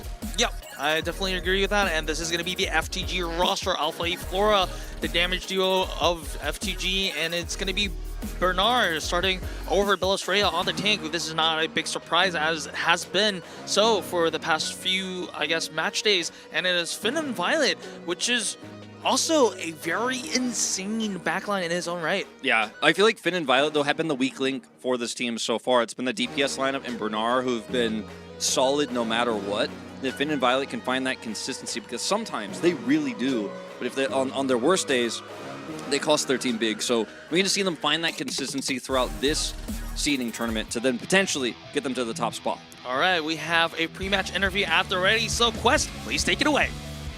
오늘 준비된 Thank you very much, Unknown, and we are back with the third team rep interview of the day. Of course, we have the two team reps from Team Falcons and FTG, and on the Falcons side, 코치를 맡고 있는 크러스티입니다. we have Krusty. 네, 크러스트님 반갑습니다. 자, 다음으로는 And on FTG side, 부탁드릴게요. 안녕하세요. FDG 팀의 감독을 맡고 and 있는 네코 this is 감독이라고 Neko. 합니다. 네, 네코 감독님도 반갑습니다. 자, 먼저 팀 팔콘에게 First question goes to Falcons. 지난 경기 좀 아쉽게 라운드 Of 로빈을 course, 2위로 마무리하게 Falcons finished second 되었는데 place, falling a 이번 little 12강 short. 전에서는 So 2위를 will they be able to 차지할 수 secure a 있을까요? first place finish in the seeding deciders? 결국 정규 시즌의 모든 게임들은 플레이오프를 위한 거였기 In the end, 때문에 all the round robin 저희의 matches were 경기에 for the 집중해서 playoffs. 자신감 있는 So 모습으로 좋은 결과 보여주도록 we 하겠습니다. hope to put on a good performance and stay confident on our road to playoffs. Of course, FTG suffered a nail-biting loss against Falcons in their last match in the round robins. 네, 이번에 Will you show something different 저희가 연습을 더 for 열심히 today? 했기 때문에 이번에는 이길 수 있다고 Of course, with the 생각합니다. meta change, we also practice a lot, so I believe that we will be able to win today. 경기를 앞두고 있는 두 팀인데 우리 팀 팔콘의 각오도 한번 들어볼까요? Can you share some few words of 항상 resolutions? 똑같습니다. 자신감 넘치게 우리 경기를 하자. And our motto is always the same: always stay confident and in our game. 저도 이번에 플레이오프 때만 잘하면 되니까 결국에는 In the end, we also have to play well in the playoffs, so 네, we will continue to play well. And that was it with the team rep interview between Team Falcons and FTG. And before we head into the match, I'm going to send it back to Unknown and Wolf. All right, thank you, Quest, for the interview translation. A lot of confidence from both sides, and it is going to be Busan, and that is going to be Team Falcons' pick for as they are coming into this match as the higher seed. So they're going to have initial map pick, and after that, the loser of Busan is going to both pick the map type and map. Yeah, that's true. As always good to hear from Neko. It wasn't the most informative interview we've ever had. Very much just saying, like, we're going to do our best. The standard Korean esports interview. But see how this one shakes down. It would be a pretty big upset if FTG was able to win. But not as huge as Yeti taking down WAC earlier. Especially when we consider the fact that these two teams did play to 5 games last time around, with Team Falcons narrowly edging it out in the final one. And going into this, in terms of meta reads here, we have seen Falcons do their own thing. They often are the ones that lead the meta. Everyone else is doing what they are doing. They have a ton of scrim dominance, as they have had all year. So I'm looking forward to seeing if they can push from the gamer off their comfort a little bit. Oh, the yellow cheers sign over there is just custom made. I think they printed it out. There's no way that would have been handwriting, but still, yeah, like you said, Team Falcons are usually the ones that start a meta. I've heard from multiple teams that once Team Falcons just dominate the scrim lobbies with a certain composition, that's going to be what other Korean teams are going to follow. This Flora sign is so great. Oh wow, that's it's full on spinning, man. He's the flower. It's Flora Friday. Oh, I love it. Yeah, I do love that. I wish I could give a player of the fan of the match points for that particular placard over there. This one on the right is a Bernard fan, and it's like, are you a P? Or are you POTG? Ooh, so some wordplay in play. But Bernard deserves all the phrases and praises that comes his way, because he has been nothing short of just excellent. He's a legend, you know? I do really feel like if Bernard ends up, like if they win this title, like people need to put respect on this man's name, because I feel like he has just not gotten enough of it. Oh my god, I love that. So that's we were good once, and I think that's Malga. That's like, have you forgotten me? Oh no. But I mean, the answer is yes. Probably. We're ready to move on. Yep, probably. I mean, we saw in the previous match what happens if a team just sticks to Malga, and that wasn't pretty at Survasa. But it looks like the teams are slowly getting ready to play. Look at Finn's haircut also. Looking clean. Yep. Keeping it short. Yep. New dye. Last time I thought it was pure white, right? Yeah. It has been for the entire season up until now. So coming in for the big match against Team Falcons with a new cut.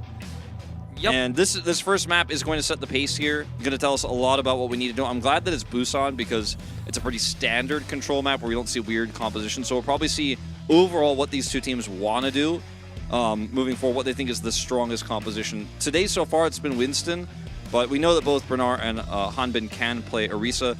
I think if they were planning on starting with Orisa, it'd probably be Bellisria coming in over Bernard, but Bernard's Orisa has been played over Bellisria actually throughout the end of the season, so tough to say, tough to guess. Yep. Nevertheless, it's still going to be very hype, and I expect a lot of good things. Also, but before we go on, I'm hearing that we're ready to go into the match, so ladies and gentlemen, we are going in on Busan as we hear the fans cheers chants.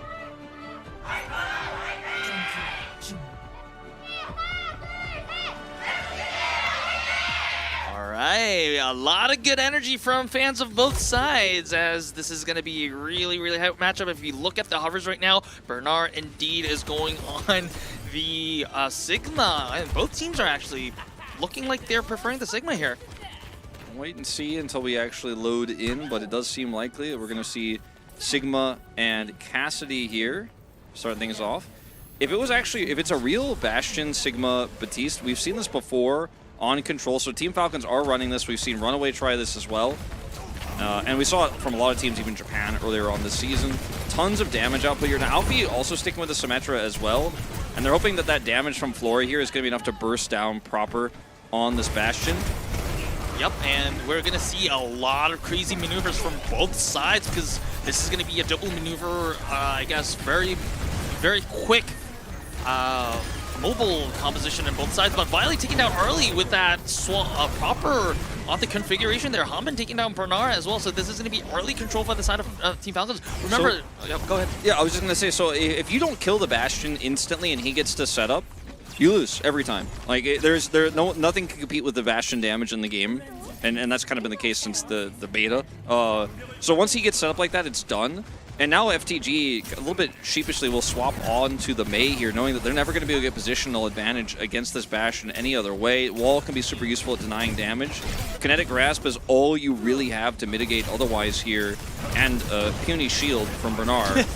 Yeah, that shield is not going to save you from the Bastion, but Stalker taking down Violet, so it's once again FTG having a numbers disadvantage, and it is Proper just at a shooting range right now, doing 3 damage, and Stalker takes the kill credit for Flora, but look, Proper doing all the damage. Look at the ult charges here already. Proper and Hanbin, like, yes, Bernard also has the Flux ready, but look at just the DPS ult charges here. So, I mean, Bernard, he's going to have Flux, but they're going to have a sound barrier for it, unless he's able to do it, like, really quickly. I don't think that's going to happen. And this just becomes so incredibly tough to win. I think they have to try to use that Flux to get onto the point, and then use the Blizzard. Flux is out first for Hanbin. Start up with the Flux. That's gonna force out the Immortality Field, and in the end, Violet once again taken out. Violet is having a very rough start to Busan today. One of the places that you... Oh no, Flora is... The stagger, yeah. Yeah, like... We need to see more staggers, by the way. I feel like this type of play is very strong. So anyway, the one place you don't want to be when Bastion is ulting is grouped up in a small space. That's what they were doing because of the Flux and the Immortality Field, and Proper just to kill that Immortality Field and let's wipe them off the map. That is probably just the round. I mean, even though Violet has ult, let's see if we can get done with it. Yeah, probably the contest is going to be there. However, it looks likely that Team Falcons will be having the better end of this fight here. Low health bars alongside on the side of FTG. Kills traded on both sides, but still Team Falcons look like they are in control. Fields are taking down Flora, so the DPS non-existent on the side of FTG, and Team Falcons is probably just going to clean up.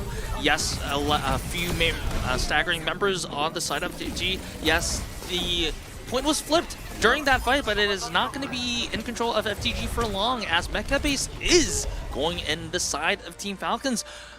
Team Falcons is looking dominant. Yeah, very dominant start here. They brought out the Bastion that we've seen on Mecha Base so many times. Crush the first fight, and then have an ult advantage the rest of the time through. The Bastion ult paired with the Gravitic Flux was the key fight there. And even though FTG were able to use their own counter flux for the final fight, it doesn't necessarily matter because if you don't end up wiping the whole team, the enemy Symmetra is just going to have more tools than you have. And in that last fight, you could see Stalker just beam everybody down. I was like, oh, is it close? Is there a chance? No. Stalker said no. And he fully charged, just ripped the last parts of those health bars away. And Stalker, great start to this map. Obviously, the Bastion, a bit of a surprise potentially to FTG, but since they're running their own Symmetras, shouldn't be that surprised as Wrecking Ball here. Ooh, we're Soldier seeing Tracer. some spicy things here. And Falcons also running the Diva. That could be very strong to what FTG are running. In fact, perhaps even expecting this. Looks like these teams have been scrimming together. Yeah, I mean, I think definitely Team Falcons would have been expecting Bernard to play on the ball because this, I guess, specific composition, the Diva pick in particular, just looks like, hey, we know we're gonna run a Zen or a ball and then we're just gonna run out your backline.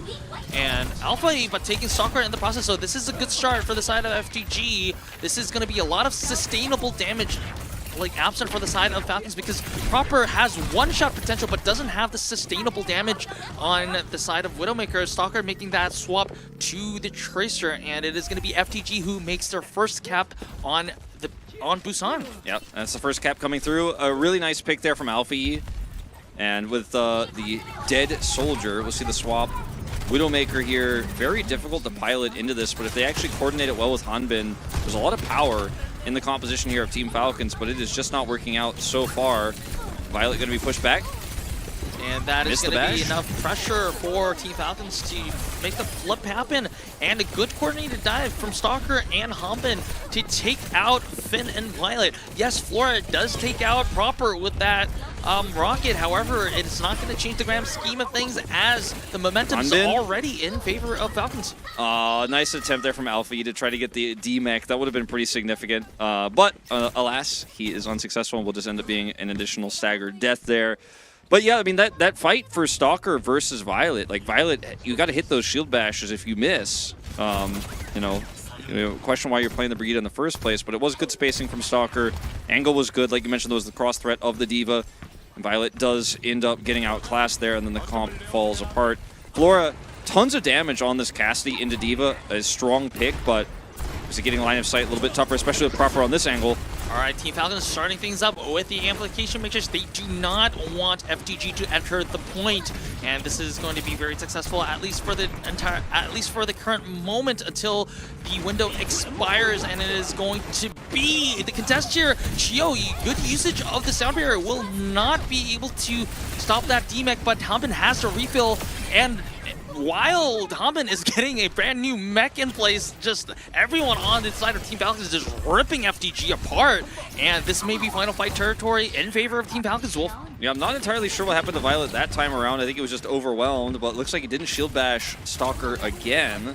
Stalker has free reign back there. The rest of the team fight was lost, essentially. Hanbin has remech. I mean, there's just too many tools. It's very overwhelming here. Finn doesn't have Transcendence yet. If he can finish it, I think that's their best win con in this fight, then allow Florida to carry the longer one. Pulse is available, though. Oh, Alpha, you taking down Chio. This is a good start. You have that Transcendence that you were talking about, Wolf, and you also have... Oh, but Stalker, no amount of healing is going to save an instant death from the Pulse Bomb. Good stuff from the side of Stalker, however, is not going to stop FTG from winning that team fight. No, it's not enough, and Hanbin's going to swap over to the Sigma here, but FTG have massive ult advantages. I think Hanbin's idea is if we just build one Flux, we should be able to win that last fight. Need to be very efficient, though. Deadeye not too useful for Falcons on this attack, and Bernard has the minefield and a nice angle here to use it to drop on them as they approach the point. Doesn't have to. All right, ball hindered a little bit. It does get that Orb of Harmony to get healed a little bit, but is going to have to back up for a little moment. Proper. There is that Deadeye that we were talking about. Shouldn't be able to find anything with this. Mostly for zoning purposes, so they got their entry into the point, so this is going to be a contest. Proper taking down Alpha is going to be big, though, despite FTG having a lot of ultimates here. Bernard is struggling to keep himself alive. Oh, Violet with that rally. Bernard needs to get healing real quick, or else it's going to be shot down by Proper Flora. It takes down Fielder. However, it looks like it is going to be a flip in favor of Team Falcons, and overtime is ticking, burning down. Can anyone touch on the side of FTG? Yes, probably Alpha E is going to be the one, but that's going to be a lot of heroics needed, and Alpha E sacrifices his life for the touch, but it is going to be overtime burning down, and it is going to be Team Falcons in a, well, yes, the second round was a little bit more competitive. However, Team Falcons did show a lot of dominance coming into this match. Look at Krusty coming over and patting his tank Hanbin on the back there, looking like a super happy moment for them. Great play from Hanbin overall. But I think for me, the biggest story was Stalker on both the Symmetra and the Tracer, shutting Violet out multiple times. And the support line for the side from the Gamer has definitely been their weak link. I saw some comments earlier, people saying they don't think so, but I mean, when you look at even how that map played out, just really did not get anything done. We're vulnerable, we're the first targets oftentimes, and the Transcendence that we were talking about, oh, they got to build Transcendence. Well, it was used very early. Don't think they necessarily needed to use it in that fight. They were winning before the Trans even went off, and then he wasn't able to build a second one. So I think a little bit more discipline for the supports, and maybe a little bit more peel for them, because also there's not been a whole lot of peeling, and when you're playing Wrecking Ball, you're not really doing that anyways. Maybe we could see from the Gamer bounce back, but right now, arguably our most dominant control map. Yeah, exactly, and I think this is almost the first time today in all of our series that the match was a little bit comfortably in favor of the pre-match favorites today. We've seen a lot of close, like even control maps, like not just even control maps, like across the entire series, we've seen a little bit of, I guess, not so clean. Even if a certain team won and they were expected to win, it wasn't as clean, but this one was really clean. Yeah, no, I mean, this is what you want to see if you're a Falcons fan, is it needs to be clean like this. It needs to be decisive, and it needs to be an outclassing. And I think in one way it was really a DPS outclassing, but the Wrecking Ball pick was a little bit perplexing. I know Bernard likes to play it, but you've got Bellisria on your team as well. He could play it if you really wanted to run that. And Falcons also had their Symmetra strategy prepared, really well practiced. All right, let's see if FTG can come back after a 0-2 loss on Busan after a short break, so don't go anywhere.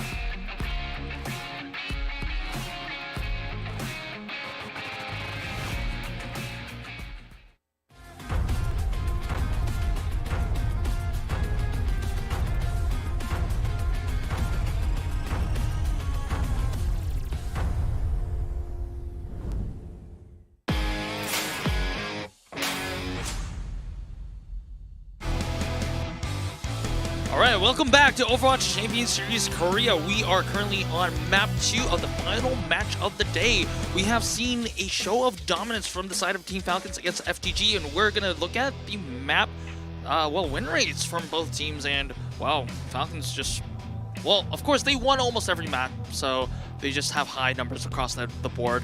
And FTG, a little bit less, but still very impressive win rates all across. Yeah, I mean, you see how many dashes are on both teams to see which maps they've avoided because of the map draft system.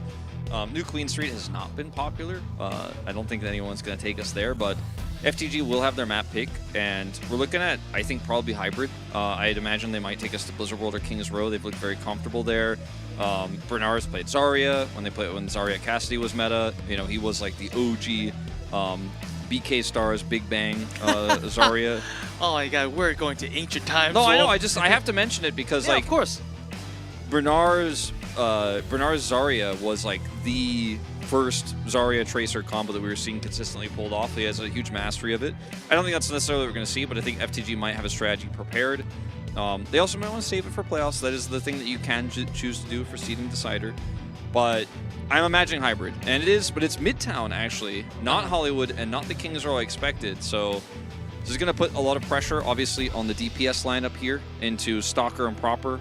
Flora versus Proper is going to be the big story for me. Well, my gut feeling is that we might see a Stalker Echo here, because since I think it's a trend that a lot of Korean DPS players just prefer the Echo when they can play that, because if you look at the team compositions that we've been seeing that have been, like, at least slightly meta, they don't have a clear answer to the Echo unless it's a Cassidy, right? Ooh, that's a...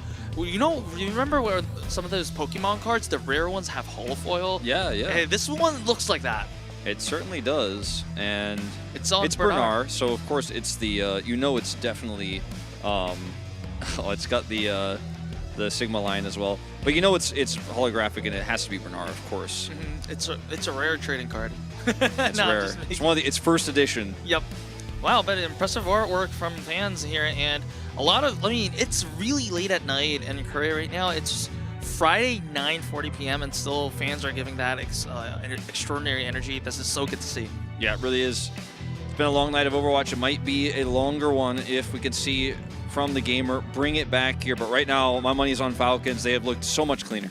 Yep, and with that, ladies and gentlemen, we are going in on Midtown.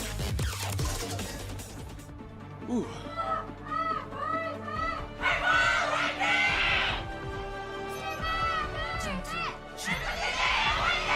All right, both fans from both teams are fired up. They certainly are. So are those pigeons. Oh, well, they're excited they got food. Yeah. What is that? Is that? I thought it was a hot dog, but I think it's just some sort of chocolate pastry. Yeah, it might Don't be. Don't peck the trash can. Yeah, that's public property, guys. There's no food up there. Yeah.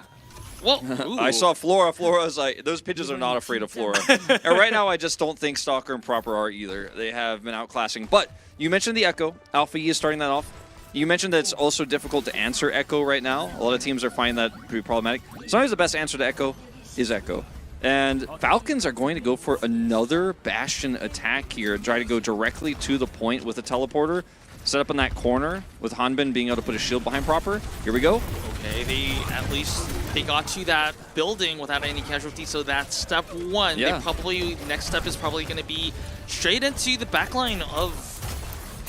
They can they can just go straight into that corner with this next teleporter. They can just drop down. As you can see, a little bit of sticky bomb damage here for Alpha. He built a lot of ult charge, but they need to push more.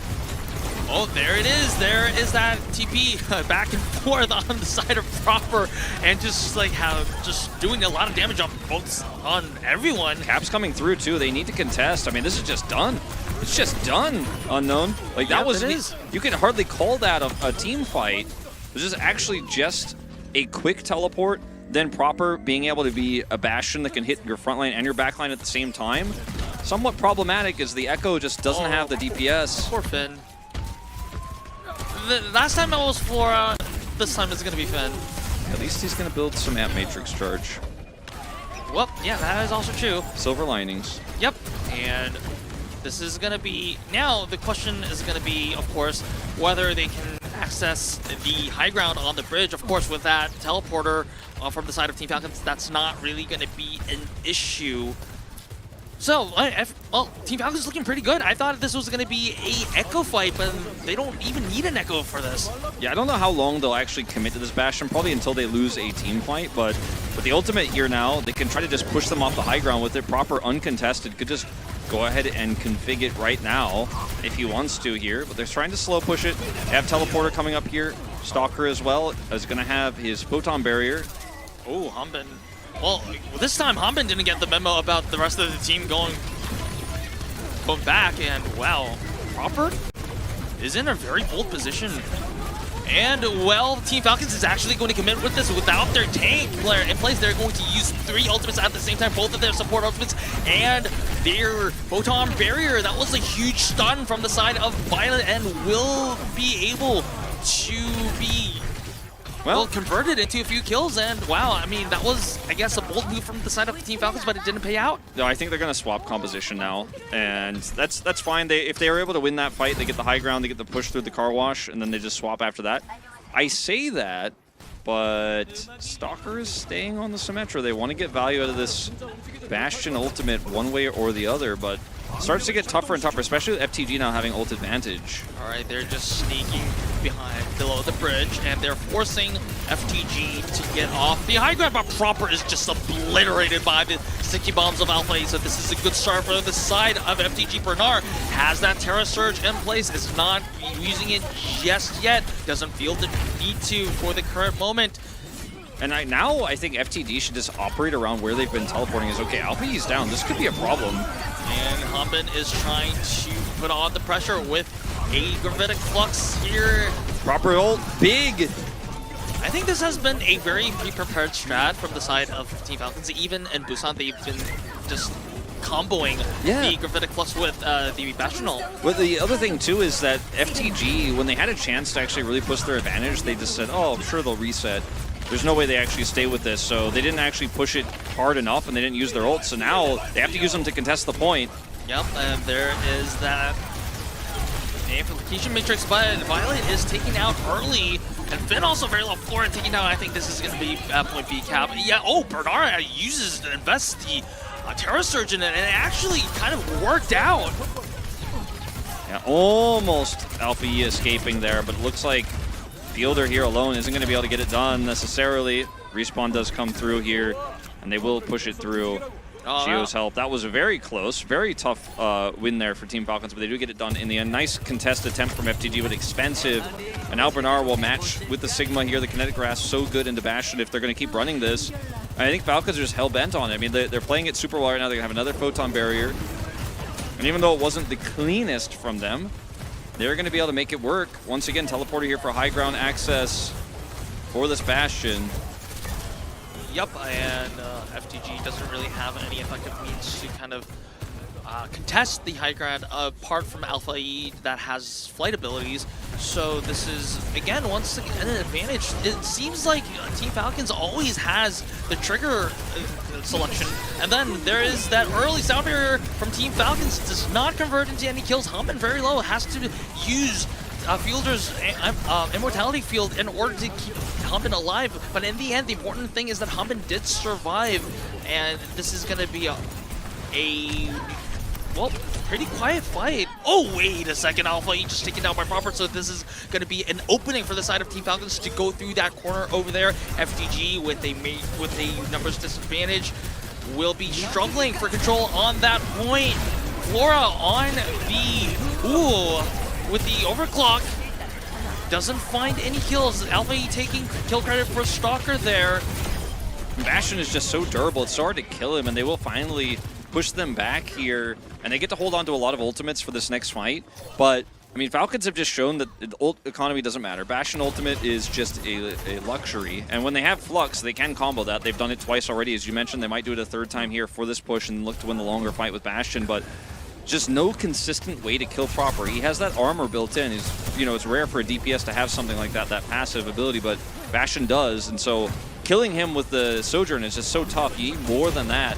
Yeah, he's also just like constantly moving positions with that TP, so it's going to be really hard. Like you said, Wolf, FTG is a comparatively immobile composition compared to Team Falcons, and it's going to be really hard to get access to Proper.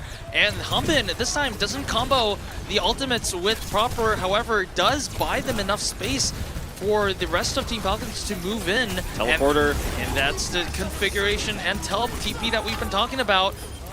However, this time doesn't yield any results. It's actually going to be Fielder who's going to fall first, so this is a little bit of a stabilizer for the side of FTG.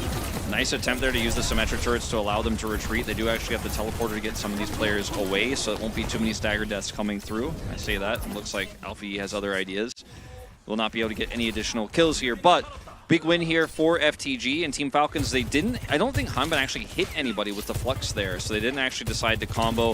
It's not worth it. Still have that Bastion ultimate, but without anything to pair with it. Again, it's not really about that. It's about the Bastion's reconfiguration and the big damage that comes out with it. As see if he can break this position here. Obviously, he can try to break high ground with his ultimate, but it leaves him vulnerable. Oh, Violet with the very bold position. Yeah, flanking Brig, question mark. Well, we'll see how that turns out as Team Falcons already looking. They had a very sizable time bank, but now it's at 17 seconds, so this may be the last fight for Team Falcons here. Okay, that Bastion ult not converted to any kills, and Violet with a very aggressive rally here, and with the huge AoE stun, is giving space for Flora to take out Proper. However, Hanban is punishing Violet for that.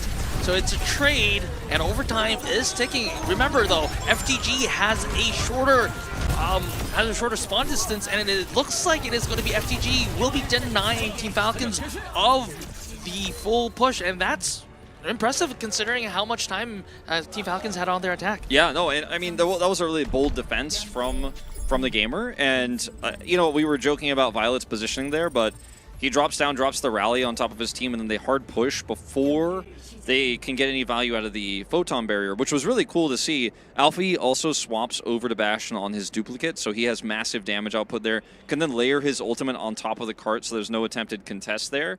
So that was actually really cool from Alfie. But I mean, the first point, the fact that they got it on their first push is the ideal scenario for a Bastion composition like this. You know, if you end up trying more than twice, it's like, all right, well, it's time to swap. This isn't working.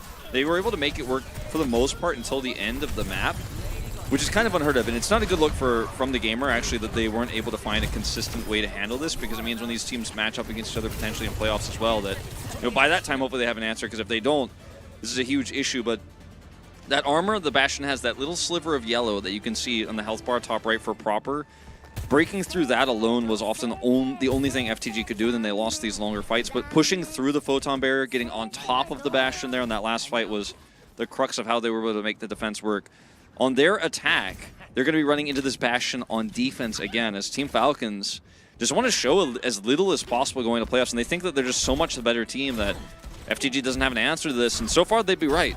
Yep, exactly, and FTG probably at least a little bit anticipating the Bastion pick, because Bernard is starting with the Sigma, because remember, like you said, Sigma with the Kinetic Grasp does have a little bit of an answer to negate damage negation against the Proper Bastion. We'll see how it goes. Currently, the entirety of Team Falcons is cramped up in that subway high ground over there, but always has the choice to TP in or out, as we saw in the first attack from the side of Team Falcons. However, FTG looks like they will be safely getting into that building, unless Team Falcons is just TPing into their face, and Fielder taking down Alpha, so this is going to be a huge chunk of damage denied from the side of FTG, and Bernard is trying his best to keep himself alive. However, it looks like this is at least for this attack, it's going to be donezo for the side of FTG. Yeah, definitely. And only getting rid of 2 members of Falcons here. Stalker should be able to rejoin quickly. He's going to have a teleport. There's a timing window here where FTG has attacker's advantage, and they might be able to come over here before Stalker can help with the TPs and scout out what they can find here. But I just don't think that they'll be able to get much done before Stalker does arrive. And it's once again going to be about whether you can burst that Bastion or whether you can get onto the point and force the Bastion to come to you. But best way to deal with the Bastion often, besides killing him, is just wait out his cooldowns. Just getting gunned down though. There's no retreat here. Yep, Fielder using an amplification matrix for a little bit more damage output on, probably just to boost Proper, but this time FTG did find Proper at Flora with a good right-click relic on shot onto Proper, so this may be FTG's window of opportunity. However, Bernard is very low and is taken down, so this is going to be yet one more attacking attempt thwarted by the side of Team Falcons. Oh, FTG Alpha E. This was a little bit awkward. I guess that was an attempt. The duplicator was an attempt to keep himself alive. However, well, at least it did pop. It did force out the Flux and, well, Bastion ult. Yeah, I mean, this is... That's the consolation prize here, but I think the Team Falcons should be able to still contest this point and with no issues here. Bernard's Flux is ready. Here it comes. Here it comes. I think this is about like 3 members take the Denied. air, but it is going to be denied. So good play from the side of Team Falcons. However, FTG, they are on the point, and it's no casualties on either side yet. Okay, the angle here is still very good though for Proper. Oh, that was a big right click from the side of Proper. Proper very low though. It is actually going to be FTG who takes down Proper and the rest of Team Falcons. So this is, it took them some time, Will, but FTG is, well, finally capped point A. And I'm just glad to see that Falcons are tired of playing Bastion and they will swap Proper over to Cassidy because I mean, there's obviously a certain point in which the Bastion stops working. It's when you lose full control over fights. And even if you're slightly out of control, then your composition just can't... The best defense is a good offense. It's kind of how Bastion works. And once the comp doesn't work together well and the Bastion can't threaten and he's on cooldowns, as we saw in that last fight where you can't do damage, you are in trouble. Now, high ground also going to Falcons here, so Proper, there's a lot of agency here. Flora finding an angle, though, and he does outrange this Cassidy. Once the barrier is gone, he has a lot of work that he could potentially get done. The fully charged Railgun didn't do a lot of... Well, I mean, it did a significant amount of damage, but it didn't find the kill that he was looking for. Alpha E on an off angle, probably looking for a beam to finish out some members, low HP members. Team Falcons starting the aggression, pulling the trigger with Chio's sound barrier, does quickly fade out, and then it is going to be Humpin with the Gravitic Flux, but it is actually going to be FTG who is going to take the better side of this better trade of this fight. So despite Team Falcons using 2 ultimates and FTG just, I think, just used 2 of their support ultimates, they still have the better trade. And it is approaching the final corner, and Team Falcons, maybe they elect to test? They definitely should, as they are going to come in here now. Immortality field first.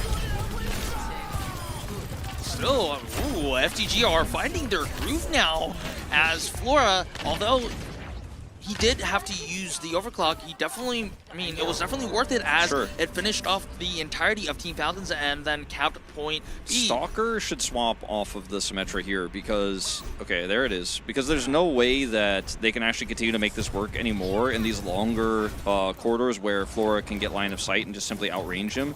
Swapping to the Echo here at least gives them a lot more agency in terms of cross and the ability to threaten behind Bernard's shield. The Symmetra was not going to be able to do much without getting in the thick of things and getting split off from her teammates. As Alpha E does have ult advantage right now, will likely copy the Sigma. Could also even opt to copy the Cassidy here. Will be the Sigma. It will be the Sigma indeed, and Violet is also having the rally up. They want to finish this here and now. Chio in an isolated position, yes. The immortality field does keep him alive for a little bit longer, but does not change the grand scheme of things as everyone... Well, wait a second. Okay, I thought for a second that Team Falcons was able to come back from that, but it is going to be FTG who wins the fight and wins the map, and so this is going to be an extended series, Wolf. Yep, starting off 1-1 now from the gamer. All business. You guys want to run your weird Bastion Symmetra. It was a nice attack. They had some momentum on B, but could not finish C. Were so hell-bent on continuing to run that composition, it did not work out, and then they're on the defense, just keeping it as well. The Symmetra just never able to find value, and then that Sigma duplicate coming through there with the Echo was enough to break the backbone of the composition there and then push through for the win as Alpha E carried super hard there from the gamer. And the Echo obviously can kind of circumvent what they're trying to set up there. they swapped off the Symmetra to their own Echo, but had the old disadvantage. And that comp just didn't actually... Once it loses momentum, you have to swap as soon as possible and actually regain composure, regain that old economy. They did not do that. And it almost just makes me feel like Team Falcons are really trying to hide strats today, and they really just don't want to show people what they think is the strongest composition. But it's going to cost them the second map, that's for sure. Yeah, I definitely agree. I definitely think that Team Falcons was greeting a little bit on the compositional side. Of course, as soon as Bastion was swapped out, I think Symmetra, like you said, Wolf, should have been swapped out immediately as well, but they probably didn't want to just expose some of their answers to, I guess, the counter, what FTG countered the Bastion with. So, but anyways, it looks like FTG looking pretty good as well. This is definitely looking like a much more competitive series where both teams are playing to their strength, are winning because they played better rather than specific teams making mistakes. So we're having a treat of a series here. But before we go to the third map, we are going to take a short break. So chat, don't go anywhere.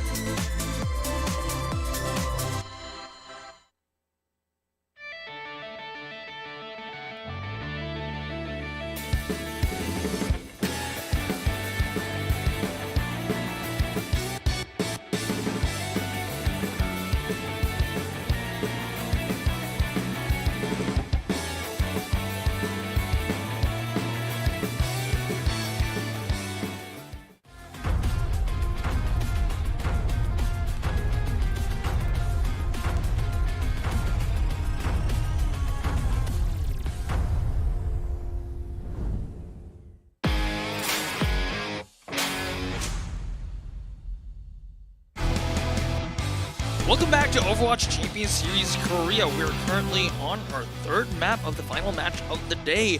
And this is not match point. We are evenly matched on Falcons versus FTG now. We have Push, Flashpoint, and Escort available. This is going to be Falcons' choice of map type and map. Looking at the current, well, win rates right now, I wouldn't be surprised if Falcons chose like any of those three I mean, map types. If we go to Flashpoint, if they just really want to play Bastion, just go to Saravasa.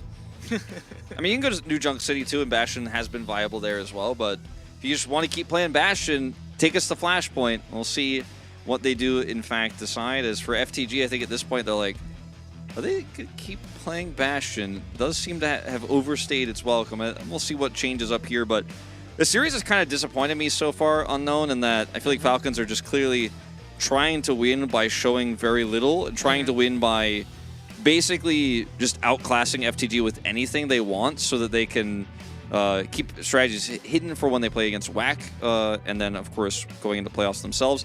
They will choose Esperanza, which is, I believe, their highest win rate pick here for push. They're at 83%, so not a surprise to see this, but it also is a joy because it means probably no more Bastion.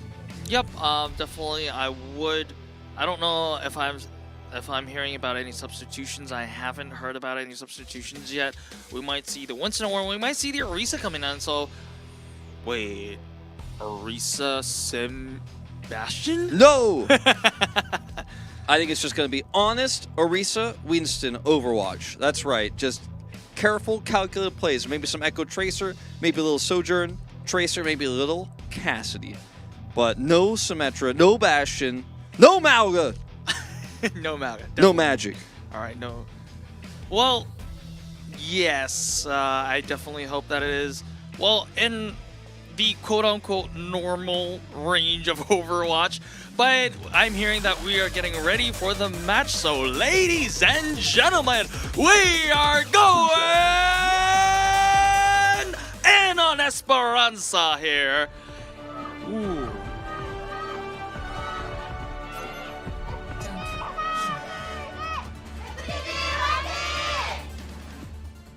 Some FTG fans out in force, hoping for the upset win.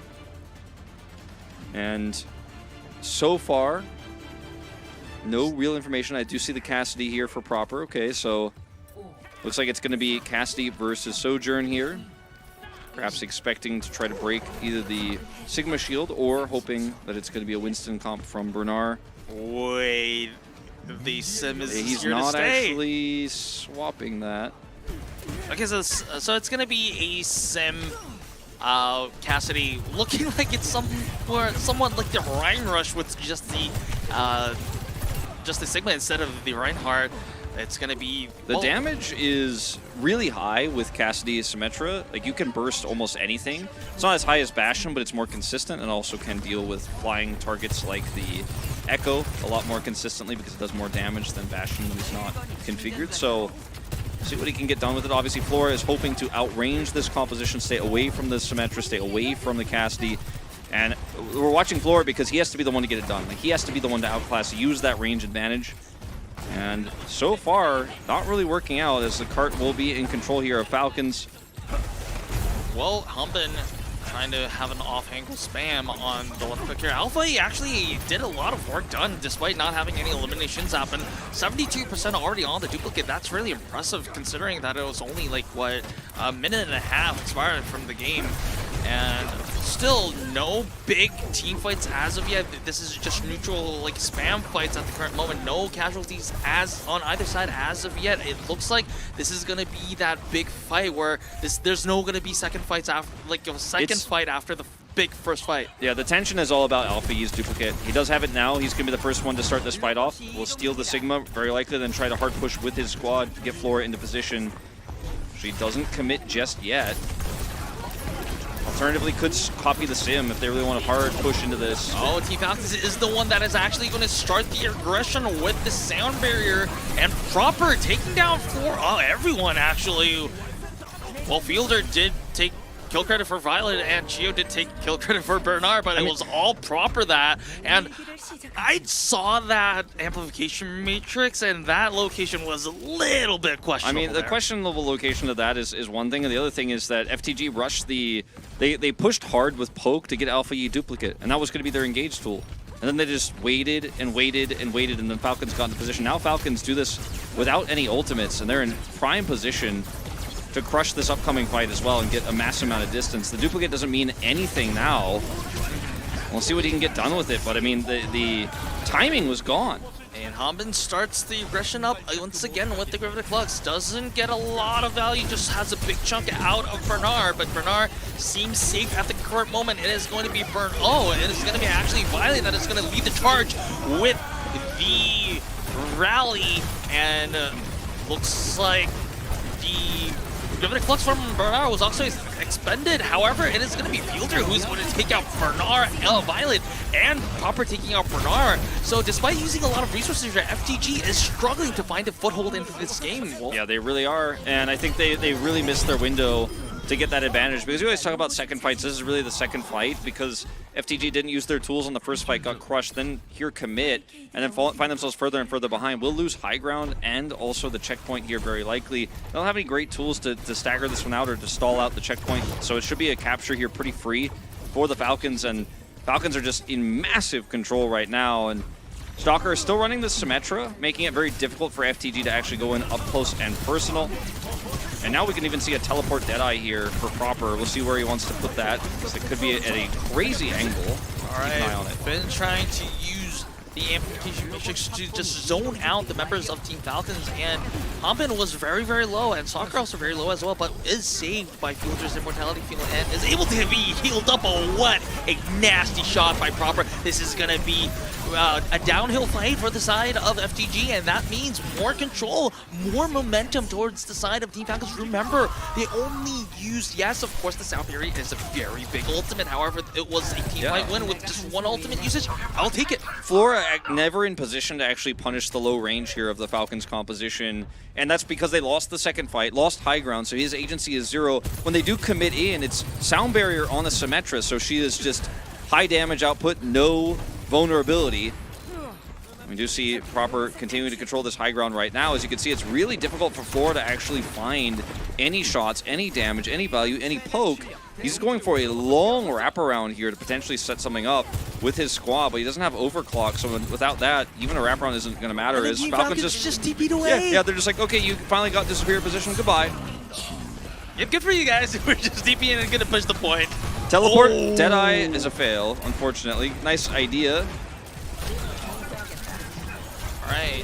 Fielder left alone. Flora in kind of a rough position. I don't think that Flora has a clear line of sight for a good headshot. Well, I mean, he was able to, they get the pick on the Fielder, he was able to wrap around here. And even though From the Gamer ended up getting back the cart control, they've now only pushed it back to neutral. And guess what? Falcons have already gotten the better high ground on the other side now. And they still have ult advantage. Like, exactly. And they have so many, Team Falcons has so many tools to choose from, and FTG, they have to make a breakthrough, and this probably involves some of the outplays from the DPS department on FTG. Ultimates used, both amplification matrix used on both sides, and is Soccer going to be dividing the map with the photon barrier, so this is going to deny a lot of the damage that is amplified from Finn's window over there. They just brought the photon barrier and sit on the cart so that From the Gamer can't actually push. See what Bernard can get done with his ultimate here, but Alpha E. Oh, Alpha E taking down Field. This is going to be a start of a potential comeback if there is any. Chio decides to commit with the Sound Barrier, and Hanbin also with the Gravitic Flux on that small room there, and oh, wait a second. Bernard actually answers with the Flux of his own, is actually going to get the better trade. Team Falcons, they were a member down and they decided to invest ultimates, and they were punished by FTG here. Yeah, they really thought they could win that fight with Hanbin turning it around with the Flux, but the timing was a little bit off there, and Proper wasn't in a safe spot to where he could actually do damage. Without the Photon Barrier, team composition fell apart very quickly. Alfie's pulse onto Fielder was the real deciding factor, because then they lost half of their healing output, arguably 2/3 of their healing output with the Lucio here. Stalker charged up. Yep. We'll have to back off Immortality Field here for Flora. Still struggling to find any angles to do damage this game. Like, he should be able to find somebody. He's just been so unsuccessful every time he does. Like you said, the teleporter does allow repositioning here. Oh, wait, that Deadeye was instantly denied by Bernard's accretion here, so good awareness from Bernard here. However, Fielder also uses the amplification matrix to zone out members of FTG away from the bot, and he is successful to a certain point. But Finn despite using the amplification matrix of his own, Proper just headshots Flora out of existence, and Fielder takes down Finn as well. So this is going to be another team fight win for the Proper center. also living with like 10 health there and taking out Alpha Yi with a fantastic headshot, and Falcons back in full control of the robot here, starting to push it. Might be able to get up to something like 100 here if they win this next fight, perhaps even more. Bernari is going to have the flux advantage going into this fight, but they also have Photon Barrier to deny any follow-up damage. So Falcons here, this corner is going to be the toughest part. If they win this fight here, they should be able to push to 100 plus. Yep, and FTG knows that they don't want to give up this corner to Team Falcons. We're at 2-minute warning here. I mean, 145 on the clock. FTG need to win this fight, and they need to win it efficiently. Maybe a rally to start things off. They need to get past the Photon Barrier, so rallying to get them the ability to walk through that could be the way. So look at the repositioning constantly here from Stalker. So frustrating to play against this. You thought you had high ground advantage. Nope. They moved elsewhere, and now they're above you. Yep. And Bernard, Excavation goes wide. And here is Hombin's Gravitic Flux.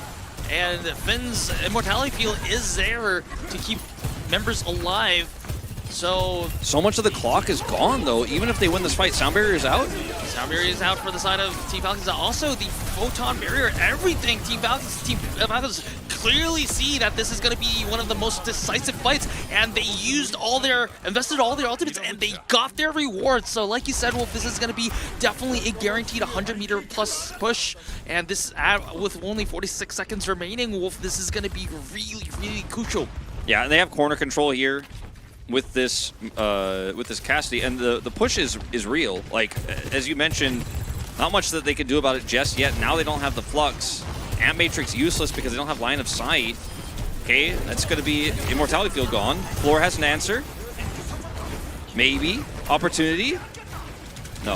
So this is kind of a similar situation on the first match of the day where I think FTG has to win like 3 or 4 in a row. And the thing is, like, they won that fight, air quote, but they didn't really get that much control, and they were actually slowed down. And Hanbin sacrifices himself so that Proper can maintain high ground advantage here as we get back to neutral. And they're going to have the Symmetra, of course, so, you know, high ground is really only theoretical at this point. As you can see here, just getting the team teleported back and taxing them over. And look at this high ground. No high ground control for Floor, even though he has the overclock. How much value can he actually get out of this overclock here is the question they'll have to answer if they want to win the first of many fights. Yep. And this is going to be Flora on the overclock. Finn taking down, so this is not going to help FTG chances at all. Finally taking down Bernard falls as well. Flora also very low. He's going to be the last member on that cart. So this is going to be overtime, bleeding out, and Esperanza is going Team Falcons' way. And wow, again, we're seeing a little bit of different versions of Team Falcons here. Of course, in Midtown, it was a little bit of a greedy, a little bit of over-greed from Team Falcons that cost them the map, but they kept playing Bastion. Yeah, but like in Control and now on Push here, it looks like they're very comfortable with what they're playing and winning in a very dominant fashion. I mean, the problem was that they were just running circles around, quite literally, FTG with a Symmetra, and we never, like, I feel like Flora needs to perform way better in the timing windows he has where he has line of sight. Like, there were a few moments where he actually had overclock, line of sight advantage, knew where the teleporter was placed, and didn't commit. And the most egregious part of this for me for FTG was actually the first fight where they rushed out that duplicate and then didn't use it and then lost the fight. That was the moment for me where I was like, wait, I'm not sure if they know what their game plan is going to this. Maybe there's some frustration with how the series is looking, etc. But got to clean that up. Like, the DPS line here has to be crisper. And we know they're capable of it, but so far they're not showing it. Yeah, I mean, of course, we've definitely seen some bright spots from the gamer, and also we've seen FTG. We've seen these players not just in recent weeks, but also historically as well. They have the talent to punish Team Falcons when they make greedy mistakes, or they just make mistakes in general. But at the current moment, Team Falcons is not letting that happen, or rather, FTG is stopping themselves from making that happen. So they do have to kind of shine up on that front, but. Well, they still have another chance. It is match point in favor of Team Falcons. However, we'll see if FTG can come back after a short break, so don't go anywhere.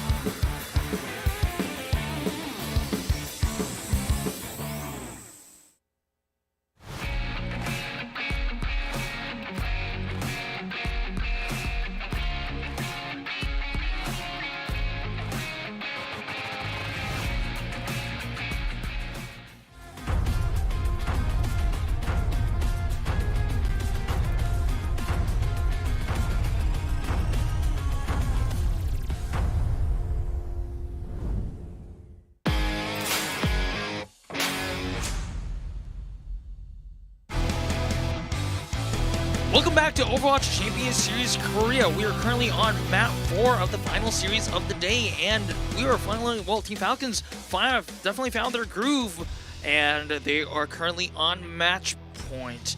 This is the only 2 remaining map types that can be played as Flashpoint and Escort. So the only map that FTG has played of Esport is Shambali Monastery. They haven't played Suravasa, and I don't think you want to play Flashpoint into Falcons with their Bastion Symmetra right now. You will eventually have to if you're going to win this series and bring it to 5, but maybe save that for last. So maybe go to Shambali, or they could take us to Dorado, for example, or a Circuit Royale if they feel confident they can actually win that long range battle. Flora has really been quite invisible today. I love Flora as a player, by the way.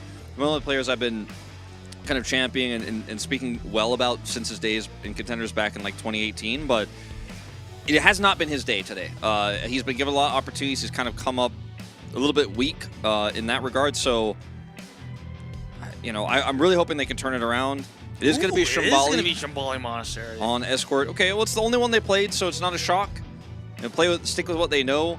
Very tight beginning to this map, as we discussed in our first series today. So the way you play this has to be very crisp. I think this is a map where we could see some rare picks like the Doomfist on the first point. You could see Ramatra. I do think like Reinhardt a little bit more viable here. Maybe even something with Mei.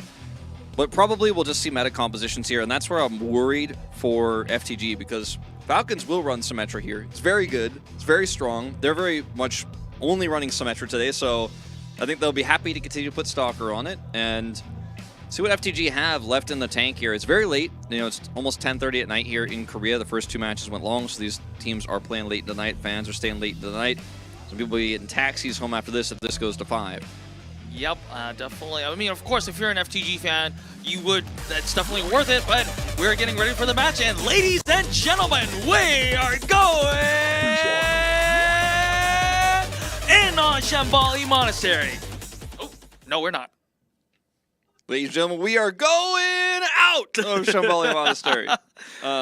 We're pausing. We were almost there. Yes, we were almost there. Finn has a headset issue, sound issue. Yep, we just took a gas stop. Shambali Monastery is a very long road. I don't know what these players like kick USB cables out or something. Like, how did we play 3 maps and then like suddenly he has a sound issue now? I think from my experience, I actually played on stage before over there. It is usually you just kick the USB port. It is. Yeah, no, I mean that's the thing. Like, stop kicking it out. Come on, players, Finn. And also sometimes, so they use special headsets. Those are aviation headsets, and they have software. They have integrated software in it, and it sometimes kind of crashes with the voice chat program software over there. Yeah, I mean that is generally what happens. I mean sometimes. Usually in esports, it is not like we don't have players in Discord or anything like that. Usually it's hardwired through the headsets, just so that there's no software connected. But depending on what they are using for this, it could be a software issue. But it looks like the issue may be resolved. This Finn is laughing, and the refs are stepped away. It's probably a cable issue. It's just plug back the USB in and this. And they get back to it, like they're like, "Oh, sorry." You hear that dun, dun, dun, dun, the Windows sound, and then he's just typing P P P P P P P. Hold on. P P P P P P P.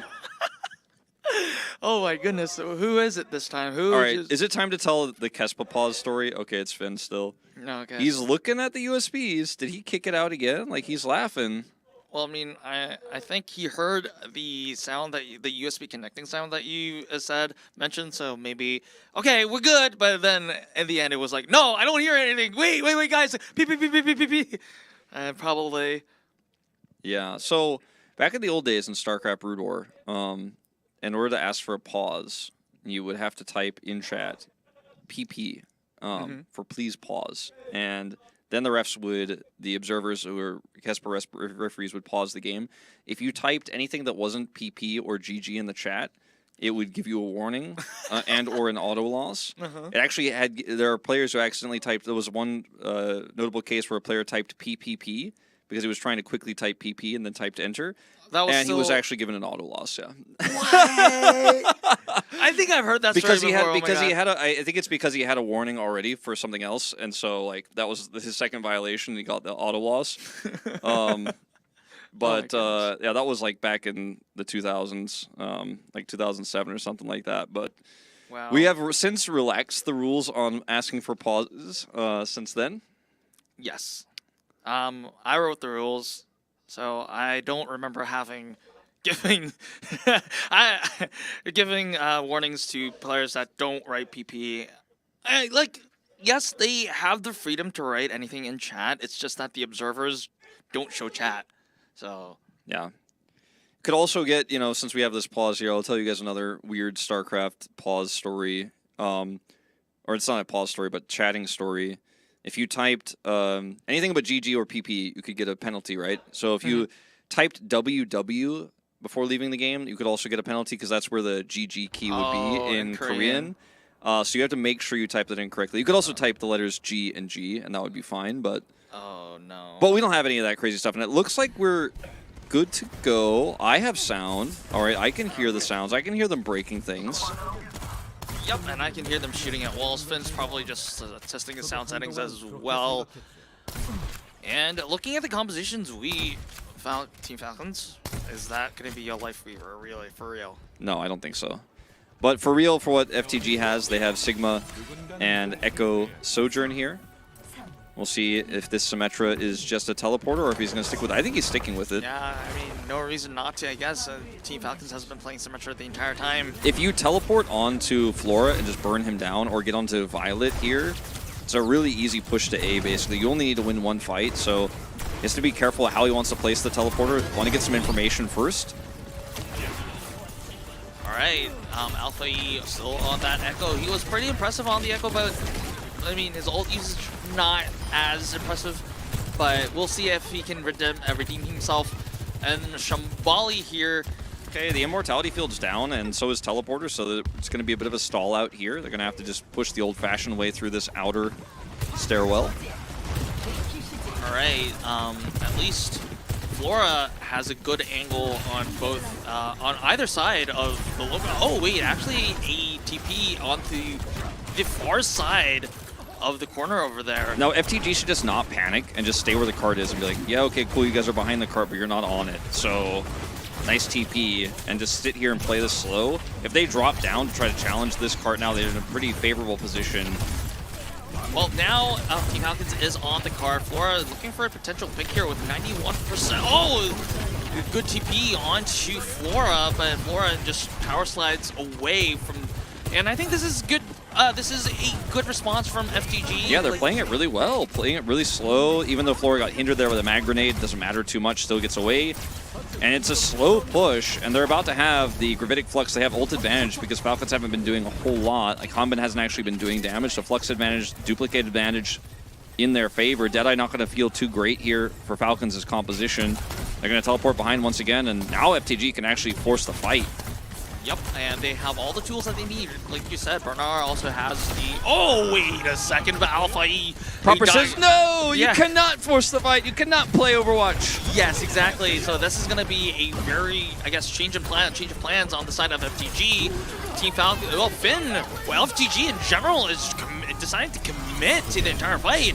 However, I don't know if this is going to be a good idea in general, because not only does Team Falcons have an advantage, they're going to use the ultimates later on. Flora doing what he can and taking out Chio. Okay, so never mind. Bernard knows Overwatch a lot better than we do. So it is going to just, despite the initial numbers disadvantage, good job from FTG to invest the ultimates and reap the rewards from it. No, absolutely. I mean, they were able to get positional advantage from those ult commitments, and yes, they are now behind on ultimates, and Team Falcons will likely be able to get some decent value out of this photon barrier, but again, they're still running a symmetric composition. They are outranged here, and once again, Team Falcon's going to try to use that teleport, but you only get one in the fight, and if FTG just play back, they should be okay. Once again, going to teleport onto this high ground, wrap around, FTG backing off. They need to make something happen, because remember, like amongst all the shenanigans here, they only have 1 minute left to cap point A, and even despite using 2 ultimates, they're not converting into any kills. Okay, Proper says no once again. Proper's just trolling us at this point, and Helmet follows up with Finn on a kill on Finn, and there is that cap that we've been waiting for. It took them a little tad while, but Team Falcons eventually make it happen, and it is the cap that matters. Yeah, did take them quite a bit, but they are able to get the capture there in the end. And eventually it was Proper who found the pick, found the kill there. It has been kind of silly how FTG have just circumvented everything, and then Proper on this Cassidy finds a way. Now, remember when I was talking about the Mei?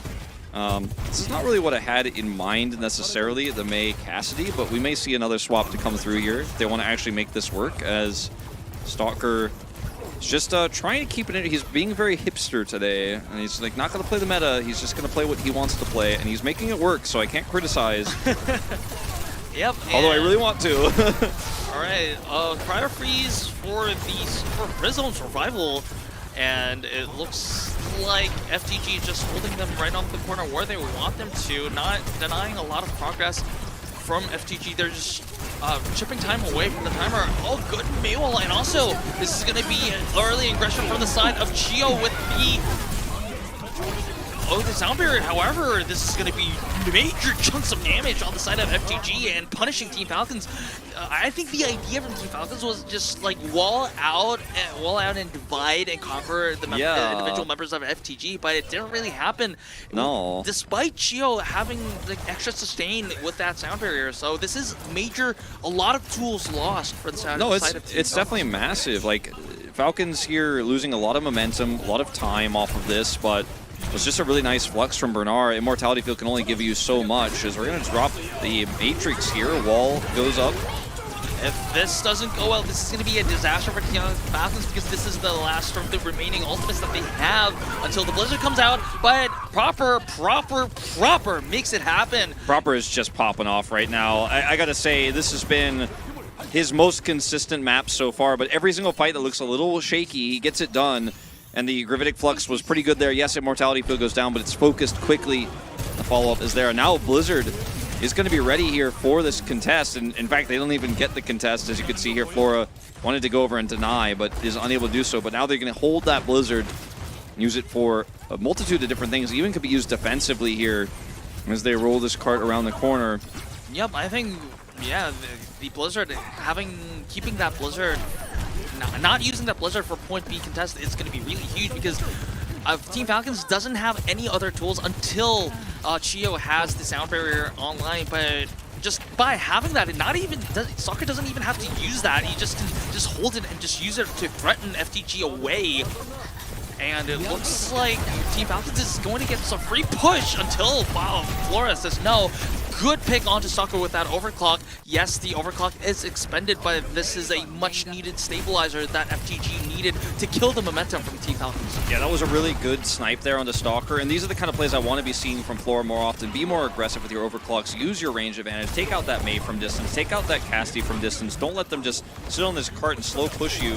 Use your range advantage, use the fact that you have this long, extended road here leading to C.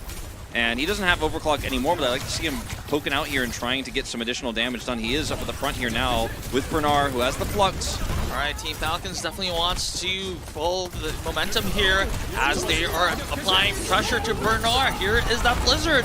Team Falcons is just using everything in their war chest to just make this push happen on the corner. However, FTG is actually surviving pretty long. Yes, Flora does follow Violet very low, but will be having that rally. The question is, will he instantly pop it off? He doesn't feel the need to at the current moment. Now he will, and a massive stun, but does not convert into any kills. Bernard very low, but Violet is actually going to be taken out by Proper. Good headshot from Proper. Immortality Field does extend Bernard's life, but not for long, as the massive investment of ultimates from Team Falcons will pay off, and despite having only 15 seconds on the time bank, they still manage to full cap Shambali. Yeah, they do full cap the map, and all they need to do is have a decent defense now, and they should be feeling pretty good about their chances of closing this series out and moving up to first place here in our seeding matches thus far. As well, they would be tied with Yeti, I suppose, but there were some good moments here for sure on this attack. Bernard's Flux was massive. Obviously, in a choke point like that, you are going to get an insane amount of value. Immortality Field is focused, and then they just wipe them. But there were also, I feel like, moments where Proper was just uncontested. Like, free-firing like this, as where's the target selection here on the side of FTG? It's just very poor.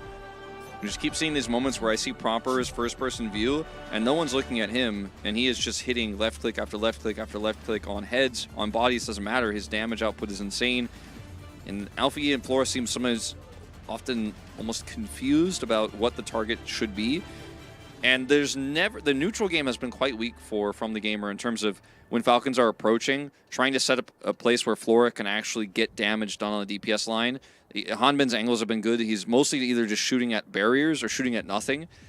Part of that was the Symmetra, obviously, where they're repositioning a lot, but Falcons are going to continue to run this Mei here for the defense of A, and we'll see Flora onto the Cassidy now this time around. Violet actually looking for a Zenyatta pick here for some additional range damage. This is actually really ambitious from the side of FTG. This means that they're just going to trade off mobility for damage and also a lot of healing output, because this is they're going to miss the Baptiste and the Mortality Field, so this is going to be a little bit more risk for Proper, actually Flora now, because he won't be having that second chance life. No, certainly not. Violet getting a decent amount of poked on. It also will help break Hanbin's shields to give Flora a little bit more agency. As you can see here, Alfie also focusing down Hanbin, pushing him back there.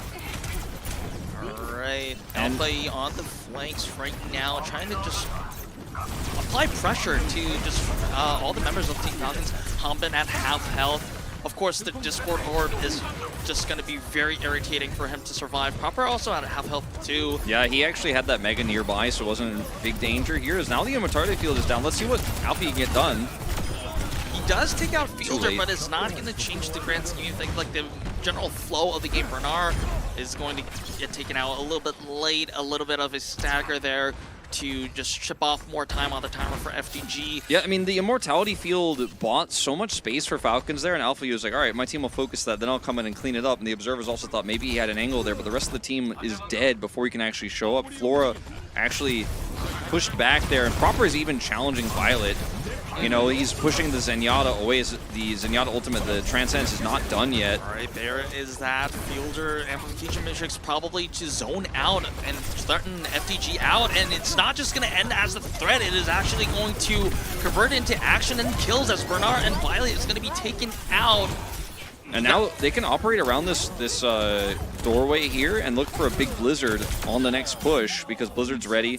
Transcendence, can be used to kind of stop the Blizzard value from coming through, but that's a trade of ultimates you'll take as Team Falcons here when you have this little push against you, when you have this much control over the map right now.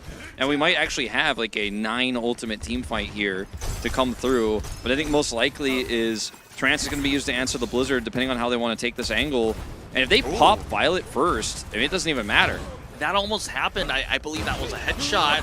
And Finn uses the implication mixers, and the Violet's Transcendence has to be used to answer the Gravitic Flux. Hummin low, but Chio actually taking down, Proper taking down as well. So this is actually going FTG's way. Alpha E with the duplication on the Sigma probably will not. Oh, it actually has the Flux. So this is going to be really huge for the side of FTG. They use 3 ultimates to make it happen, but they finally just is free of the barricade that Team Falcons were having on their spawn, no less. Falcons did force out, some critical ultimates. Violet's going to swap back over to Kiriko now because he did use the Transcendence there. But they're going to have Sound Barrier advantage, they're going to have Blizzard. There is no way on this fight, barring a miracle, that FTG actually cap A. And they have such little time that they need to be decisive. They need to push faster than they are now. This could be so bad for them. Blizzard's already out. Sound Barrier dropped as well. So this is Bernard's Gravitic Flux doesn't convert into any kills. Now this is the big question is going to be how FTG is going to answer the Blizzard. And Fielder uses the Amplification Matrix to zone out FTG, and by being zoned out, that means more time denied by the side of FTG, and time is a luxury that they don't have, and Alpha taking down is not going to help FTG's fortunes. Bernard frozen, and the longer fight does not favor them here. Time is running out. I don't think they're going to get even another team fight here. So patient, we're the Falcons.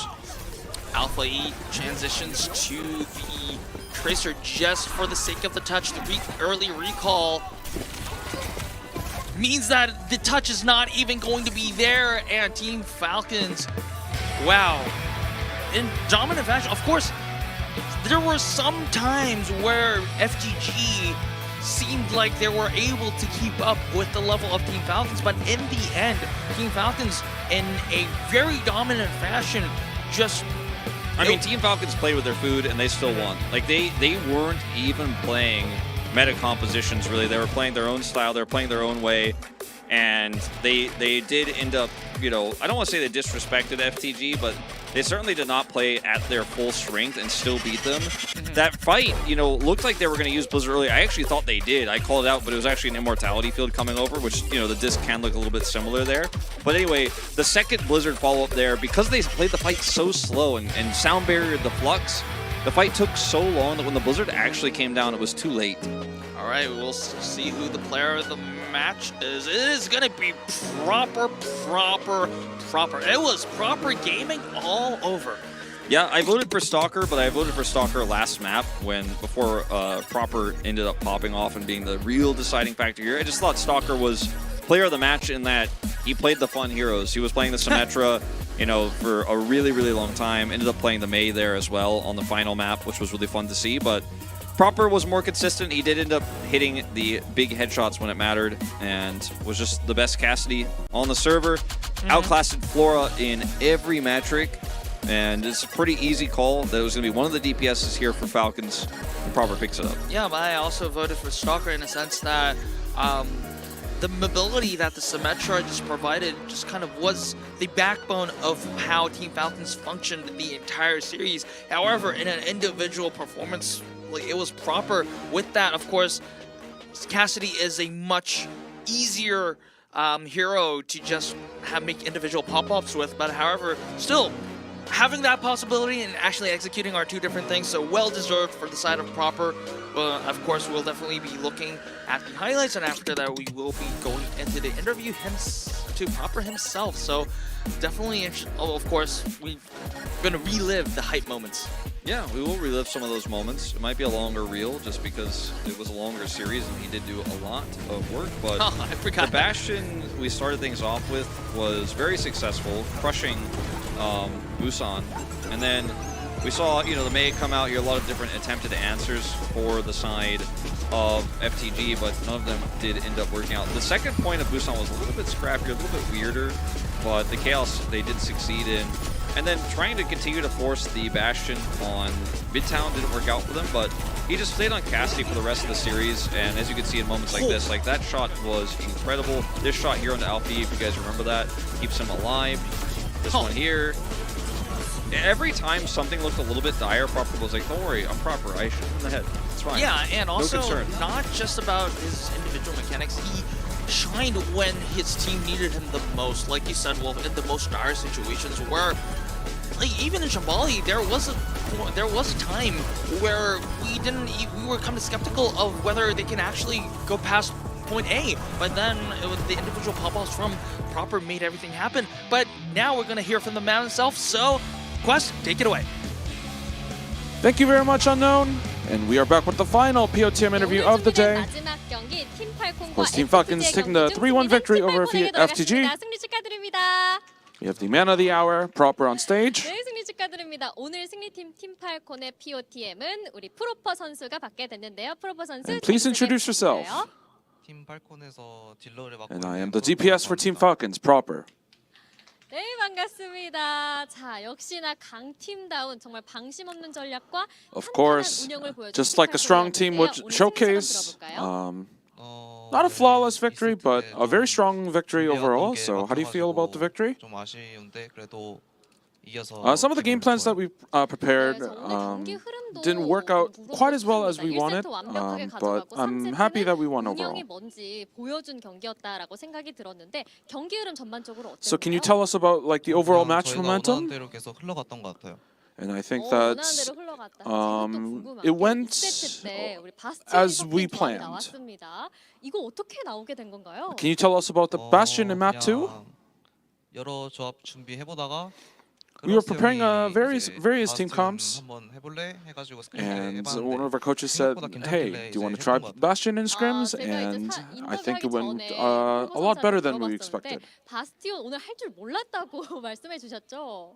Earlier, you said that I didn't think we would play Bastion, 바스티온으로 정말 좀 재밌는 경기 but he ended up playing it, of course. 조합적으로 우리 팀팔콘이 FTG에게 정말 힘든 오늘 하루를 안겨줬던 것 같아요. 바스를 꺼내고 또 시메를 꺼내면 이제 Of course, showcasing the Bastion, Symmetra.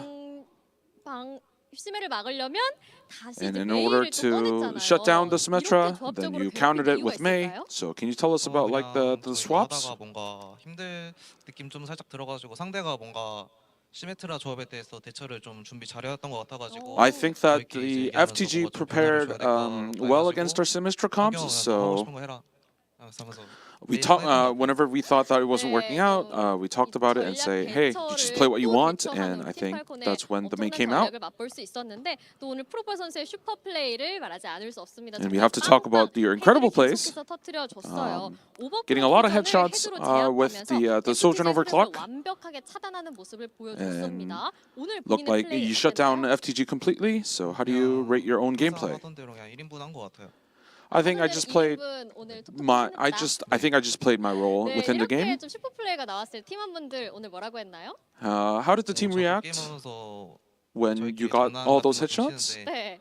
예를 들어 이른 뒤에 그냥 동시 이런 거 붙여가지고 제 가운데 그래서 준이 형이 자꾸 동시 이러면서 오늘 좋은데 라작 이런 느낌으로 계속 We always just kind of joke around whenever we see, whenever, you know, during within the game, and I think that we were just continuing to joke around even when those plays were coming out. 정말 최고조에 오른 것 같아요. 앞으로도 기대해도 될까요? And it feels like Team Falcons showcase the peak of their gameplay.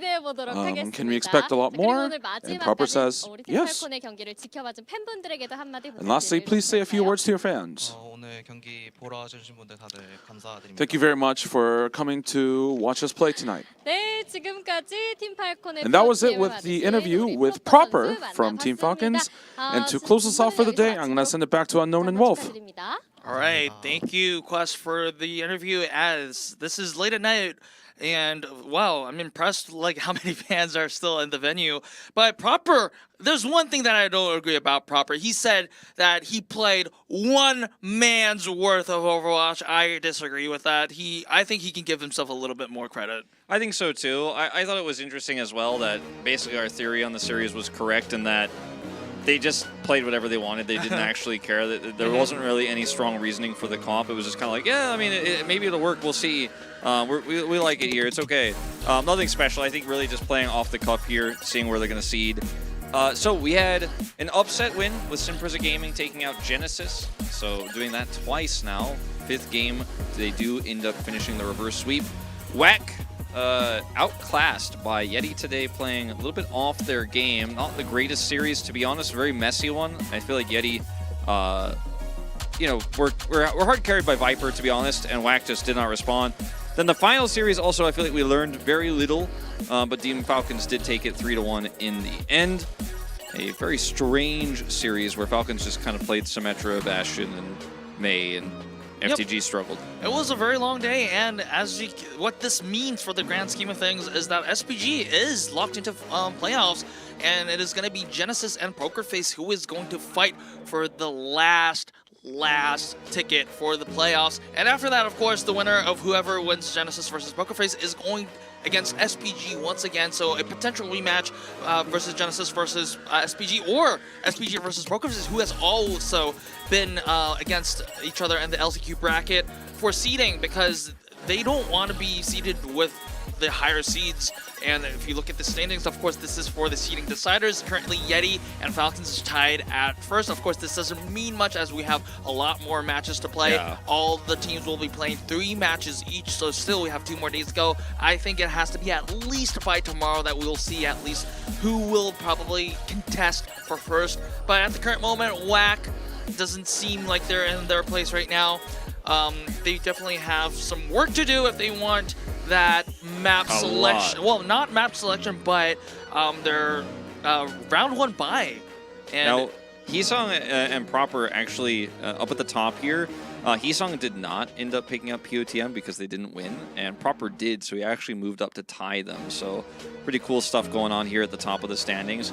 And yeah, I think we will learn a lot more tomorrow, and of course moving on to Sunday. So there's a lot more Overwatch left to play. Tomorrow's matches, Genesis versus Pokerface to see who our last playoff team is going to be.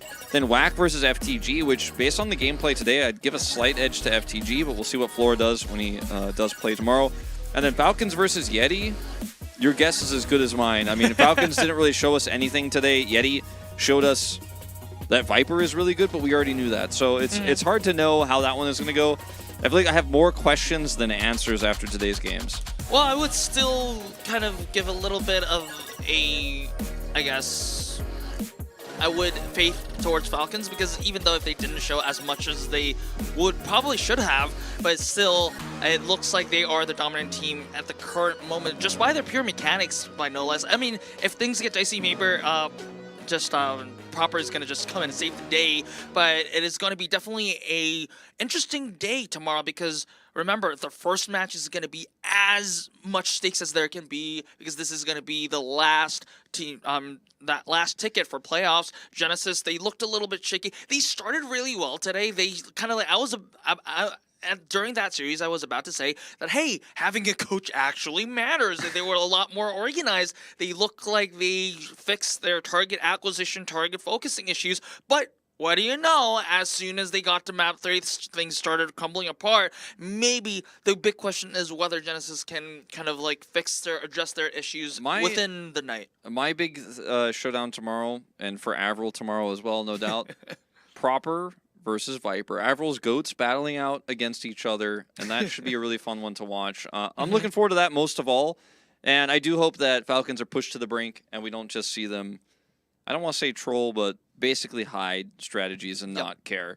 I feel like our Korean teams have not taken the seeding matches very seriously, and I would like to see that change, because we have our best teams playing against each other in a round robin. And I want the high quality gameplay. Give it to me. I definitely want to point this out, because just having a round 1 bye and also getting to choose your opponent in round 2, that's like, in round 2, if you win that match, you qualify straight into OWCS Asia. So that's really big, and I don't think teams understand that at this current moment, because that's really, really big.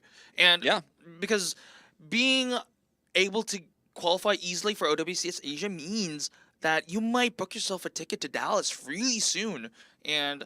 But we'll see. It was just the first day. We still have a few more days on the series sitting deciders and also the LCQ. But for now, this is it for us. And actually, we're going to be back tomorrow. So you're going to be stuck with us tomorrow as well. But we'll be bringing you some more quality Overwatch tomorrow. So this is it for us. See you tomorrow.